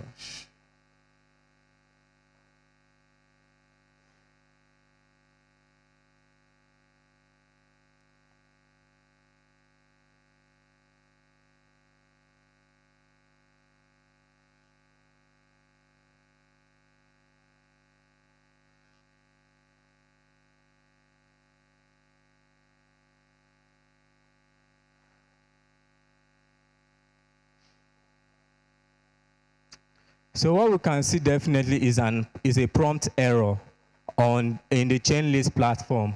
What we see is an error. The issue of this error is because there's an upgrade currently going on the Filecoin calibration testnet. So once you have this error, what I suggest is going to a platform, which I keep the resource here, Metaschool.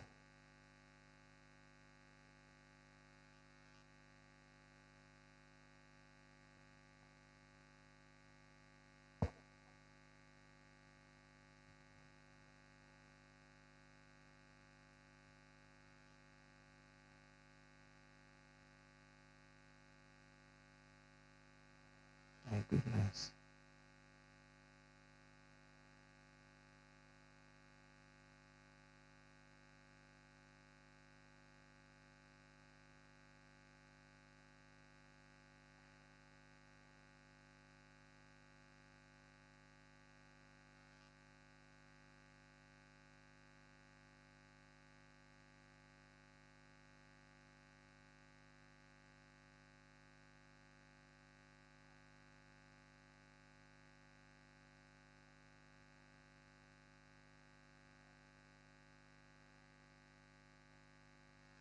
I'm so sorry. Please bear with me. What I'm using is a MacBook, and it's not what I use. I'm a Windows person. So right here, we can see a list of URL, of RPC URL. So we can use either of these for the meantime while the update is going on. So we can take the first one, and I had the network manually come to our.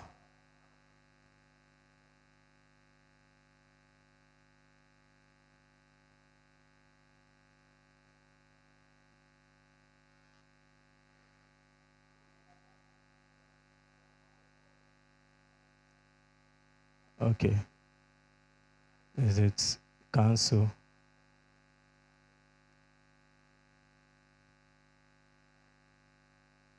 We come here and the network manually.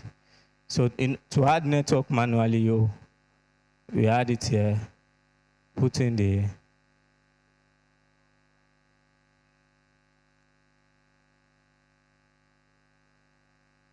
RPC URL. Okay.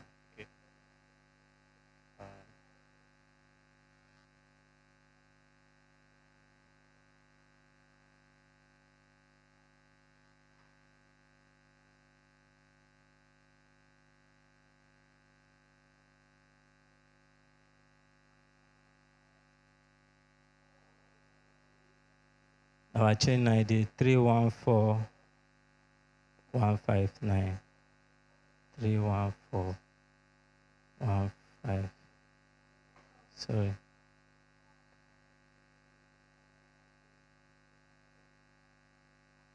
Then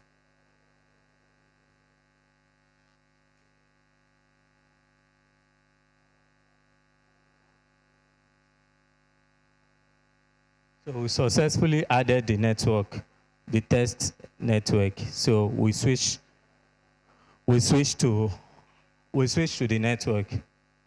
So we've successfully added the Filecoin test network. So what is next? We need to fund the network. That is send some currency. There's some teeth field to the network.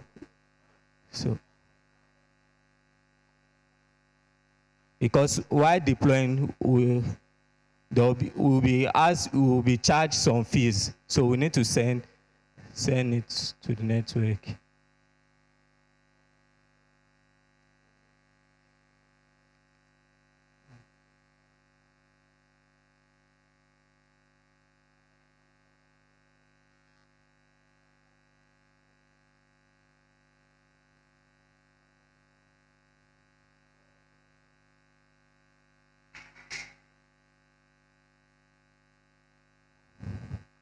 Okay, send funds. So we go to copy our wallets.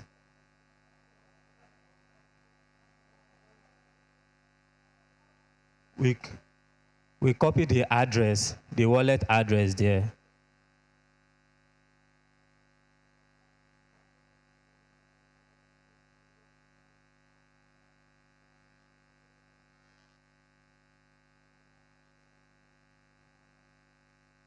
And we click send. Sorry.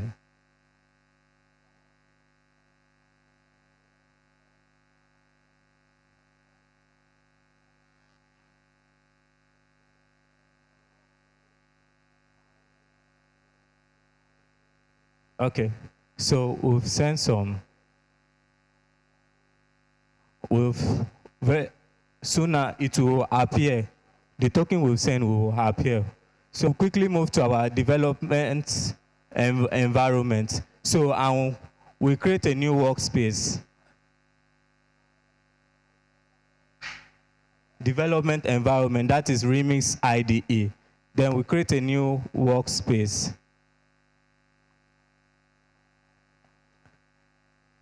And under the Open Zeppelin, we choose the ERC20 token and the mintable one, and we create.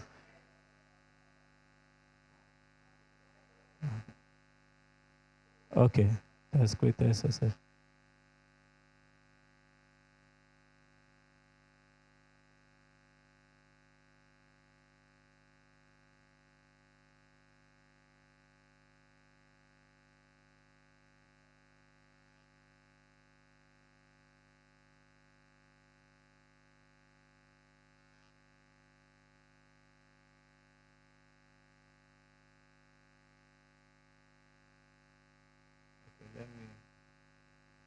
Let me name it FIL Lagos.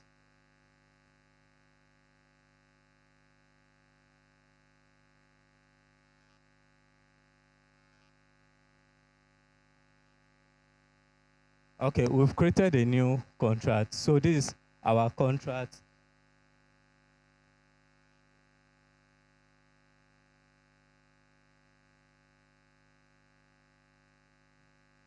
So our newly token, we can name it maybe FIL Lagos. Let's give it that name. Our new token we want to mint. FIL Lagos.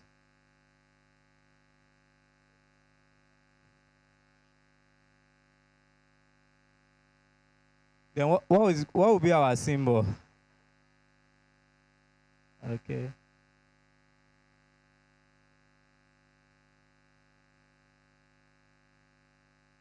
Yes, put it like this.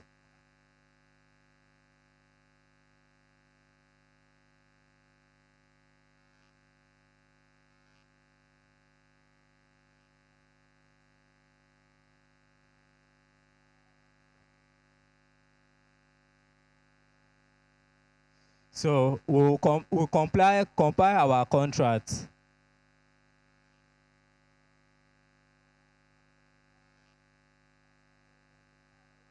Okay, our contract is compiled. Then we can quickly, let's check our MetaMask if.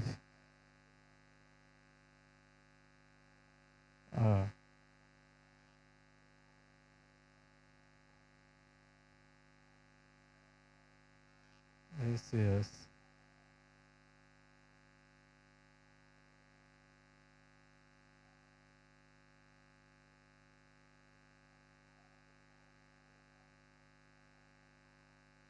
Come up to now. Okay, this is the response it's supposed to show. So I'm sure the tokens are being sent now.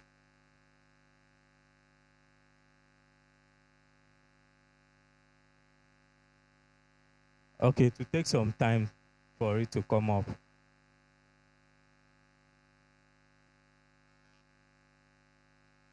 So our contract is compiled. So the next is for us to deploy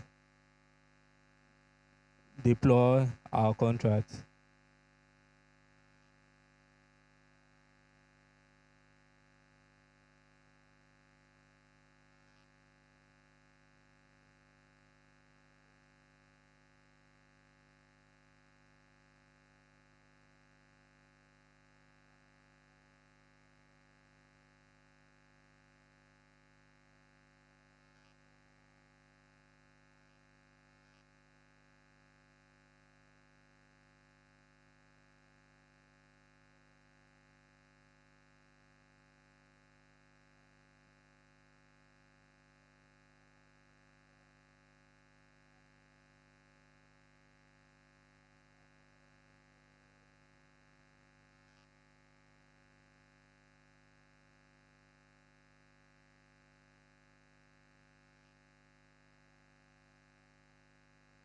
Okay, you can see 100 tokens has been sent.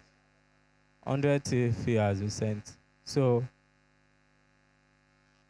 it's for us to connect to our wallet.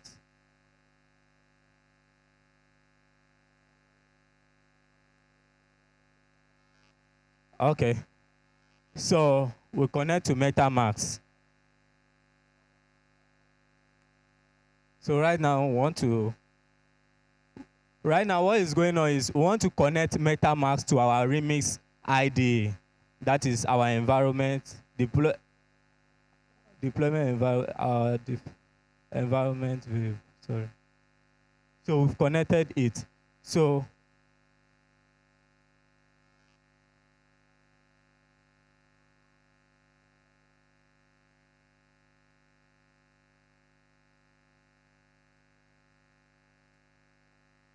we can now go ahead to deploy.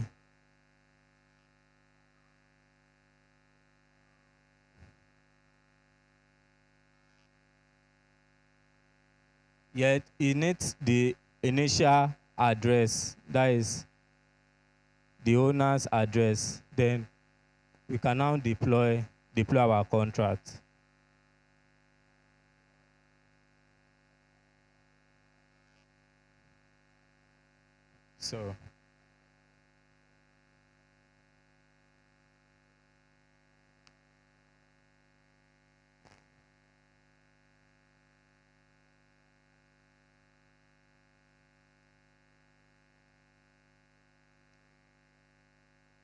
So currently our contract, my token is currently, we have deployed it, but it hasn't deployed yet because it will take some time for the blockchain to execute the program. So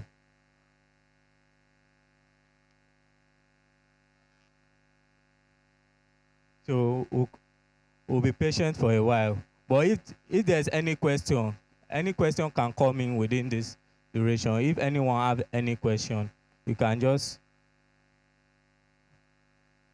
let me know your questions.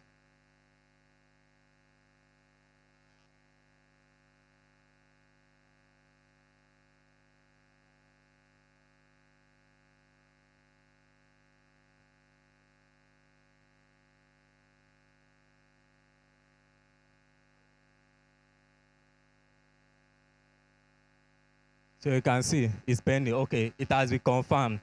It has been confirmed on the blockchain.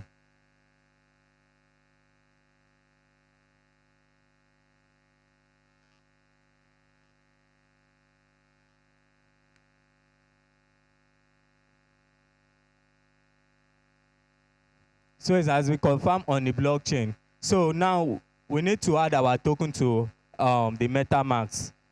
So we'll copy the contract address of the token right there. So once we copy the contract,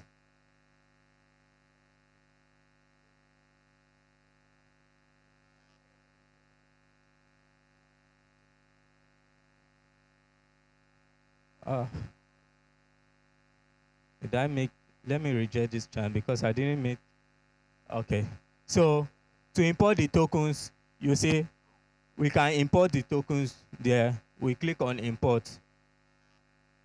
Then we are asked to put in our contract address. So put in the contract address. Then the symbol. Our symbol is, sorry.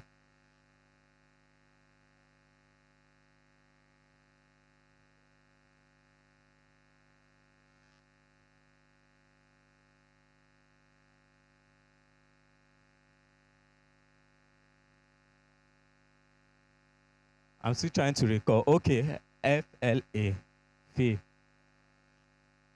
FLA.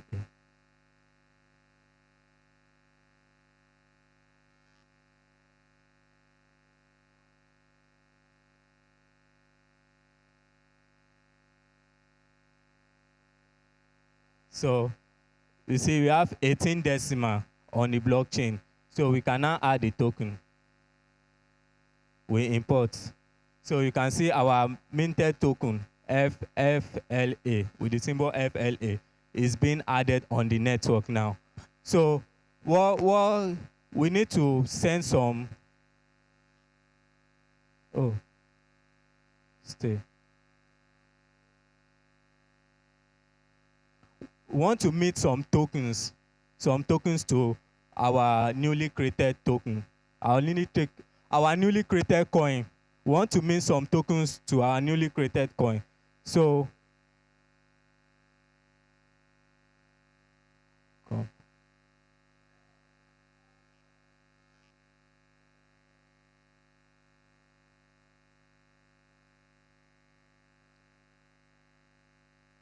So right here, right at the option of mint, we put in the wallet address which we want to mint the token. We copy our wallet address and we'll put it. Then this is amount. So let's assume that we want to mint 50 FLA, 50 FLA, which is our token symbol. So after that 50, we are going to add, since it is 18 decimal, after that 50, we are going to add 18 zeros. So we put in 50 and 18 zeros. 1, 2, 3, 4, 5, 8, 9, 10, 11, 12, 13, 14, 15, 16, 17, 18. And then we transact. So it's pop-up. So for it to approve, then we confirm.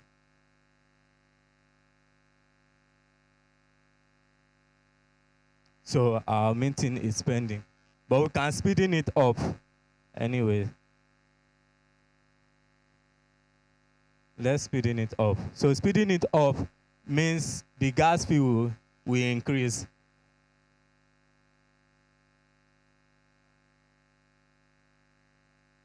Because it takes some time for it to be pending.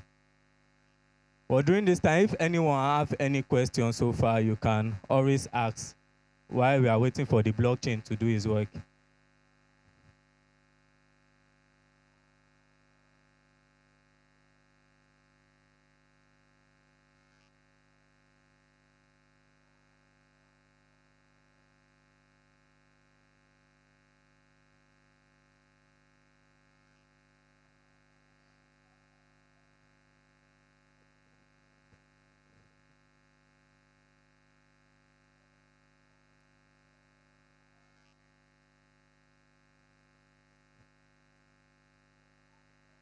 Okay, so successfully. So we have successfully minted. You can see we have 50 FAL. Let me make it bigger. So we have 50 FAL now. So we have successfully minted 50 FAL. We have successfully minted 50 FAL coin. So let's assume now you have a friend that you want to send some of the coins. You want to send some amount to that friend. You can, because MetaMask here give us the leverage to add another wallet. So I want to assume that I'm the second. I want to assume the second person by creating a new wallet. Sorry.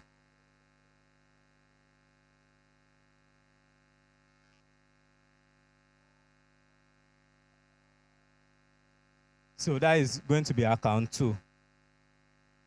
Great. So let's assume we want to send 20. Let's send 20 FAL to account 2. So what is there is that we are going to copy the address. We are going to copy the wallet address.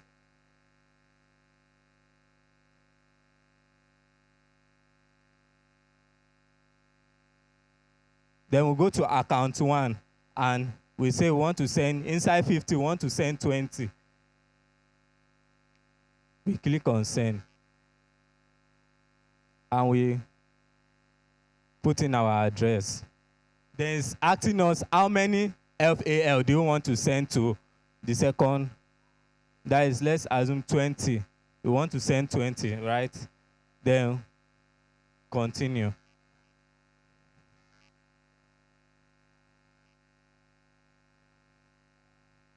Continue. So it's sending 20 FAL to account 2. That's when you have some tokens that you want to send to your friend. This is the method you use to send.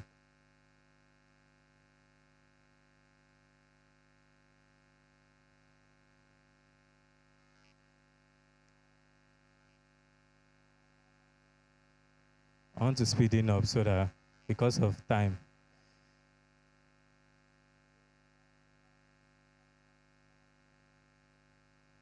So it's still pending.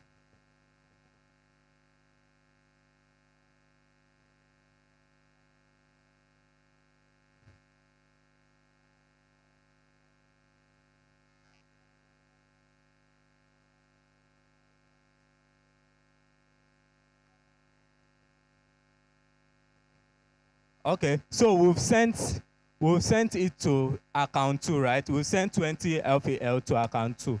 So we switch to account 2. We notice here that it hasn't come in. The reason being is we have not import the tokens. we have not imported the tokens to it. So we have to import it first, and the contract address, we pick up the contract address of the token.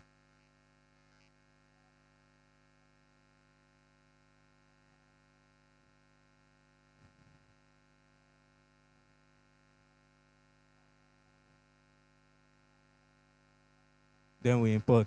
You can see our 20 FAL has successfully appeared. So that is all about it. So I encourage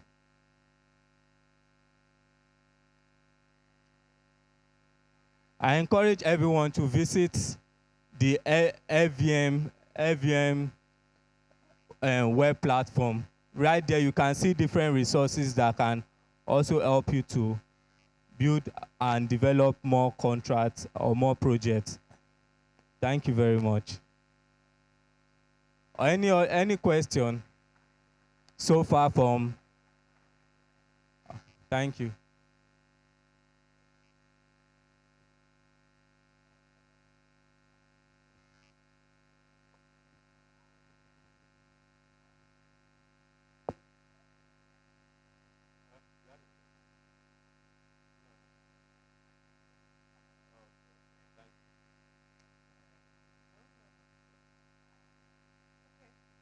So thank you very much for that. And thank you to everybody that has stayed this long. Well done.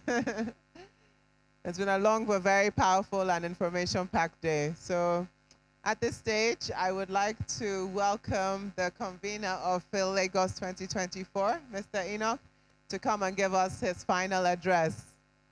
Thank you so much. All right. It's been a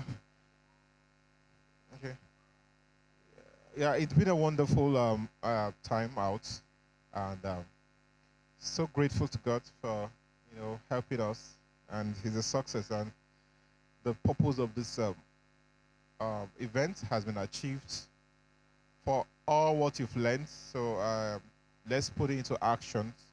Let's collaborate more. Let's build our communities. And then you see a whole lot, because the decentralized storage, the Web3 ecosystem is fast growing. So we're making our time to curate a lot of talks, and we're making our time to bring quality speakers.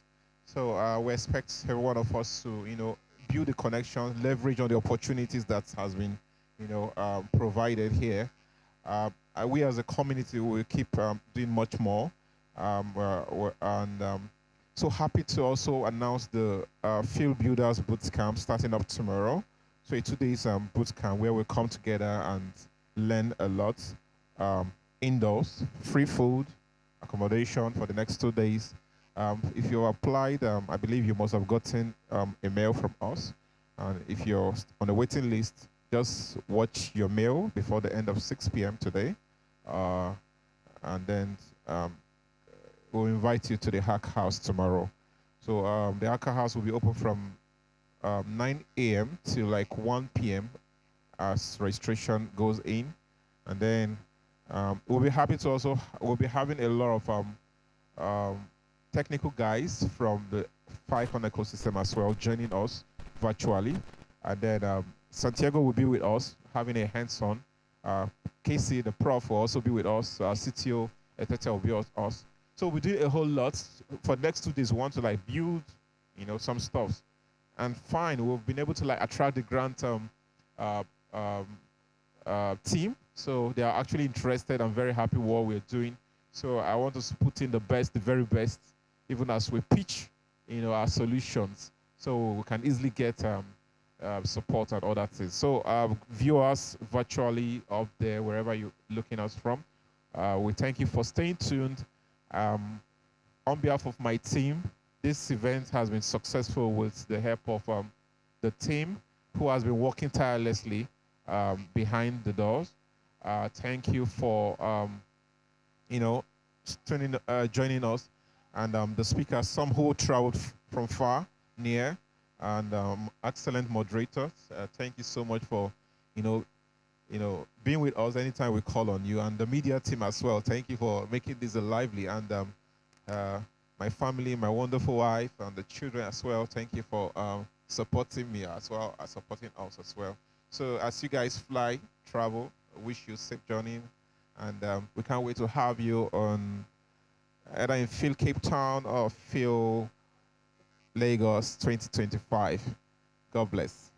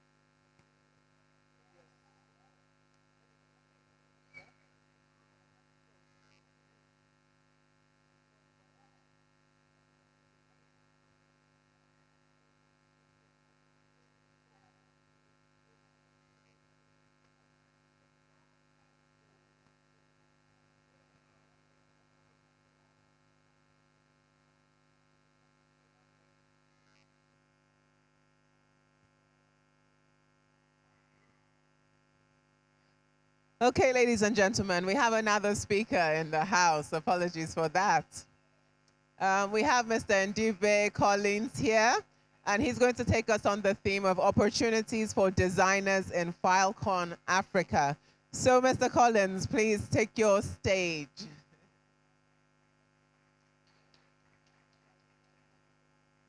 Hi, everyone. Okay, all right, so I'll be speaking on opportunities for designers in FICO in Africa. Okay. Maybe go to the next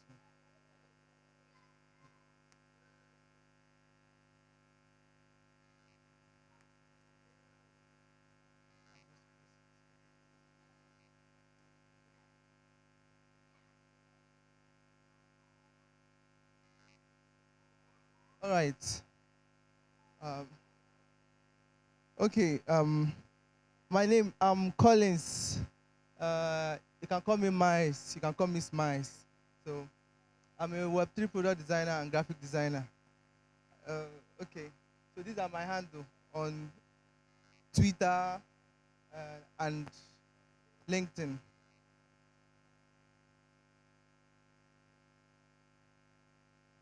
Yeah, I started out as a user experience designer. Then, after some times of job hunting and stuff, I have to start applying for internship roles. And I didn't get one until I actually joined the community.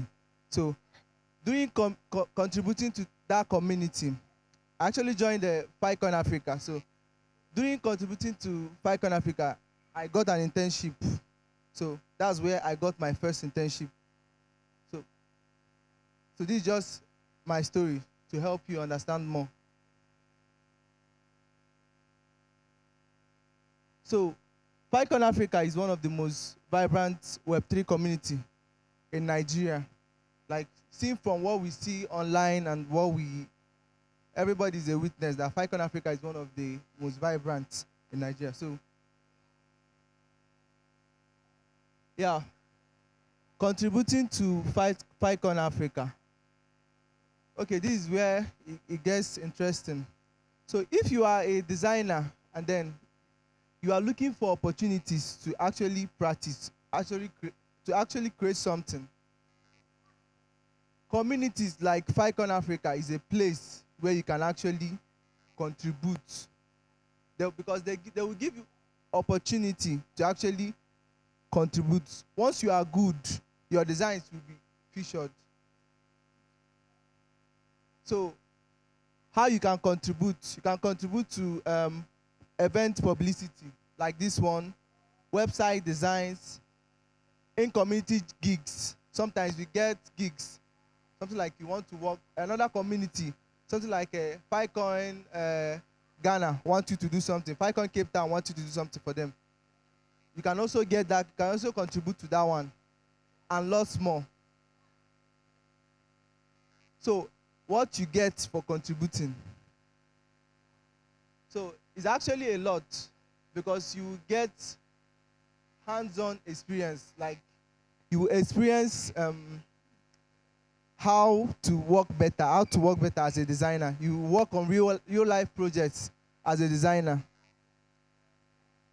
And yes, learning on the job. You get referrals sometimes. Like sometimes if you are good enough and a role or something, opportunity comes out, you can be easily referred once you are a contributor in FICON Africa. Another one is travels. Like, example, me, I've been to some states that I've not been before in this country just because of being a contributor to FICON Africa. So another one is interesting stipends and payments. So sometimes, it's not even sometimes, you will always get something if you are actually contributing. If you're actually making impact, you're actually doing something, you always get something back. So, and then you get to meet friends. That's actually where I met people that, most of my friends today, that are doing well in the crypto space, like my boss, Casey, and some other people, etc., and name them. So you get to meet people, like minds, great minds, and make new friends. Okay. So this is just something I feel like I should share with designers, especially if you are still starting. You need to get something, you need to get started, and the only way you can get started is by contributing to open source, contributing to communities. And a community like FICON Africa is actually a good place to train you.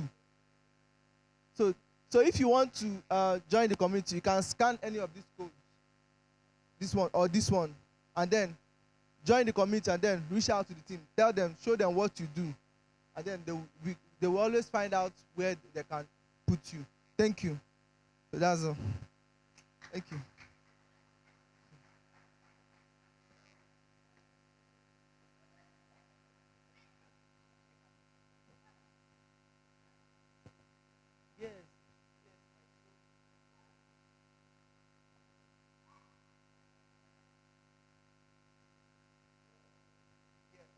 This is my social media, and if you want to follow me, you can follow me in Collins Ndibe on S, and then Chimoya Ndibe Collins on LinkedIn.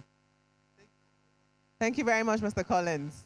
Does anyone have any questions for Mr. Collins? Okay. Thank you, sir.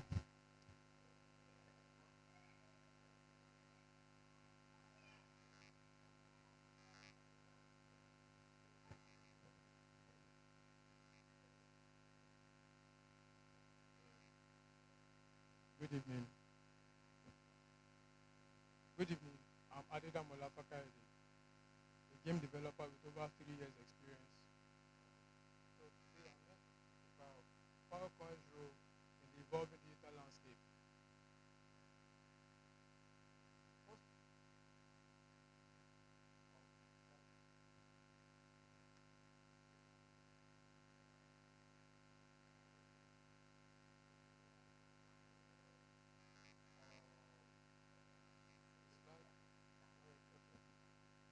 what is Filecoin? Filecoin is a decentralized storage network that leverages blockchain technology to offer a robust, scalable, and efficient way to store and retrieve data all across the globe. Now, moving to the first row, I have 7 points actually. Decentralized storage as the backbone of Web3. Firstly, what is decentralization? Traditional storage solutions like blocks, they rely on centralized servers. Filecoin, however, uses a decentralized model, meaning it stores data and can be accessed from multiple independent computers worldwide. Why does it matter? The model enhances data security, privacy, and redundancy.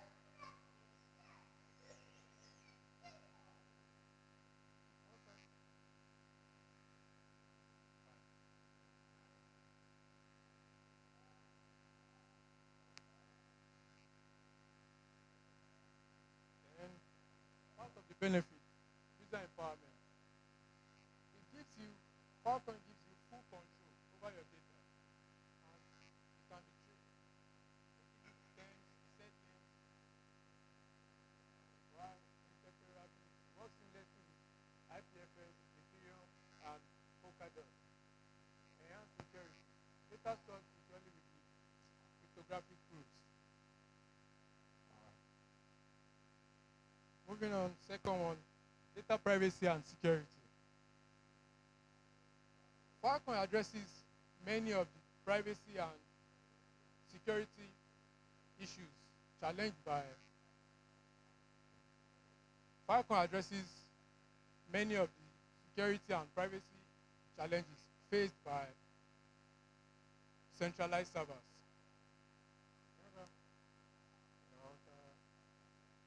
By decentralization, data storage, Filecoin reduces the risk of data breaches and hacks that are more prevalent in centralized systems. Examples are benefits are cryptographic proofs, proof of reputation, and proof of space time for data verification. End-to-end encryption ensures only authorized parties access data. That is, only you and authorized parties can access your data. It can be breached.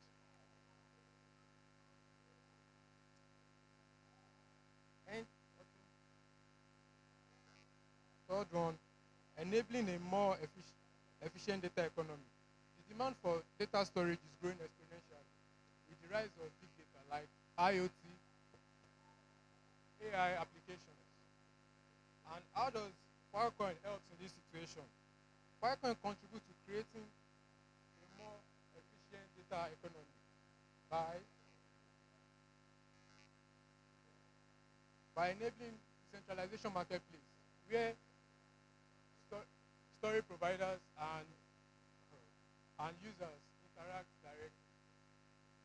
Then how is benefit dynamic pricing, market-driven storage pricing for cost efficiency, monetization. Filecoin opens up revenue streams for storage providers, ranging from individual miners and large-scale servers.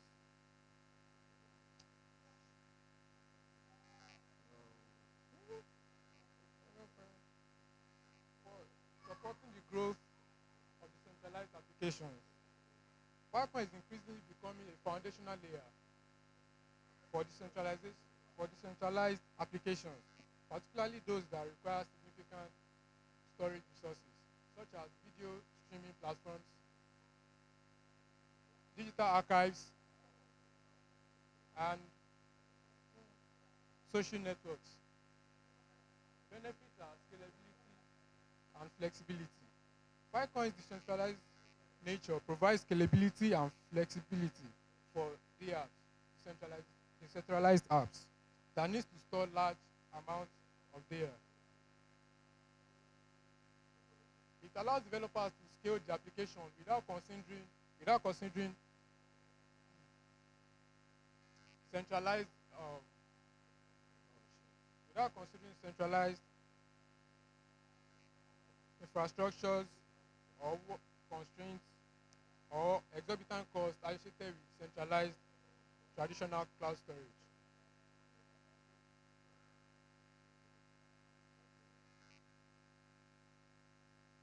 So, moving on to Filecoin virtual machine and smart contract. The introduction of Filecoin virtual machine adds programmability to the Filecoin network, which enables smart contract and decentralized computation. So, this opens up new possibilities for innovations and collaborations within the Web3 ecosystem. Benefits are programmability, support smart contracts and decentralized computations, interoperability, seamless integration with other blockchain networks, automation, enables automated workflows and smart contract execution.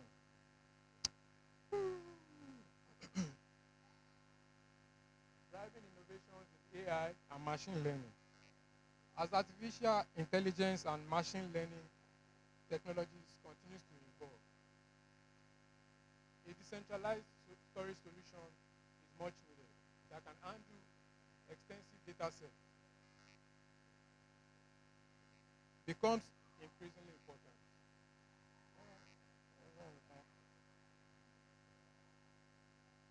It's more,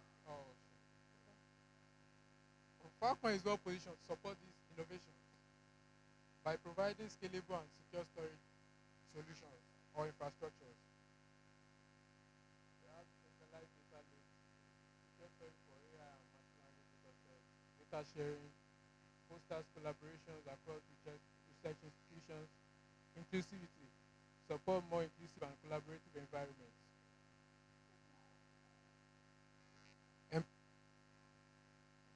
Empowering development regions and addressing digital inequality.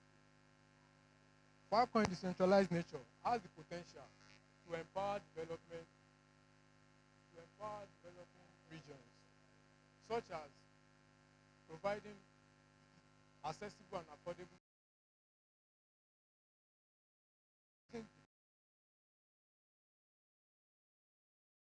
by few tech giants. Benefit power developing regions, such as providing accessible and affordable